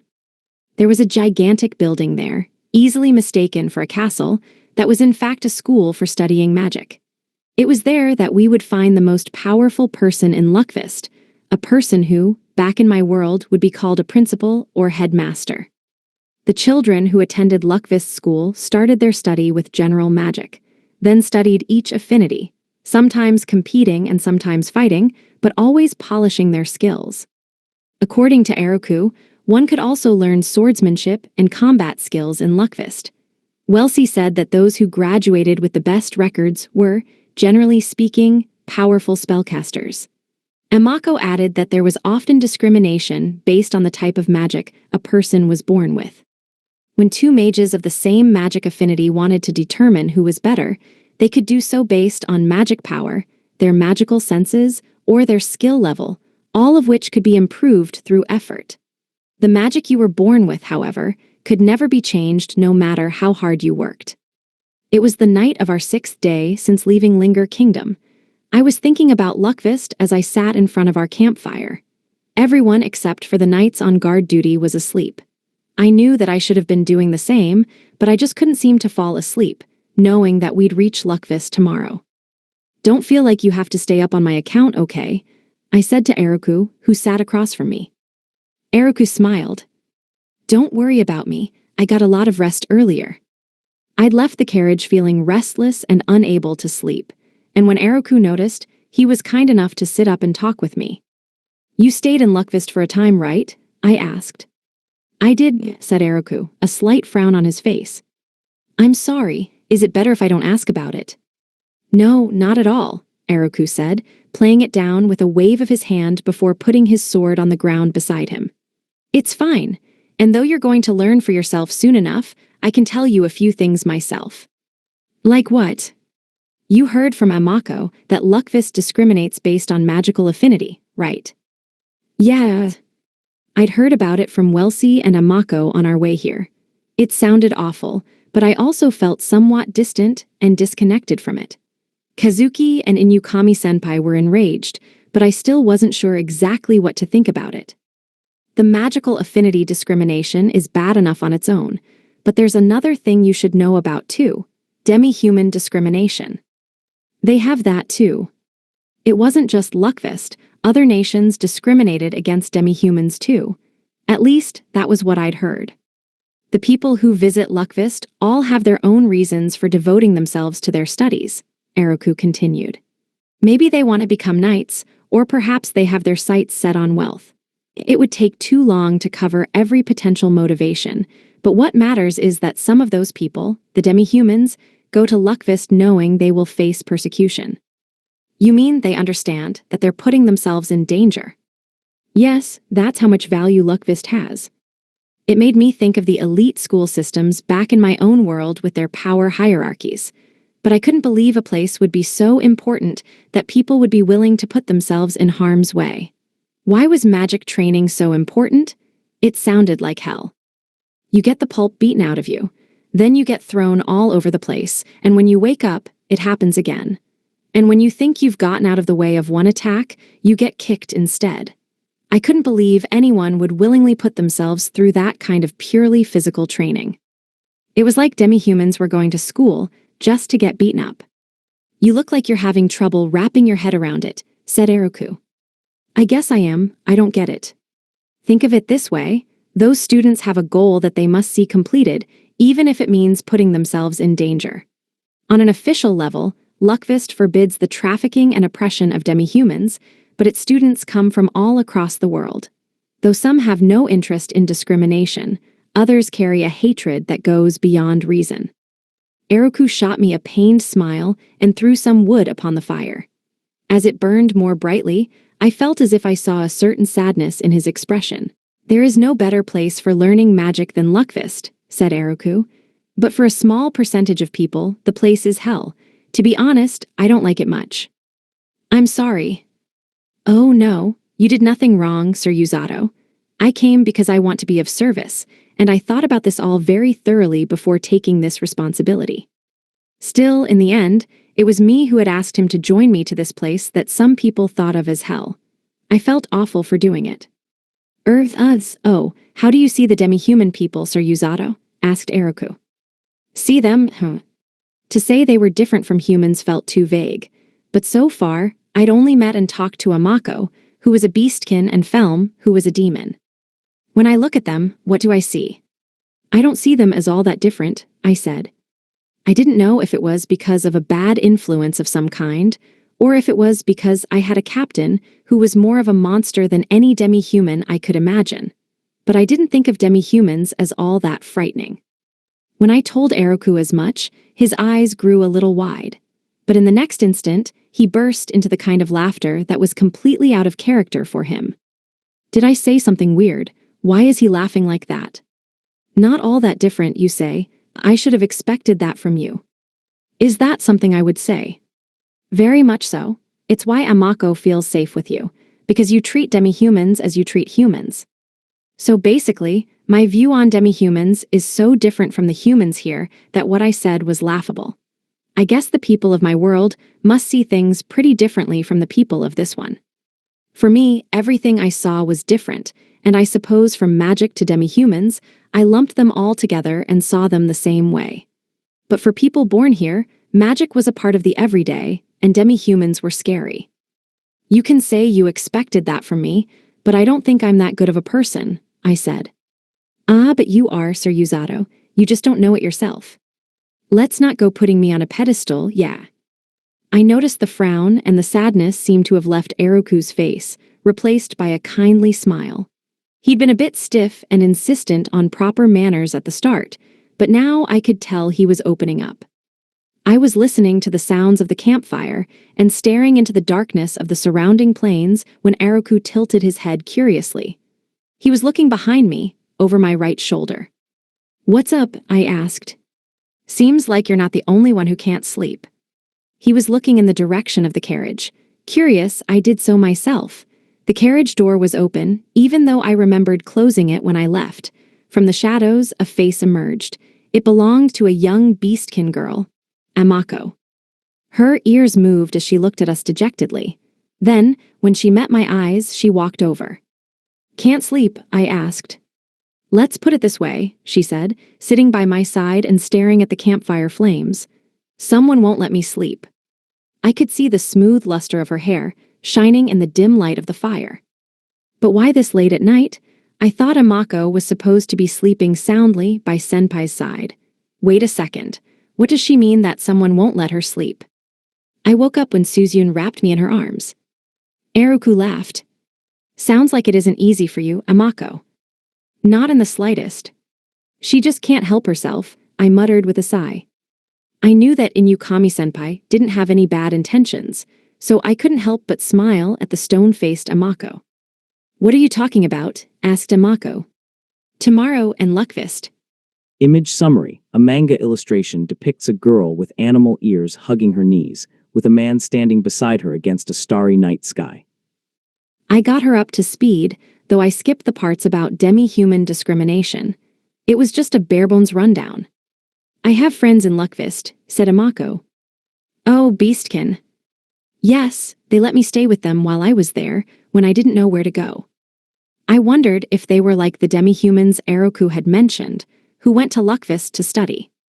Do you want to see them again? I asked. Yes. Of course you do.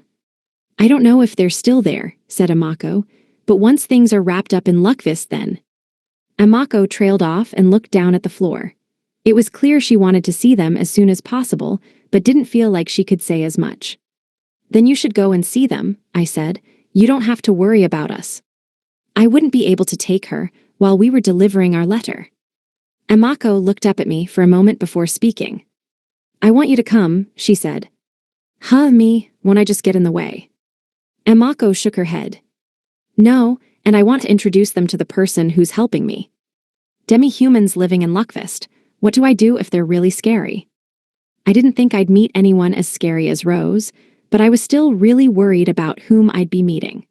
Luckfist wasn't a safe place for demi-humans to live, so there was every chance that Amako's friends were rough individuals. In any case, I figured I'd check with Eroku for permission. Eroku, do you think it would be okay for me to accompany Amako to see her friends after we deliver our letter?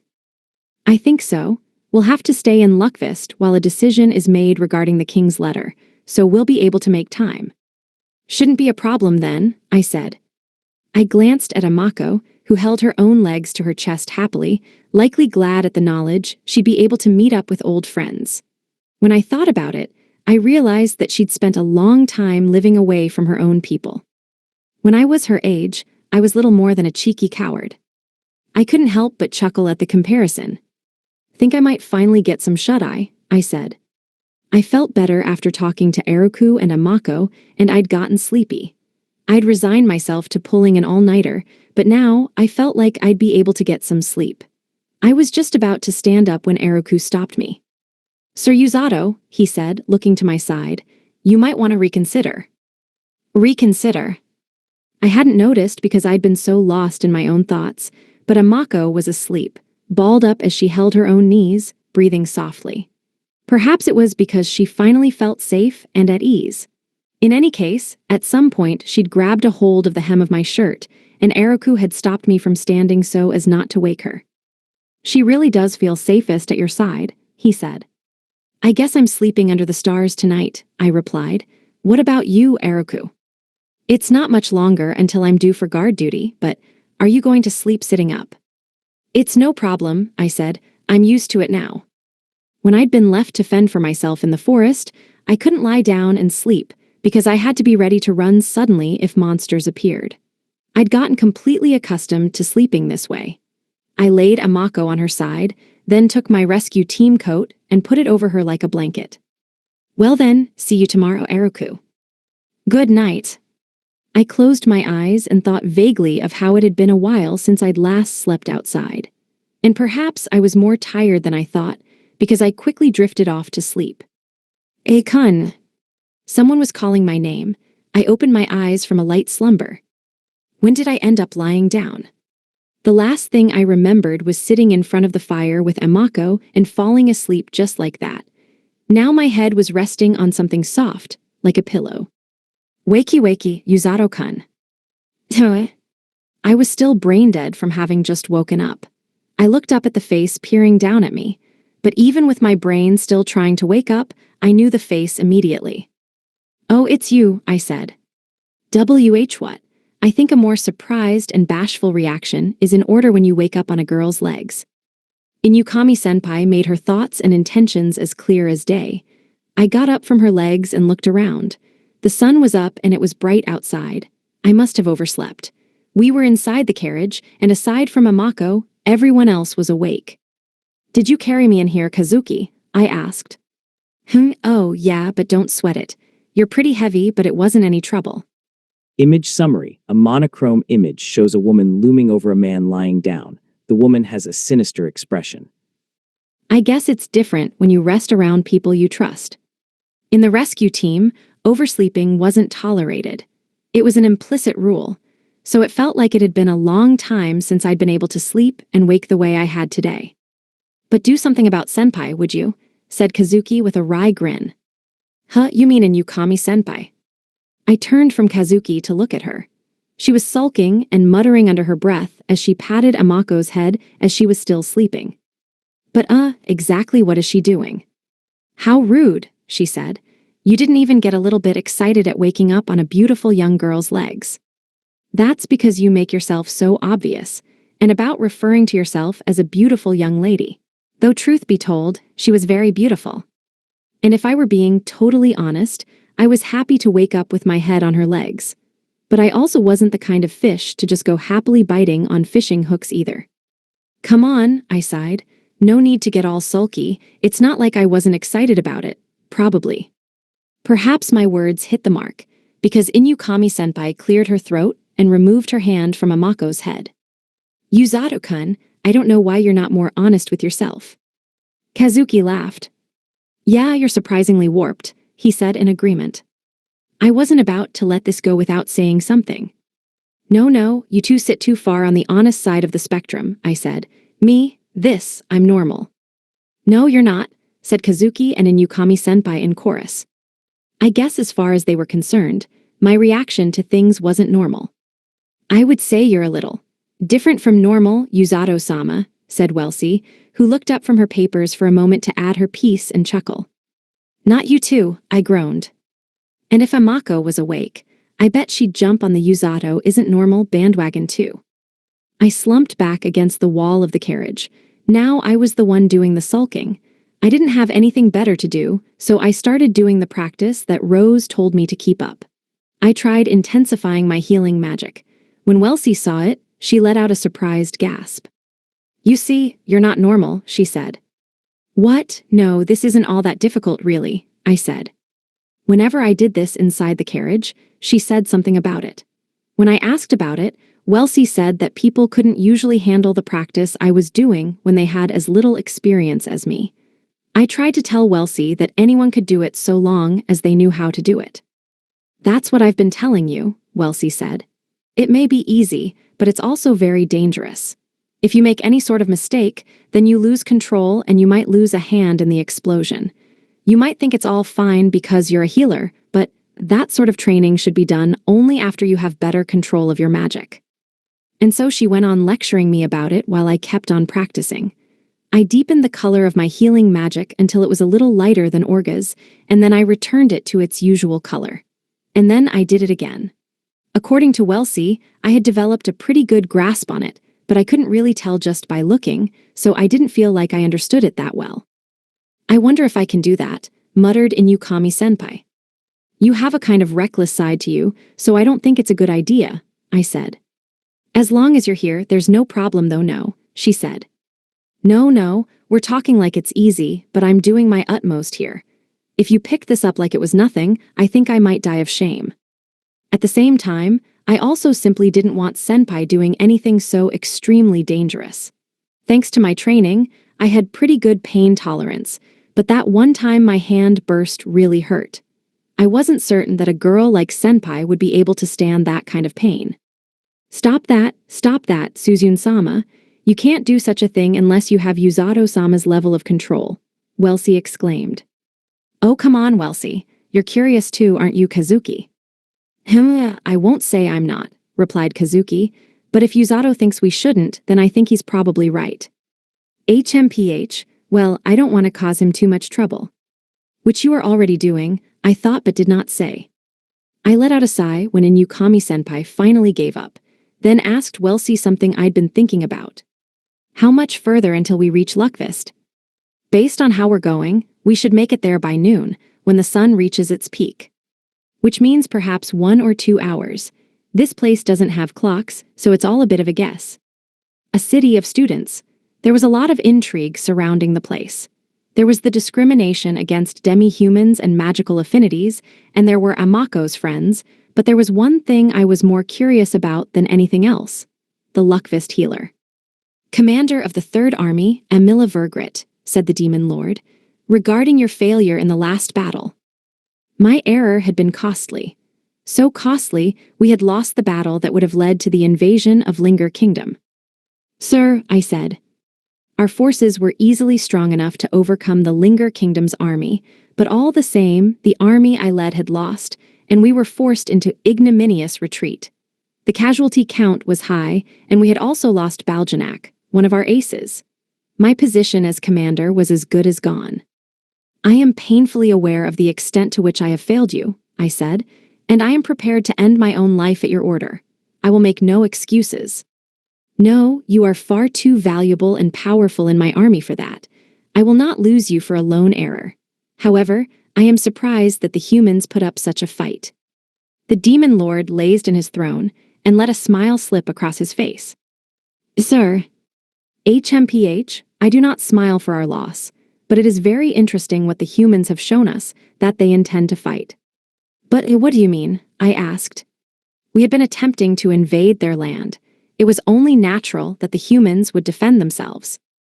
The humans, I know, are not worthy playthings. They obey when they are intimidated. They give in to their desires when tempted. They jump as high as you ask at the sight of money. There is nothing as stupid as a human. There is no creature so stupid that has propagated to such an extent. Do you not think so, Amila?" the Demon Lord mused. I remained silent. This is why I did my work as the Demon Lord, to rid the world of humans. I befuddled them with my cunning, incited them to kill one another, and stained the lands with their blood. The Demon Lord spoke the words as if they were nothing. Looking upon the joy on his face filled me with relief at the fact that he was not my enemy. "However, I suffered defeat at the hands of these humans," said the Demon Lord. "Thoroughly and completely, but it was not their combined might that did it. Rather, it was an overwhelmingly strong individual among them, fighting on their own. Overwhelmingly strong. That they were. Even hundreds of years later, I remember it as though it were yesterday." The Demon Lord narrowed his eyes as if reliving the memories. For him, the battle against the foe who had sealed his powers would not simply disappear with time. And yet somehow, that foe really had felled the Demon Lord, who here before me radiated the aura of an indomitable force. I could not even begin to imagine such a person. Just one person, for no particular cause or reason, destroyed my army, cut me down, and became a hero. It is a name that disgusts you, is it not? It is. Many soldiers had been lost at the hands of the heroes. When we had been forced into retreat, I lost count of the number of times I wished I had entered the fray earlier. "I understand how you must feel," said the Demon Lord. "It vexes you, doesn't it? You think of how different it would have been had they not been there. Anybody would think the same." He paused for a moment to look down on me with a wicked grin. "But the humans are stupid. They detest that which defies the world as they understand it, and they attempt to destroy it, even if it is their own kind. The humans attack their own hero. I created the spark. I gave them the push they needed, and they responded marvelously. A few days later, I crushed them. It was just like the Demon Lord to do so." "Might I be so bold as to offer an opinion?" I asked. "Speak." "The country that summoned the heroes is the Linger Kingdom. Perhaps there was little meaning in use of the strategy you speak of. That is, having the humans betray one another. I never intended to use it. That kingdom has not changed in the slightest, and besides, it was I who ordered the invasion. My apologies. How foolish of me to speak an opinion without understanding the Demon Lord's intent. Perhaps there truly is nothing left but for me to end my own life. Is there any reason for me to continue to serve? My master, I apologize for being so useless a disciple." "You look ready for death," said the Demon Lord. "You must be punished." "My life, then, I understand. Consider it done." "You may do so if you wish, but do you lean towards self-harm?" He watched me with some curiosity, tears in my eyes as my sword wavered in my hands. But just as quickly, he seemed to lose interest entirely. "You are demoted," he said. "As of today, you are no longer a commander." "Sir, if not death, then a demotion was only natural. I was too inexperienced for a position of such leadership. I felt gloom fill my features, but the demon lord grinned.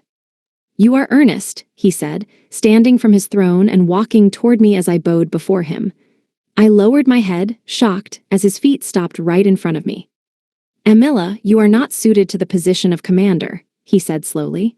"You are meant to fight, to run rampant on the battlefield, and to see your enemy standing before you." His words came as a shock. I remained silent as he went on. "Titles and ranks have no meaning. In this world, all that matters is whether you are strong or weak. The powerless die. Amila, do you wish to be strong?" "Yes, sir." "Then you are not meant to be a commander. You are not meant to waste your days leading troops. This battle has taught us such. As a soldier, you will be put to far better use." Each and every one of those words changed everything for me. I had been proud of my position as commander. I trained troops and I led them. It was my honor to stand above them and carry out my duties. But now I understood my true purpose. "As of today," I said, "I will no longer be commander. As a soldier, I will use all the skills I have honed and everything I have in service to you, my lord." "You speak the truth." "Yes, sir." The demon lord nodded and returned to his throne. Why did I fight? Until now, it had been to kill Rose, who had hurt my teacher, and to kill the heroes, who had ended so many of my comrades. But now, I finally understood. I needed no grudge or hate to fuel my sword. I needed only my loyalty to the demon lord. And with that, I could let go of my position as commander and become a soldier, a sword to annihilate his enemies. Chapter 7. Welcome to Luckvist, the School of Magic. It had been 1 week since we left Linger Kingdom. Thanks to Amako's prescience, we'd managed to avoid any major trouble and arrive at Luckvist without issue. We'd still been attacked by monsters along the way, but according to Welsi, the encounter rate was totally different than usual. Blurian also acted as a good monster deterrent because he was an especially strong monster type himself. But even then, Amako's power was super convenient. The gates of Luckvist loomed before us, and I poked my head from the carriage window to take in their size.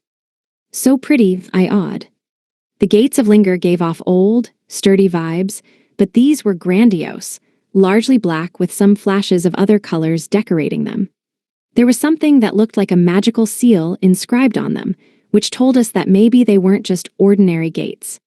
"Kind of feels like a school," I said. "But nothing like any school we've been to," said Kazuki, also poking his head out the window. Welsi hopped out of the carriage and, together with a few knights, approached the guards at the gate to talk about letting us through. I knew we had to be careful when we got inside. We were representatives of the Linger Kingdom now, so we couldn't do anything to sully its reputation. "Senpai, please be on your best behavior," I said. "No getting into any fights, okay?" "Let's not forget I was head of the student council," she said. "I'm a rule follower. I won't cause any trouble. Why don't you trust me more?" "Because you were the head of the student council," I said. Inukami-senpai had a strong sense of justice. If she saw a student being bullied, there was a good chance she'd dive right in to help them. An impressive set of principles, that. "And don't forget to wear that cloak I gave you, okay, Amako?" I said. "Do your best to keep that tail under control." "I'll be fine, I've done this before." Amako put her cloak on. It was the same color as my rescue team one. She wouldn't be going with us to the castle, though. Amako was going to stay with Eroku and the carriage. It was much safer for her with him than it was with us, given the responsibilities we had to see through. As for who was going to the castle, it was Welsi, Kazuki, Senpai, and myself. "We've got permission," said Welsi, her voice ringing from outside the carriage. "Let's head inside." The carriage began to move again. The huge gates opened, and the city revealed itself. A variety of big buildings stood next to one another, all of them white and exuding cleanliness. The city was very similar to Linger Kingdom. The main street was its center, with buildings on either side and streets between the buildings. Just like in Linger, the streets were lined with stalls, but unlike in the kingdom, the people running them were all kids about the same age as me, dressed in uniform-like robes. Everyone walking the streets wore the same robes. It was a truly strange sight. I could count the number of adults I saw on a single hand. "So this is the city of magic," I said. I hadn't expected the kids here to have so much freedom. I'd imagined it more like the schools I went to in my home world, where everything was built on set rules. What I was seeing was less like a high school and much more like a university. "We'll have trouble navigating the roads by carriage from here, so we'll walk the rest of the way," said Welsie. "Oh, okay," I said, and then, "What about Blurren?" "Your blue grizzly will be taken to the stables with the horses. He'll draw too much attention in town." That made sense. I was glad to know we wouldn't have to worry about scaring anyone as we took him through the city streets. We all got out of the carriage. "What is this?" I asked. I didn't like the weight of the gazes on us. We were still barely through the main gates, and already kids were gathering to stare at us like we were some rare creatures. All of them wore black robes, which made me feel even more out of place in my white uniform. I noticed a boy, different from the others. His robe was dirty with soot. "Yuzato, what's wrong?" Kazuki asked me. He looked pale, and there was something about his gloomy eyes that differed from those around him. "Nothing," I said, "it's just..." When our eyes met and he realized I was looking at him, he trembled and took off somewhere. "Kazuki," I asked, "do I have a menacing gaze? Do I look scary?" Kazuki looked surprised by my question. "Not menacing, but courageous," he said. I felt like I was a long, long way from that, but hearing it from Kazuki made me happy all the same. Courageous, people always called me timid, so that means a lot to me. I trembled at the thought of it, and then Welsie pointed down the main street, at the biggest and most noticeable building in the whole city. "It's not very far now," she said. "The knights can stay here while we head off to deliver the letter. Kazuki-sama, Suzyun-sama, Yuzato-sama, please follow me." "Take care of Blurren, please, Amako," I said. "Okay, we'll be waiting for you," replied Amako with a nod. I hoped that we'd be back soon. I promised her that we'd go to see her friends. We said our temporary goodbyes to the knights and walked along the main street with Welsie taking the lead. "My weapons are sturdy and cheap. I've got a world of confidence in them. Buy here, buy now at Karlguna Weapons," someone shouted. "Nobody beats our jerky. Don't go underestimating me just because I'm a student," another person shouted. "I'll buy anything. Also happy to talk trade, so don't be shy," yet another person called out. Wow, there really are a whole lot of different shops here. It couldn't have been easy for kids to manage their stalls, but I was in awe. Some of them were even younger than me. "Many of the kids who aren't particularly wealthy spend their time outside of classes working," said Welsie. "Many of the stores are actually managed by adults, but the ones working them are more often than not students. Kind of like a part-time job then." "Interesting. It's just like back home, people working on the side while they study." I walked through the streets pretty quickly to make sure I didn't lose sight of Welsie, but despite that, I was still able to take in the Luckvis scenery. It pained me to think that a place as lively as this suffered from discrimination issues. When I saw people passing by, kids, really, the same age as me, and smiling as they looked at the different stalls, I honestly started wondering if there really was discrimination in Luckvist. I wonder what Kazuki and Senpai think about the place so far. Maybe I'll just ask them. "What do you think so far, Senpai?" I asked. "This place must be so fascinating for you." "Huh." Inukami-senpai was gone. I looked around, but I couldn't see her anywhere. "Kazuki Welsie, where's Senpai?" I asked. "Senpai, where'd she?" Kazuki stuttered. "Suzyun-sama is right. She's gone," Welsie exclaimed. "That girl, can't she stay settled for even just a few minutes?" We hadn't even been here 10 minutes and already she'd disappeared. I looked around with a frown, and then I heard something. This is such a wizardry city. Everything for sale is straight out of a fantasy novel. The voice came from behind me, and it was one I knew all too well. I couldn't see exactly where it was coming from, but I had a rough idea. I turned away from Kazuki and Welsie without a word and headed for Inukami-senpai. She was sure to be drawing attention to herself. After all, she was way too excited, and she was a beautiful young woman on top of it. Unfortunately, she was crushing the image of her that I kept inside of me. "Sorry," I said as I weaved through the crowd of onlookers. "She's with me. I kind of wish she wasn't, but she is." Inukami-senpai was fully dressed in Linger Kingdom's own custom-made equipment. Of course, she was going to stand out among a crowd of black robes. I pushed through the seemingly endless crowd, sighing like I had never sighed before. She is having way too much fun here. It's cringeworthy to think of how little hope she had in our old world. Just a little further, I grunted. I'd finally gotten to a point that I could see her up ahead. Her eyes were alight as she looked at some equipment, so excited she was practically drooling. She was like a kid in a candy store. I picked up my pace, but accidentally bumped my shoulder into someone who got in the way. "Ah, sorry," I cried. The person fell to their butt with a gasp of surprise. I felt bad for them, so I tentatively reached out a hand, but I let out my own gasp of surprise when I saw the almond-shaped eyes that looked up at me. They were like Amako's. They were beastkin eyes.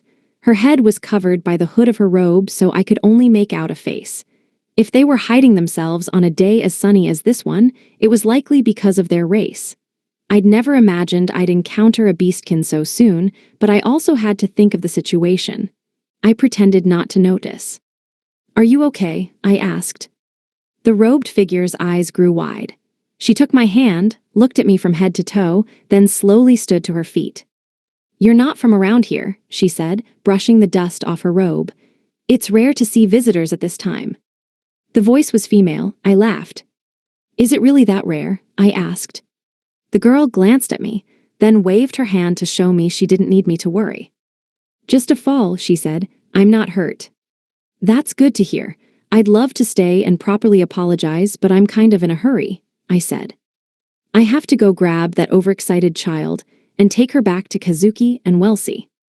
"I'm sorry for bumping into you," I said as I took a step toward Inukami-senpai. "Wait. Why?"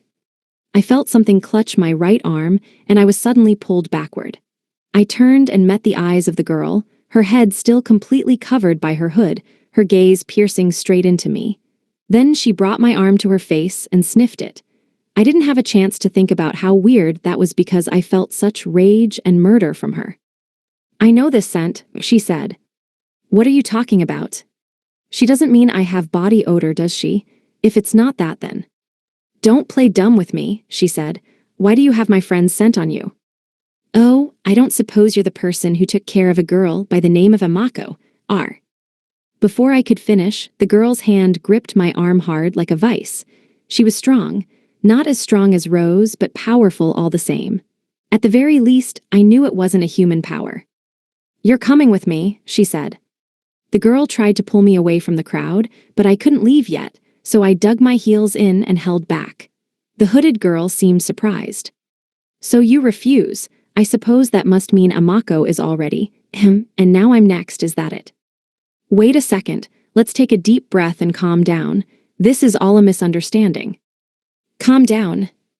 This was getting way out of hand. I felt like she was turning me into some kind of monster. The girl's left hand, which had grabbed my arm, revealed itself from her robe and was covered with a gauntlet, and she was squeezing my arm tight. The crowd around me must have noticed it too, because they let out gasps of shock and drew away from us. "What are you, a slave driver? A bandit? Or are you one of the infamous Linger kidnappers?" "Sorry, but that last one might be my colleagues. They might seem like a rough bunch, but I can assure you it's not that kind of kidnapping." "Wait, please, really. Calm down. I'm Amako and me. We're friends." "Friends? You humans throw that word around so casually." "Wait." But before I could finish, I felt power run through the girl's other arm, and all of the surrounding air gathered around her other fist. I couldn't see it, but I heard the unique sound of rushing air from the girl's fist, and I didn't like it. I tried to shake my arm free to run, but it was clamped tight in her vice-like grip, and it was no use. The girl let out a roar as she punched me in my stomach with one of her steel gauntlets. At the same time, the hood covering her head fell loose, revealing her face in its entirety, along with the ears on her head. Image summary. A monochrome manga panel shows a hooded woman with gauntlets about to strike a surprised man. They were rounded beast ears, popping out from her long, brown hair. Her beautiful features were twisted with rage, and though I couldn't grasp what it was she wanted, I resigned myself to catching her fist with my free left hand. The force of her blow hit directly on my palm. Just a month ago, I would have passed out from the sheer pain of it. But having gone through the hell of being Rose's punching bag, this wasn't going to be enough to put me down. The moment I thought that, however, something like a blade shot from the gauntlet, cutting my hand open. Ouch, I cried as blood sprayed from my palm. I cringed at the slight pain, but immediately healed it with my magic. I'd felt myself being cut, but my healing magic was too quick for light cuts to be too much of an issue. You took my punch and you healed yourself. Are you even human? Of course I'm human. How rude. How dare you put me in the same category as Rose? She couldn't believe that I had just taken her punch and was still standing right there in front of her. Fear flashed across her face as she released my right arm. She had her fists ready to defend herself as she started backing up.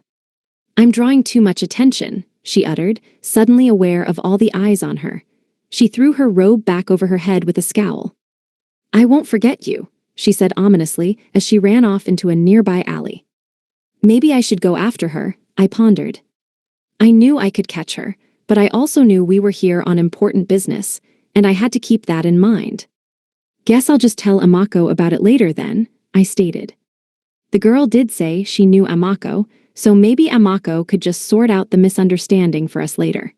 If worse came to worst, I guess I'd just have to force the hooded girl to listen to reason. But I guess putting myself aside, this is good news for Amako, I continued to myself. Amako did say the beastkin had taken care of her. Oh, that's right, there's still a crowd gathered around me. I felt rude gazes hovering over me, like people watching a monster. I wiped the blood from my hand and walked over to Inukami-senpai, who was still fawning over the items at the stall she was at. She didn't even notice a thing. I didn't see Kazuki or Welsie around, so I had wished that at least Inukami-senpai would have noticed. Inukami-senpai, I said. Oh, Yuzato-kun, great timing, look at this. Have you ever seen anything so detailed, so elaborate? Senpai. Yeah, I know I already use a sword, but I'm wondering if I should pick up the bow too. Inukami. Fine, she said, her cheeks flushing red. I'm going, but don't use my name like that. Inukami-senpai put the gear she was holding back where she found it and turned away from me, hurrying to Kazuki and Welsie. I guess she must have felt my frustration in the way I used her name without the usual addition of senpai. Not that I was all that angry, really. Fortunately, Welsie and Kazuki hadn't seen any of what happened because of the crowds, so nobody said anything about my scuffle with the beastkin girl. I say, fortunately, because I was worried that I was in the wrong for causing a disturbance with a resident of Luckfist. I brought senpai back, I announced. Suzyun-sama, said Welsie, please don't forget that you shoulder a great responsibility. Yeah, I'm sorry, I just couldn't contain my excitement. Please don't make trouble for us, pleaded Kazuki. Yuzato, everything okay? Yep, a bit tiring, I said, smiling, but otherwise fine. We walked on.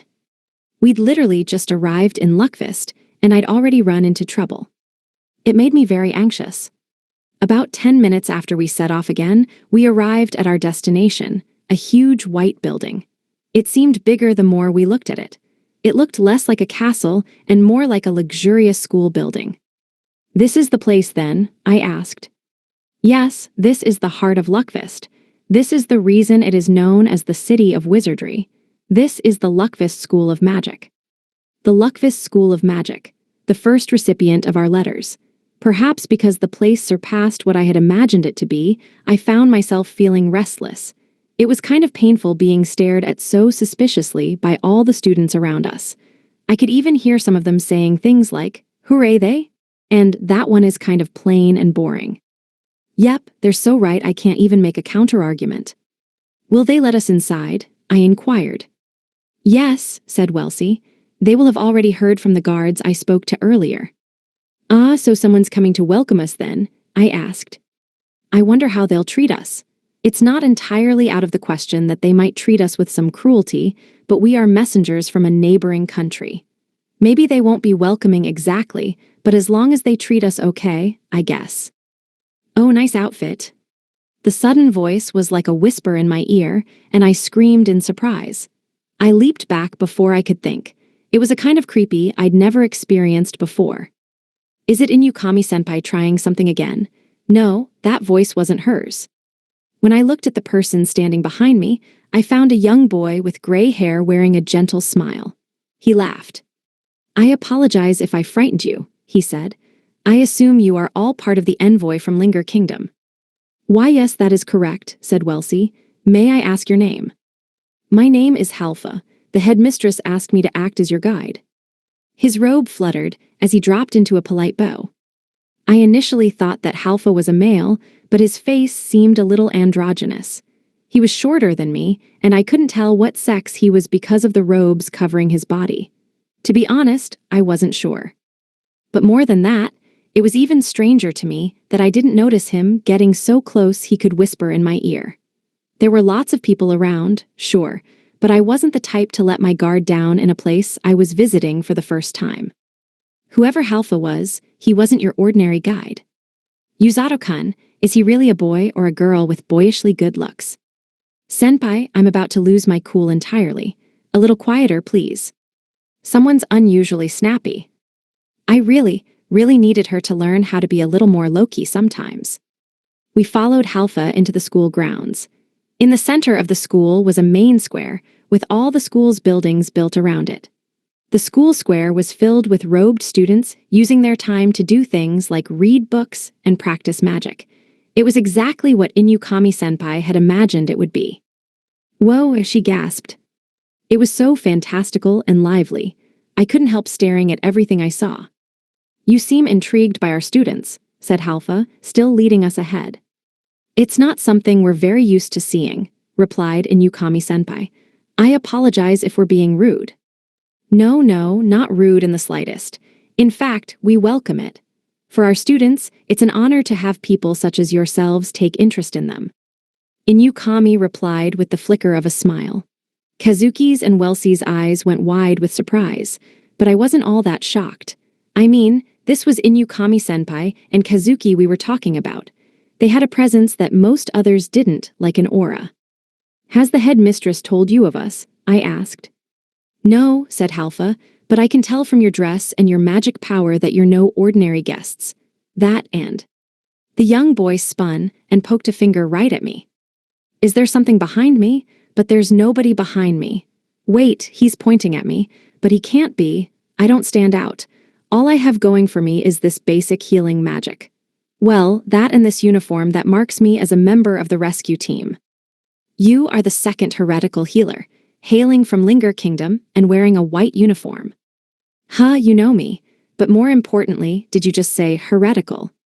He did, I heard him. The ability to heal wounds was one thing, but my approach, Rose's approach, to using it, that of breaking the body, then mending the body and breaking the body, then mending the body was, well, a pretty twisted use for healing. But thanks to that very approach, I'd become the man I now was.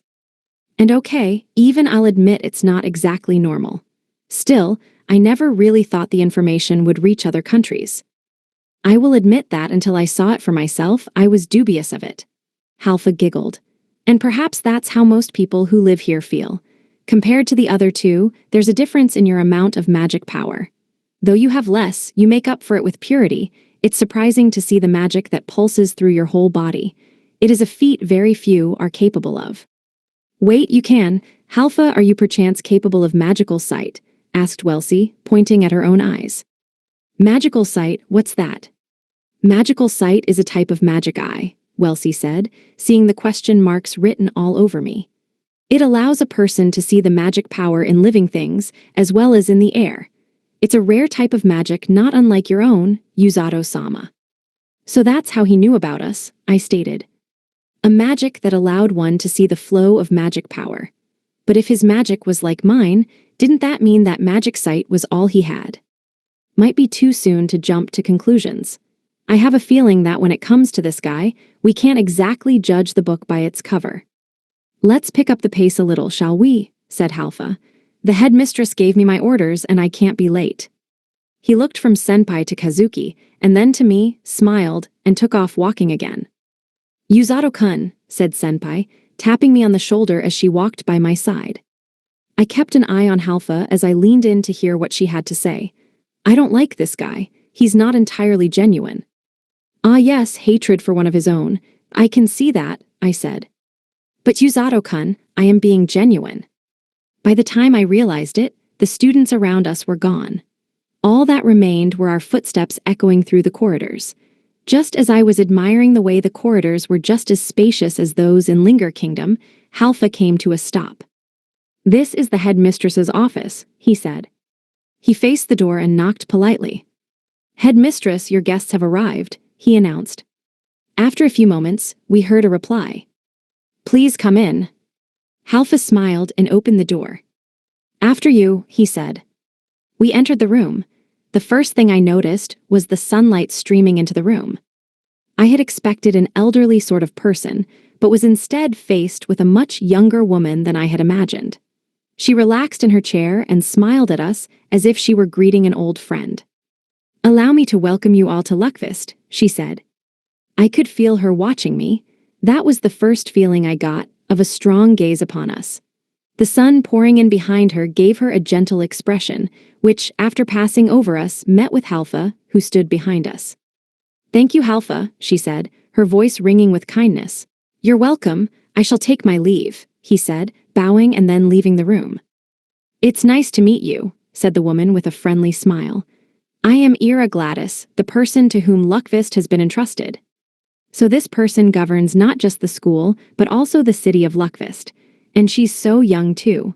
At a glance, she looks like she might be just a bit older than Rose. "I apologize for the suddenness of our visit," said Welsie. "It has been a long time, Headmistress Gladys." "It certainly has, hasn't it? I'm glad to see you again, Welsie. Would you be so kind as to let the 3 children behind you introduce themselves?" "But of course," said Welsie, taking a step to the side. So Welsie and Gladys knew each other. Then again, they were both experienced hands in the field of magic. It would have been weirder if they didn't know each other. As I was thinking about how they might be acquainted, the heroes and I introduced ourselves. "Suzune and Yukami, it is our honor to meet you. Kazuki Ryusen. Ken Yuzato. And all of you so full of potential," said Gladys, admiringly. "Though I don't believe you came all this way just to introduce yourselves." "We did not," said Welsie. "We come today to inform you of the crisis that is fast approaching our continent." She then took a letter from her person and handed it respectfully to Gladys, who took it in hand and quietly looked over its contents. Though it would have been written in a hurry, ultimately Luckfist was a school for children. With that in mind, the letter was not asking for military cooperation, but other kinds of support. Would they accept its contents, however politely it was written? If it was written like some kind of conscription, explaining the situation could be difficult. Image summary. A manga illustration depicts 4 characters standing together, including a young girl in a nun-like habit and 3 taller individuals with serious expressions. The room fell into a silence so deep that even the sound of the paper rustling seemed deafening. Fear began to build until suddenly Gladys let out a gentle sigh and put the letter on her desk. "Support against the Demon Lord's army," she said. "I heard that you were victorious in your last battle, no? It was a battle that, for all intents and purposes, we should have lost. That we emerged victorious was only due to the heroes and healer that stand before you and the help of a particular young girl. Amako, if she hadn't been there, the battle would have been a disaster. The war would have crossed over into truly dangerous territory. But I am amazed you would send the heroes themselves. Am I to believe the king is serious about this? Yes, we are painfully aware of how little words can mean on their own. Going so far to prove his earnestness. Then again, that is one of his merits." Gladys crossed her arms as she thought, then looked once more at Kazuki and Yukami-senpai. "Now that I know they're heroes, I can see that they're quite cultured. Well-educated, it would seem. After all, they were selected from another world. As for this one," Gladys said, looking at me with some suspicion and confusion, "judging by his uniform, is it safe to say he is one of hers?" I wasn't surprised by her confusion. There were the 2 heroes with their special abilities and then me, a healer struggling just to keep up. Gladys's confusion was only natural. Welsie seemed to sense Gladys's thoughts and jumped in with an explanation.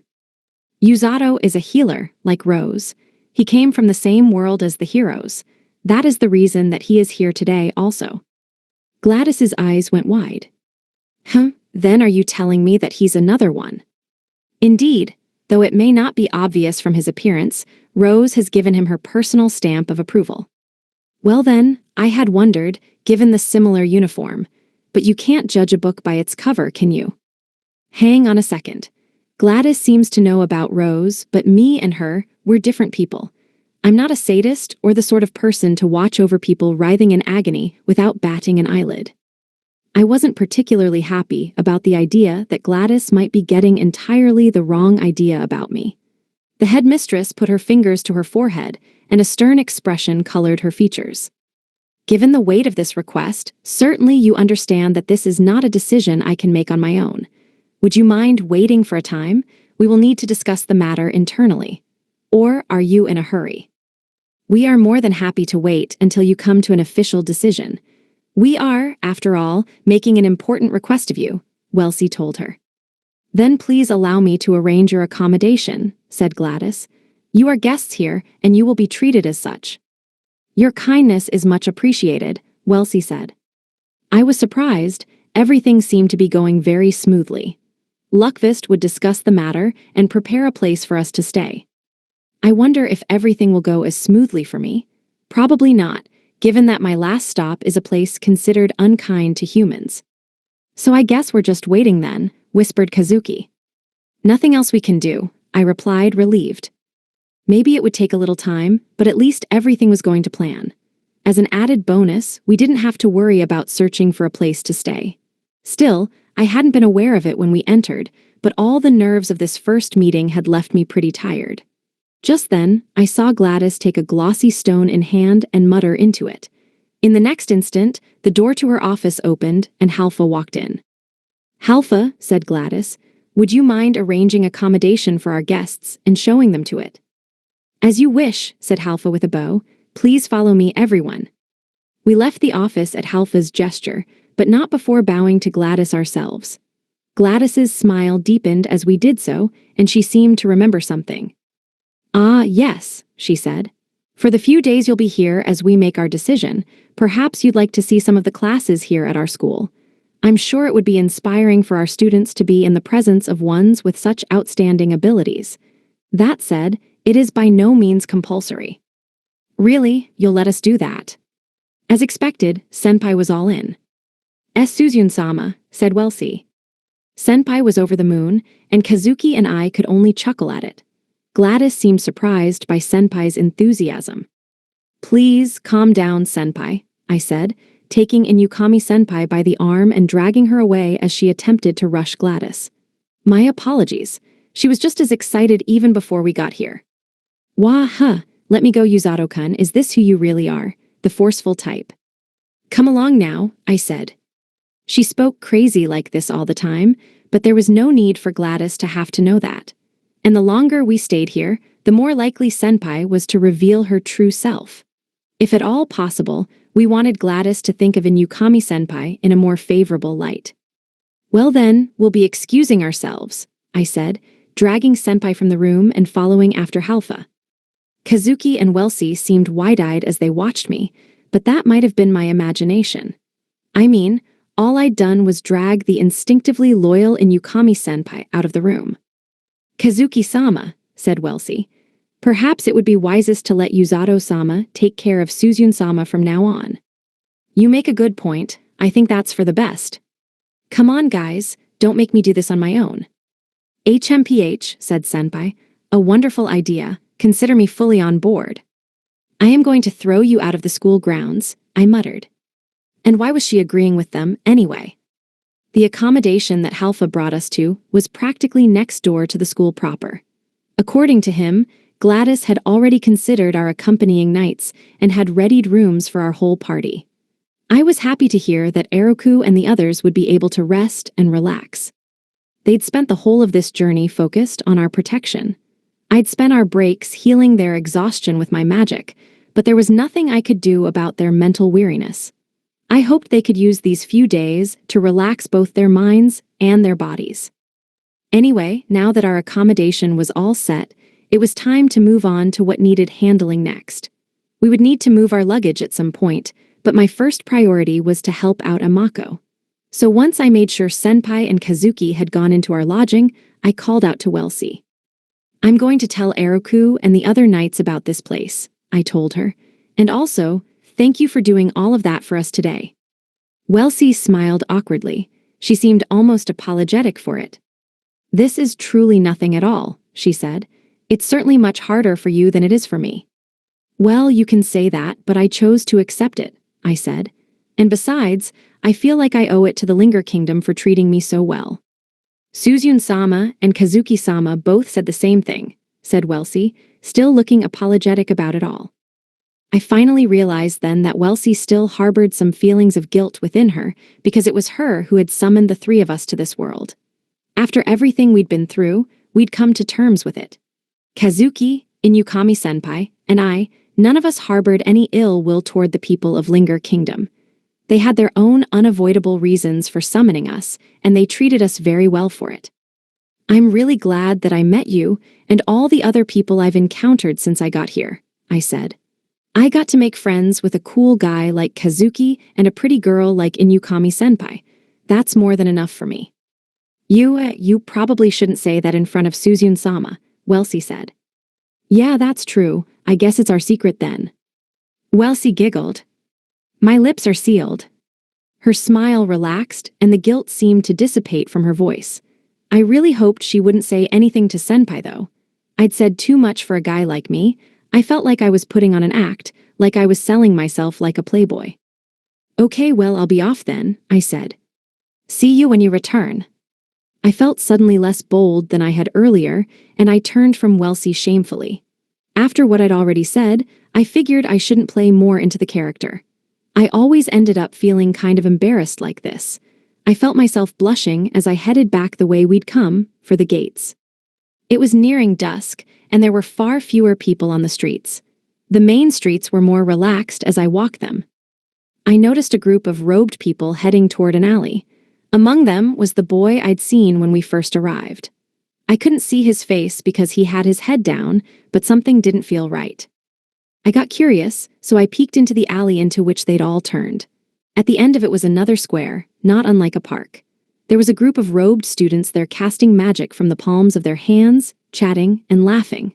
The boy I'd met earlier simply watched the magic casting with no expression, but there was nothing particularly out of the ordinary about it. Outside of the magic, in fact, it looked just like any other park from my home world. Maybe I was just imagining things, I said. I'd prepared myself to see bullying or something like it, but it seemed like my worries were entirely misplaced. Most likely, I was just on edge because that beastkin girl had attacked me earlier. I headed back to the main road and got to walking again. That boy was different to the other kids. His robe was dirty with soot. The other kids were about the same age as Amako, and their robes were pristine. The difference wasn't anything more than that, but I just couldn't seem to let it go. Something bothered me. Then again, maybe I shouldn't go poking my nose into what isn't my business. I don't want to get pulled into anything that'll get me in trouble. The topic filled my thoughts until I reached the gates. I found Eroku and Amako near the stables, where the carriage was. I was glad to see Blurin looking peacefully calm too. I waved at them. Sir Yuzato, called Eroku, waving back when he saw me. I mentally ran over everything we'd been through so I could summarize it for Eroku. I gave him the rundown. Ah, the lodging in front of the school. Yes, I know the place, said Eroku. Surprisingly enough, I didn't have to explain very much. There's no need to worry about us, said Eroku with a smile.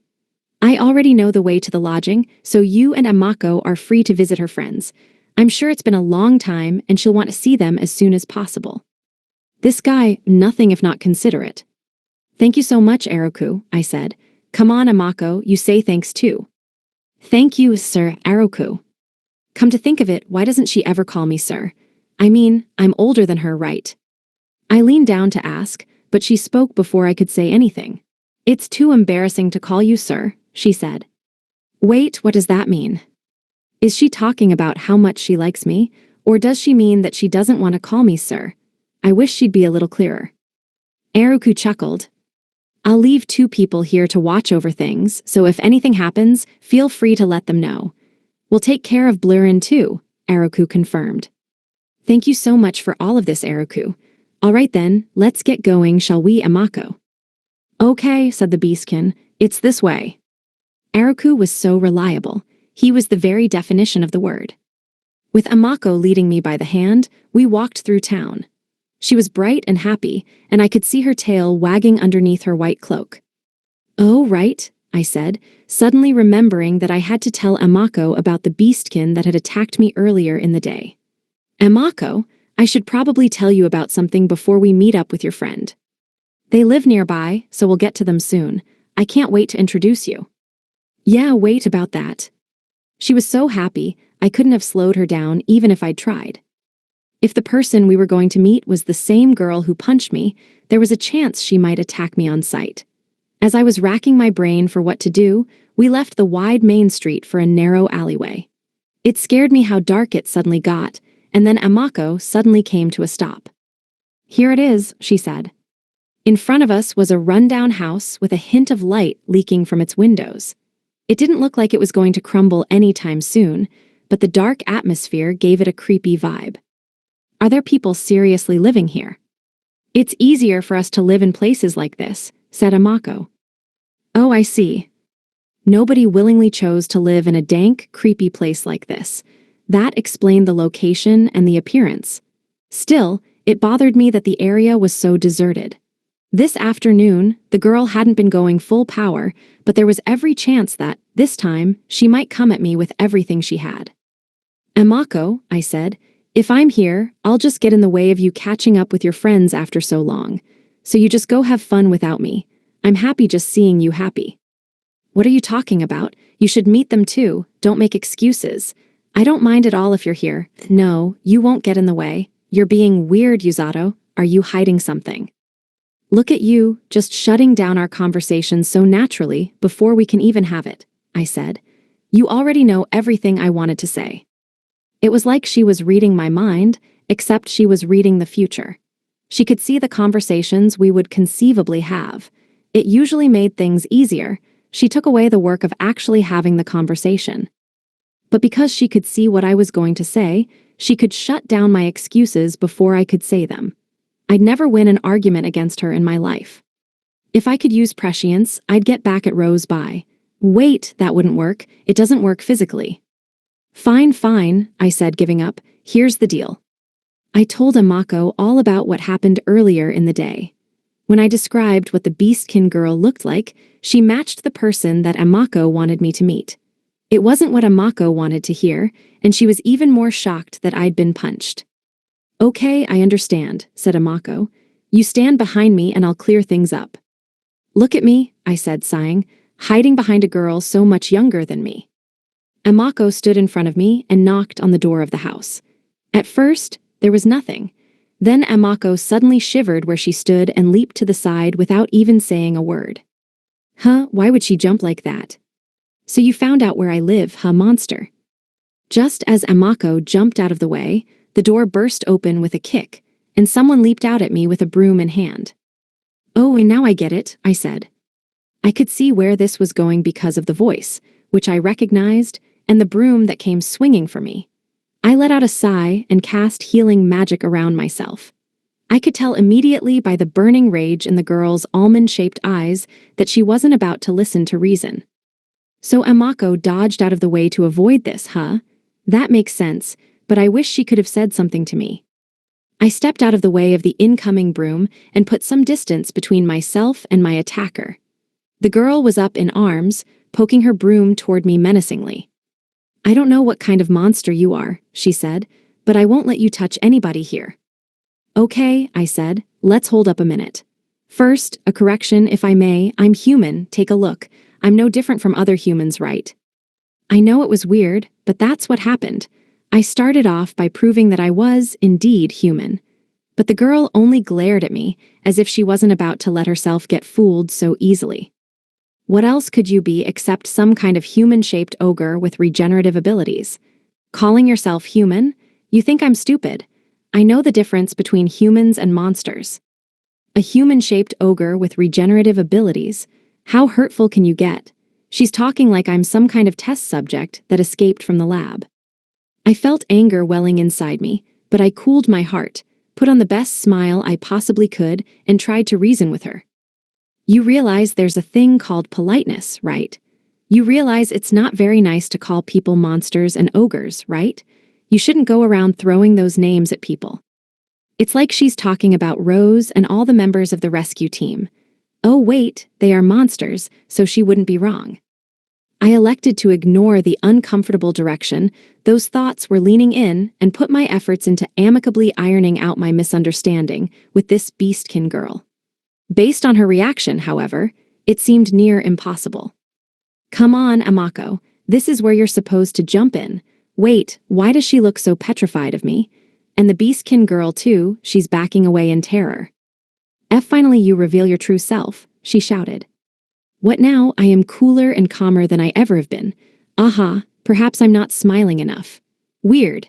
This is about as smiley as I get, and those two are totally on guard. What's wrong? It didn't seem like Amako could get me out of this. And this beastkin girl was refusing to listen to reason. Everything I did was like fuel to the fire. Guess I don't have a choice, I muttered, sending healing magic throughout my body and concentrating it into my fists. If you won't listen, then I'll just have to make you. I would calm her down with a kind and gentle healing punch. Nobody would get hurt, and we'd all be able to talk through this misunderstanding. For some reason, the beastkin girl let out a gasp and took another step back. But I wasn't about to let this standstill between us go on any longer. So first things first, I have to take that broom of hers and break it. Here we go, I said. I took a step forward, ready to close the distance in an instant. Then I kicked off the floor and sped toward the beastkin girl, my fist pulled back. Yuzato, stop, cried Amako, sliding between me and the beastkin girl. Her sudden entrance was a shock, but I did what she said and put on the brakes. She held both hands out toward me with a reproving look on her face. Stop, calm down, come back to your senses, she said.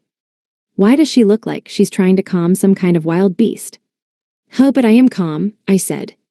Then what about that fist? I just figured that I would calm her down with it, that's all. Maybe you can heal a bruise with that thing, but you'll still scar a person's heart. How does she see me in this moment? I was never going to traumatize the girl. Well, that wasn't my intention anyway. The scariest thing is that you don't even see it yourself, said Amako. Never mind, leave the rest to me. Well, okay, I guess I can just let Amako handle things now. With Amako between us, even the beastkin girl had calmed down. Wait, she uttered, a look of disbelief rising to her face. That voice, Amako. She let her broom clatter to the ground. Kiriha, said Amako, removing the hood of her cloak. Long time no see. Her face was now clearly visible, her golden hair and triangular fox-like ears as clear as day. Amako glanced in my direction and then turned back to the girl called Kiriha. This guy is not your enemy, she said, reassuring her friend, and he's human, mostly. Mostly? What does that mean? I'm so sorry, I had completely the wrong idea, Kiriha said. Kiriha and I had finally cleared the air, but that didn't exactly make things any easier. I was traveling with Amako because there was a chance I could help her mother, but Kiriha hadn't just gotten things mixed up, she'd also straight up attacked me. She was very harsh on herself about it. Even I was cringing at the extent of it. She was on her knees in front of me, apologizing profusely. It made me feel all kinds of awkward. At the same time, I was pretty shocked. I didn't know this kind of deep doujutsu-style apology existed outside of my own world. Don't worry, Yuzato doesn't mind, said Amako. He's a bit scary sometimes, but he's a good person. It's just, he can be scary sometimes. Hey, I said, why did you need to say that part twice? Amako ignored me. But I can't believe I did that to you, said Kiriha. Amako is going overboard about the scary stuff, but really, don't worry about it. I know you had your own reasons for doing what you did, and as you can see, I'm completely unharmed. I knelt in front of Kiriha and showed her my hand where she'd punched me earlier in the day. Thanks to my healing magic, there wasn't even a scar. Kiriha lifted herself up and took my hand in her own, looking at it carefully. She let out an odd sigh. I've seen healing magic before, but this is something else entirely. Not even a scratch. You know another healer? I asked. He's useless compared to you. Useless? I wanted to ask more about it, but Kiriha stood to her feet. I decided I could ask more later. In any case, I hadn't come here so that Kiriha would apologize to me. I'd come so that Amako could meet up with her friends. With that in mind, I wanted to forget all about something as trivial as me being attacked as soon as possible. I'm doing my best to understand the way Beastkin people see humans, I said. That's why I don't think it's crazy that you thought I might have ulterior motives. Same with you attacking me, and I could have been clearer up front too. Let's call it even. It was true that I'd been too thoughtless.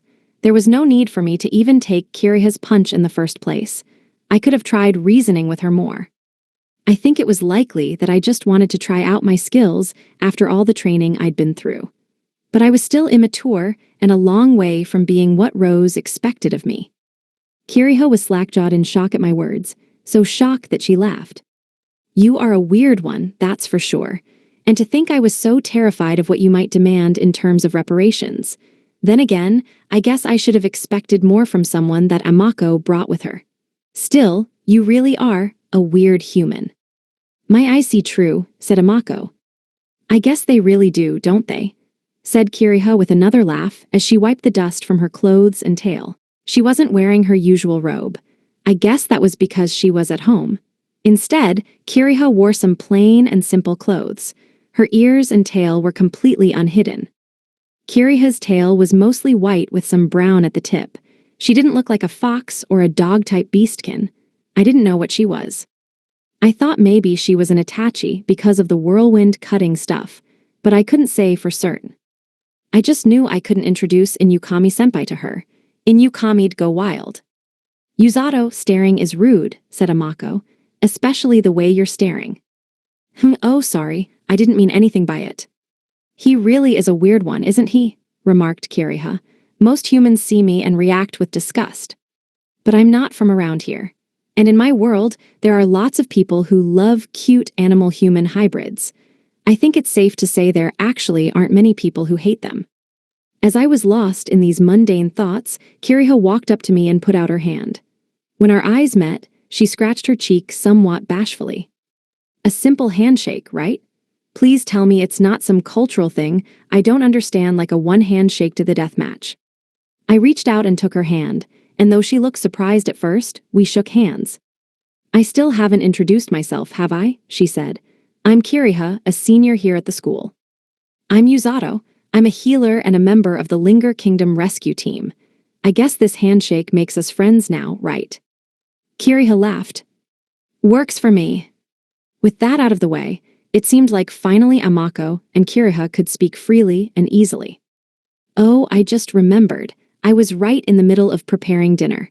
My little brother should be home soon. Would you like to have dinner with us? Consider it part of my apology. Dinner, huh? I said. They'll be serving dinner at the lodging that Gladys prepared for us. I don't want to make Kiriha's brother feel awkward, and besides, it might be easier for all of them to catch up without me around. I should probably, Amako was pulling at the sleeve of my coat. She looked up at me with a pleading look in her eyes. Have dinner with us, she pleaded. Well, now I don't have a choice, do I? I just couldn't say no to the girl. Perhaps because I'd heard about how hard life was on her recently, I didn't want her to have to feel that loneliness again. Once Kiriha saw our back and forth, she seemed especially enthusiastic about making enough for me too. There was no backing out anymore, that was for sure. You don't have to worry about feeling like you're causing us any trouble, said Kiriha. Now, I know it won't be anything too luxurious, but I'm going to treat you two to a feast. She lifted the door she had kicked down earlier and ushered us into the house. Inside, it reminded me a lot of the rescue team dorms. It wasn't particularly spacious, but in the room that we entered, there was a table large enough for 10 and stairs leading up to a second floor. Nice place, I said. Are you being sarcastic, or do you really mean that? Kiriha asked. I live in a really similar place back at Linger Kingdom, I explained.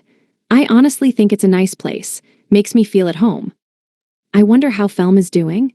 Is she making sure to eat properly? She's probably still slacking off and still getting beaten up by Rose, I imagine. She is the newest recruit after me though, so I pray she's at least safe. What are you spacing out for, Yuzato? Asked Amako. Oh, it's nothing. I glanced at Kiriha behind us, who leaned the front door back against the frame, then walked to where the tables and chairs were. Steam wafted from further back in the room, the kitchen, perhaps. I guess I went a little too far, said Kiriha, laughing, kicking the door down and all. You've always been like that, said Amako. Act first, think later. You almost hit me with that kick, actually. Well, the door hit me a little. I'm sorry. I'm going to make dinner, so you two feel free to just take a seat and relax. I won't be long. Unable to stand up to Amako's reproachful stare, Kiriha escaped to the kitchen. It made me chuckle. I took a seat at the table and let out a breath. Amako sat down next to me. It looked like that was where she used to sit when she lived here, because she ran her hands along the wooden table. There was a hint of nostalgia in the gesture. I'm glad I could bring you here, Amako, I said. All thanks to you, Yuzato. Little too early for thanks. I still haven't saved your mother yet. Yeah, but still, thanks. Whenever she had that gentle expression on her face, I never knew what to do. However, indirectly, Amako had saved countless lives when she warned me of the destruction of the kingdom and the death of my friends. And thanks to her, I had a place to go home to when the battle had ended. A place to go with my friends and companions. If anyone should have been saying thanks, it was me. You saved my friends, and you saved countless lives, I said, so I'm just returning the favor.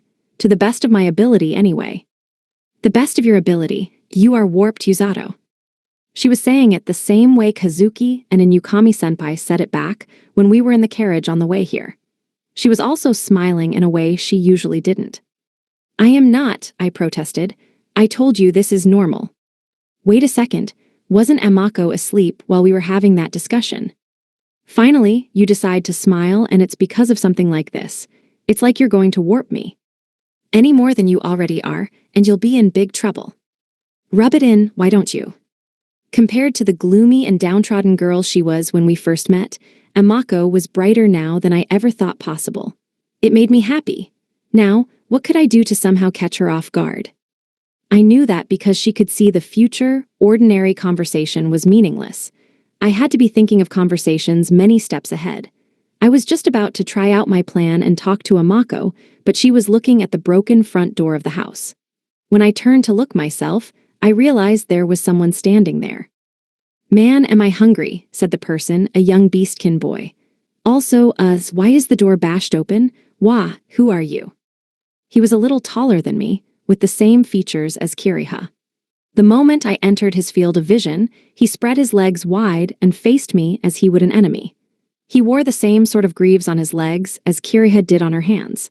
I was over getting attacked for the day, so I immediately gave up before we got into anything either of us would regret. Wait, I said, doing everything in my power to exude a threat level of 0. Wait, I'm here with Amako, I'm safe, I'm not suspicious or anything. If I could at all avoid it, I didn't want to get hurt. I was used to pain, but it wasn't like that made it go away. What, Amako, if you're going to lie at least, do better. The boy was running to attack me when he noticed Amako behind me. His ears stood at attention, and a look of surprise filled his face. Amako, he cried, pointing at her, you're alive. The boy's eyes looked like they might pop from his head. In contrast, Amako raised a hand quite casually. Yep, long time no see. This guy here is not an enemy. Not an enemy, but he's so shady. I know, but you shouldn't say mean things about him. Should I assume she's defending me by saying that? I finally discovered healing magic's weak point. It doesn't work on the heart. I can handle all sorts of abuse, and I've even gotten used to it, but these casual insults still sting so bad. But still, shady? I really like this uniform. The boy's name was Kaio, and just like Kiriha, he wilted under Amako's reproachful stare. I didn't expect him to trust me as quickly as Kiriha. His attitude seemed to have deeper roots. Still, I wasn't here to boost his mood or anything like that, so it wasn't a huge problem. What was more important was whether I could get them to look after Amako while we were here. She'd be much more comfortable here among friends than at the lodging we were provided, and I could tell by Kaio's angry and unceasing glare that he and Kiriha both worried about her. If they were looking after her, I wouldn't have to worry. Oh, so is this the healer that Amako was looking for? But he's so thin and he looks so fragile. Are you sure that you'll be okay? Kaio made an odd criticism, perhaps because he didn't like me much. I didn't feel especially like I should argue back, so I stayed silent. Amako dropped into a pout and was about to say something when Kiriha did instead.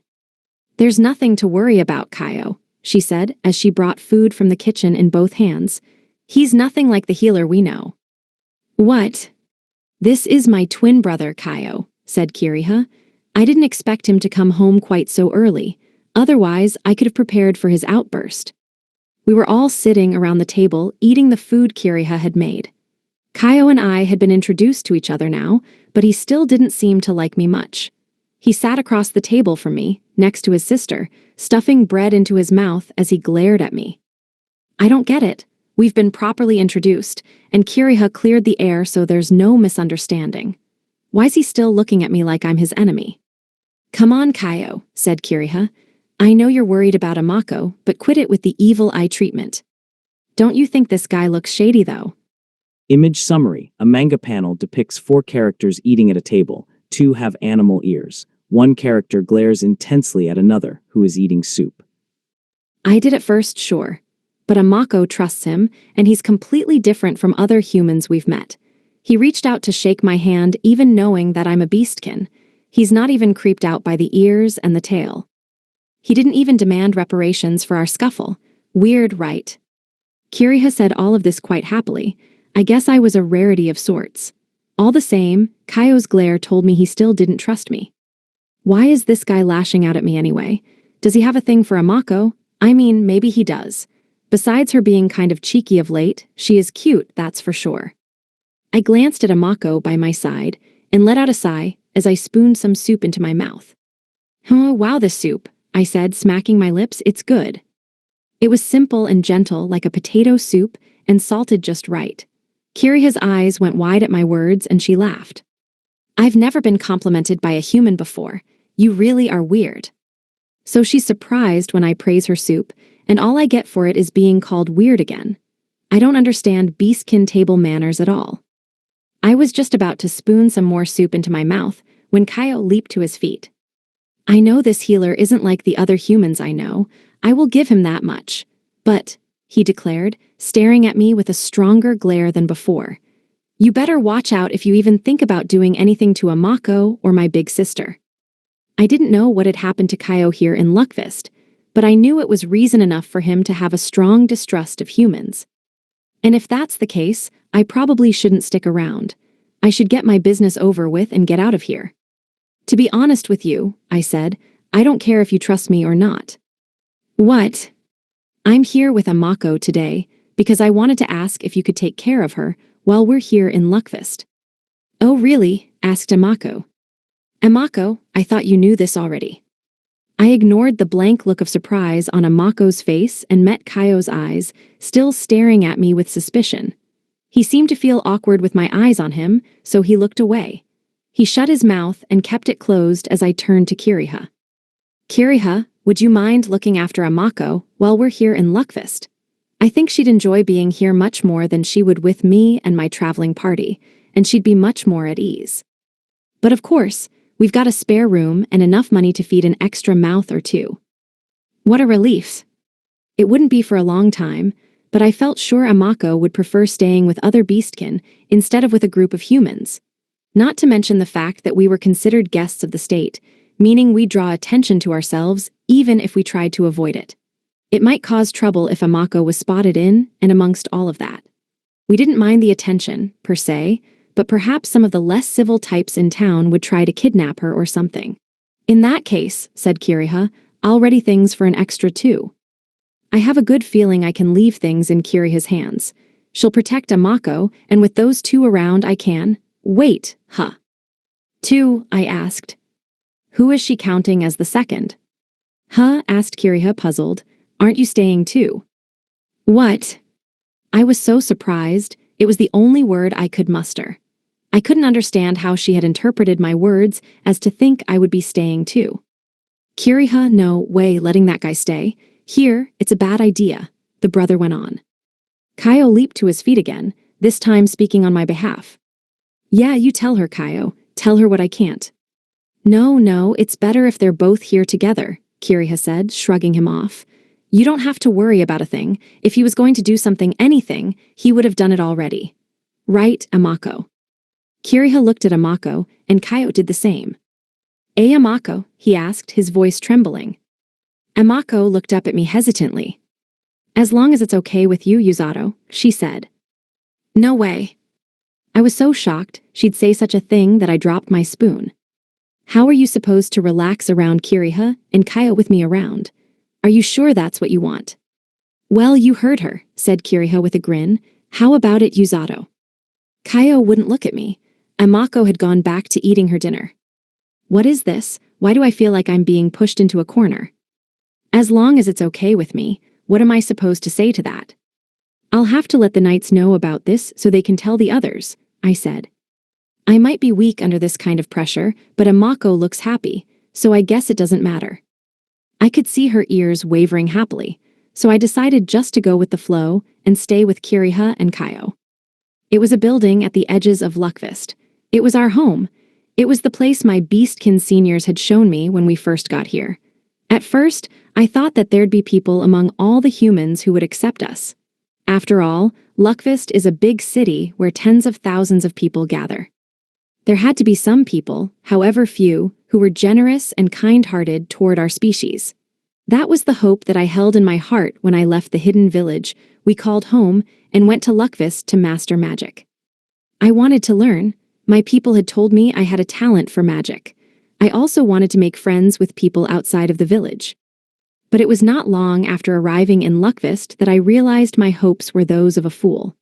On the surface, the city had banned oppression against demi-humans, so for all intents and purposes, it was never seen. But in its place was an ever-present, aching solitude from all directions. Distrust, contempt, fear. Friendship was impossible. Solitude was forced upon us. The only way to show my worth as a Beastkin mage wasn't through friendship or influence. There was only one way, and that was magic power. I was made to understand that Luckvist was the best environment for polishing one's magic and skills. People could achieve harmony among one another, but to them, the Beastkin weren't people. I was stared at by so many, as if I was a freak, that it crushed me with sadness. The other Beastkin in Luckvist kept to themselves. They stayed away from humans, they didn't try to adjust, they didn't trust anyone. They weren't weak like I was. They could stand being alone in a way that I couldn't. The others kept to themselves and devoted themselves to magic. They stayed on guard and they expected nothing of humans. That was who they were. But when I looked at them, I thought, or more accurately, when I looked at them, I couldn't help but think, perhaps I should have done things differently. When did it start to happen? When did I start hiding my ears out in public? When did it get to the point that I focused entirely on developing my magical skills? There's no point being here if you aren't powerful. We're not here to make friends with humans. Words I repeated to myself as the two of us, my brother and I, stayed in that lonely house of ours. I thought that over and over. And then one day, a Beastkin girl arrived in town. She was not from a hidden village like us. She was from the Beastlands, where hatred for humans was especially strong. And she had the strange ability to read the future. Her name was Amako. She told us that she was in search of a healer and that she had come a long, long way in the hope of saving her mother. Healing is a magic that only humans can use, so I thought it a fool's errand, because cooperating with humans was impossible. And true enough, Luckvist's own healer had already turned her away. Kiriha, I will not give up, Amako had said. And she didn't. She wanted to save her mother, and she would keep searching even if it meant putting herself in danger.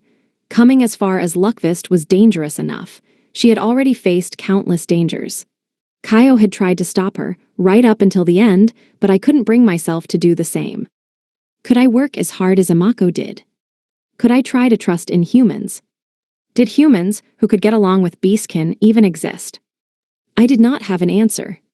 The answer had been there for so long, and yet I couldn't seem to believe it was true. Perhaps I still feel that way. Perhaps I still feel as though a human will arrive who can be friends with a Beastkin like me. Morning. I woke to the sounds of the morning bells. I felt the traces of an old dream, but I couldn't remember what it was. I just knew that half of it was stuff I'd rather forget. I got up off the stiff bed and took to my tail with my hands. Once it was brushed, I got changed and left my room to ready breakfast. The living room was right outside of my room, but today something was different. I could hear voices outside. Who would be making such a racket at this hour of the morning? If it's the neighbors, then I'll have to say something to them. I shifted the door I'd broken to the side and peeked outside. I was not prepared for the odd sight that met my eyes. "You're way too light, Amako. I can't train at all like this." "That's not my fault, Yuzato." "Fair enough. I guess I just have to keep working until you feel heavy." Yuzato was doing push-ups. Amako was sitting on his back. From the looks of things, he was doing some kind of morning training routine. Still, it was anything but ordinary. Yuzato was on one hand, moving rhythmically up and down at a speed way faster than anyone would consider normal. He never slowed down, and he never looked tired. Sometimes he even joked with Amako. It was like the training was nothing to him. It gave me the creeps. Why is this human doing push-ups so early in the morning? And why is Amako just riding his back like it's nothing at all? It was quite a shocking sight to wake up to, so I slid the door back in place before they noticed, took a deep breath, and went to the kitchen to prepare breakfast. Once there, I started getting ingredients together. Then I remembered what Yuzato had said at dinner the night before. "Delicious," I muttered. That was what he'd called it. He'd called my soup delicious. I wasn't usually the type to be so naively swayed by such words, but they certainly were a surprise. I told Kaio that he could trust Yuzato then, but to be honest, I still didn't completely trust him myself. That was why I'd acted like everything was fine, and then I'd sat across from him and fed him food I made. Food made by a beastkin. No ordinary human would ever eat food prepared by a beastkin, let alone call it delicious. All talk, no action, that's me, huh? I know he'd healed himself afterward, but the truth of the matter was that I'd still injured him, and quite badly at that. Then I'd said all kinds of nasty things to him, but then he forgave me. I felt awful that, even then, I still just couldn't trust him. "Oh right, breakfast," I muttered, remembering that I had to go and wake Kaio up. If I took too long making breakfast, we'd be late for class. I decided to make a proper breakfast, but I had to make it quick. Once breakfast was ready, I sat at the table with Yuzato, Amako, and Kaio, who had just woken up. Yuzato was a little late on account of working up a sweat, but it felt like a long time since I'd had such a busy breakfast. "Watch yourself," said Kaio, who was getting ready to go to school. "You do anything weird to my sister, and you're going to get it." Yuzato just stood there drinking water and scratching his cheek, unsure of what to do. I couldn't help but laugh at my overprotective little brother and decided to help Yuzato out a little. "Look at the time, Kaio. You know your teacher this morning doesn't stand for tardy students, so you better get a move on now." Kaio's face went pale. "What, is it that time already?" he said, throwing his bag on his shoulder and speeding for the door. "I'm outta here. See you later." Yuzato watched him disappear in the direction of the city, then turned toward me, a look of confusion on his face. "Kiriha, you and Kaio are twins, right? If you're the same age, don't you take the same classes?" "Oh," I said, realizing what he meant. It was a good question. "We take the same basic classes, but some of our classes are separate too. At Luckvist, some subjects are made compulsory, but the rest are free for students to choose as they like. Kaio and I take different elective classes when it comes to our interests." "Oh, so it's like a university." I didn't know what a university was, but it was probably the same as the Luckvist school system. My teacher tends to be pretty easygoing when it comes to time, but Kaio's teacher is a bit on the eccentric side. It's pretty troublesome if you end up late for class. "Ah, I see. So that means you'll go to school soon too." "Yep, so what about you two? Are you going to hang out here?" "No, I'll head to the stables by the gates to meet up with the people we came with. Are you coming too, Amako?" "Yep." It seemed like Amako trusted him, so at least I didn't have to worry about her. At the same time, I knew they couldn't spend all day wandering around town, so I made a mental note to come home early. "I wonder what I should make for dinner," I muttered as I washed the dishes. "Oh, and thanks for the change of clothes," said Yuzato, who had changed into clothes similar to his white coat. I washed them before breakfast and hung them outside, but are you sure it's okay? Don't worry about it, it's nothing. I just loaned you some of Kaio's clothes. I looked outside and found the clothes neatly hung outside, just like he said. He was quite polite and well-mannered like that. It was an odd contrast to the terrifying face he'd worn just one day previously. It was truly frightening. Maybe calling him an ogre was going too far, but who put on faces like that? It was the first time I'd ever felt completely overwhelmed by a human face. You look a bit pale, said Amako. You feeling okay? Oh, yes, I'm fine, just fine. Those feelings must have been showing on my face. Didn't you ask Amako all about him last night? You know he's not a bad person. And you know that Linger Kingdom, where she spent 2 years, is a much, much nicer place than you ever imagined. I plunged my trembling hands into the cold water to calm myself down. Just as I was feeling like I was coming back to my senses, Yuzato poked his head into the kitchen. Well then, we'll get going, he said. We'll see you later, Kiriha, said Amako. The two of them wore white hooded coats, and at least to me, they looked like completely ordinary friends. I'd long thought that such a friendship was completely impossible, no matter how much you wanted it, and yet it was right there in front of my eyes. I felt feelings welling up in me that I couldn't put words to. Okay, I said with a forced laugh. I'll see you later. There was no energy left in my voice, and I must have looked worried. Yuzato tilted his head curiously, but Amako definitely knew something was up. Even without her prescience, she was sharp and she was bright. I guess I'll start getting ready to head out too, I said. I was finally reunited with the friend I'd longed to see. And yet, for some strange reason, there was no joy in my heart. A message from Senpai. When we got to the stables after leaving Kiriha's house, the knight on guard duty had a message for me. It was the same knight I'd asked to pass a message for me yesterday afternoon, and it seemed that she'd given him one in return. Yes, said the knight. They ask that you join them when you come back to town. So they're lodging then. Indeed. I'd been planning to do that anyway, but I was kind of afraid of how Senpai would react. She could be childish like that. I just hoped she wasn't sulking or sullen about anything. Maybe something came up, I said to Amako. Knowing her, she probably knew that I would be here early in the morning, so I should go meet her and Kazuki first. I also had to explain to them why I'd suddenly changed the place where I was staying without telling them in person. Amako, will you look after Blurrin for me? I asked. Sure thing, I don't mind being around him at all, she said, kneeling down and rubbing the grizzly's nose as he happily munched on some fruit. At least this way, Amako wouldn't be bored by herself. And she had knights to protect her in case anything happened too. All right then, I'm going to meet up with the heroes. Look after Amako, okay.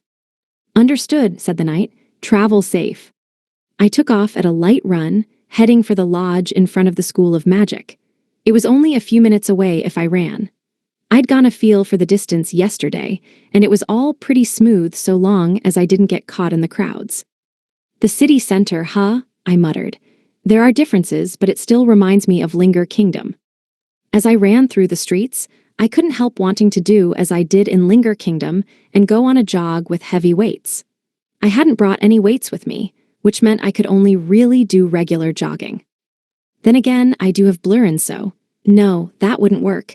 Everyone here would be way too shocked. Maybe I can ask Gladys for help, I said to myself. I only had knowledge of the things I'd read in books, but I knew of creatures called familiars in this world that acted like servants for people. So maybe there was a chance Gladys would give me permission to go running with Blurrin.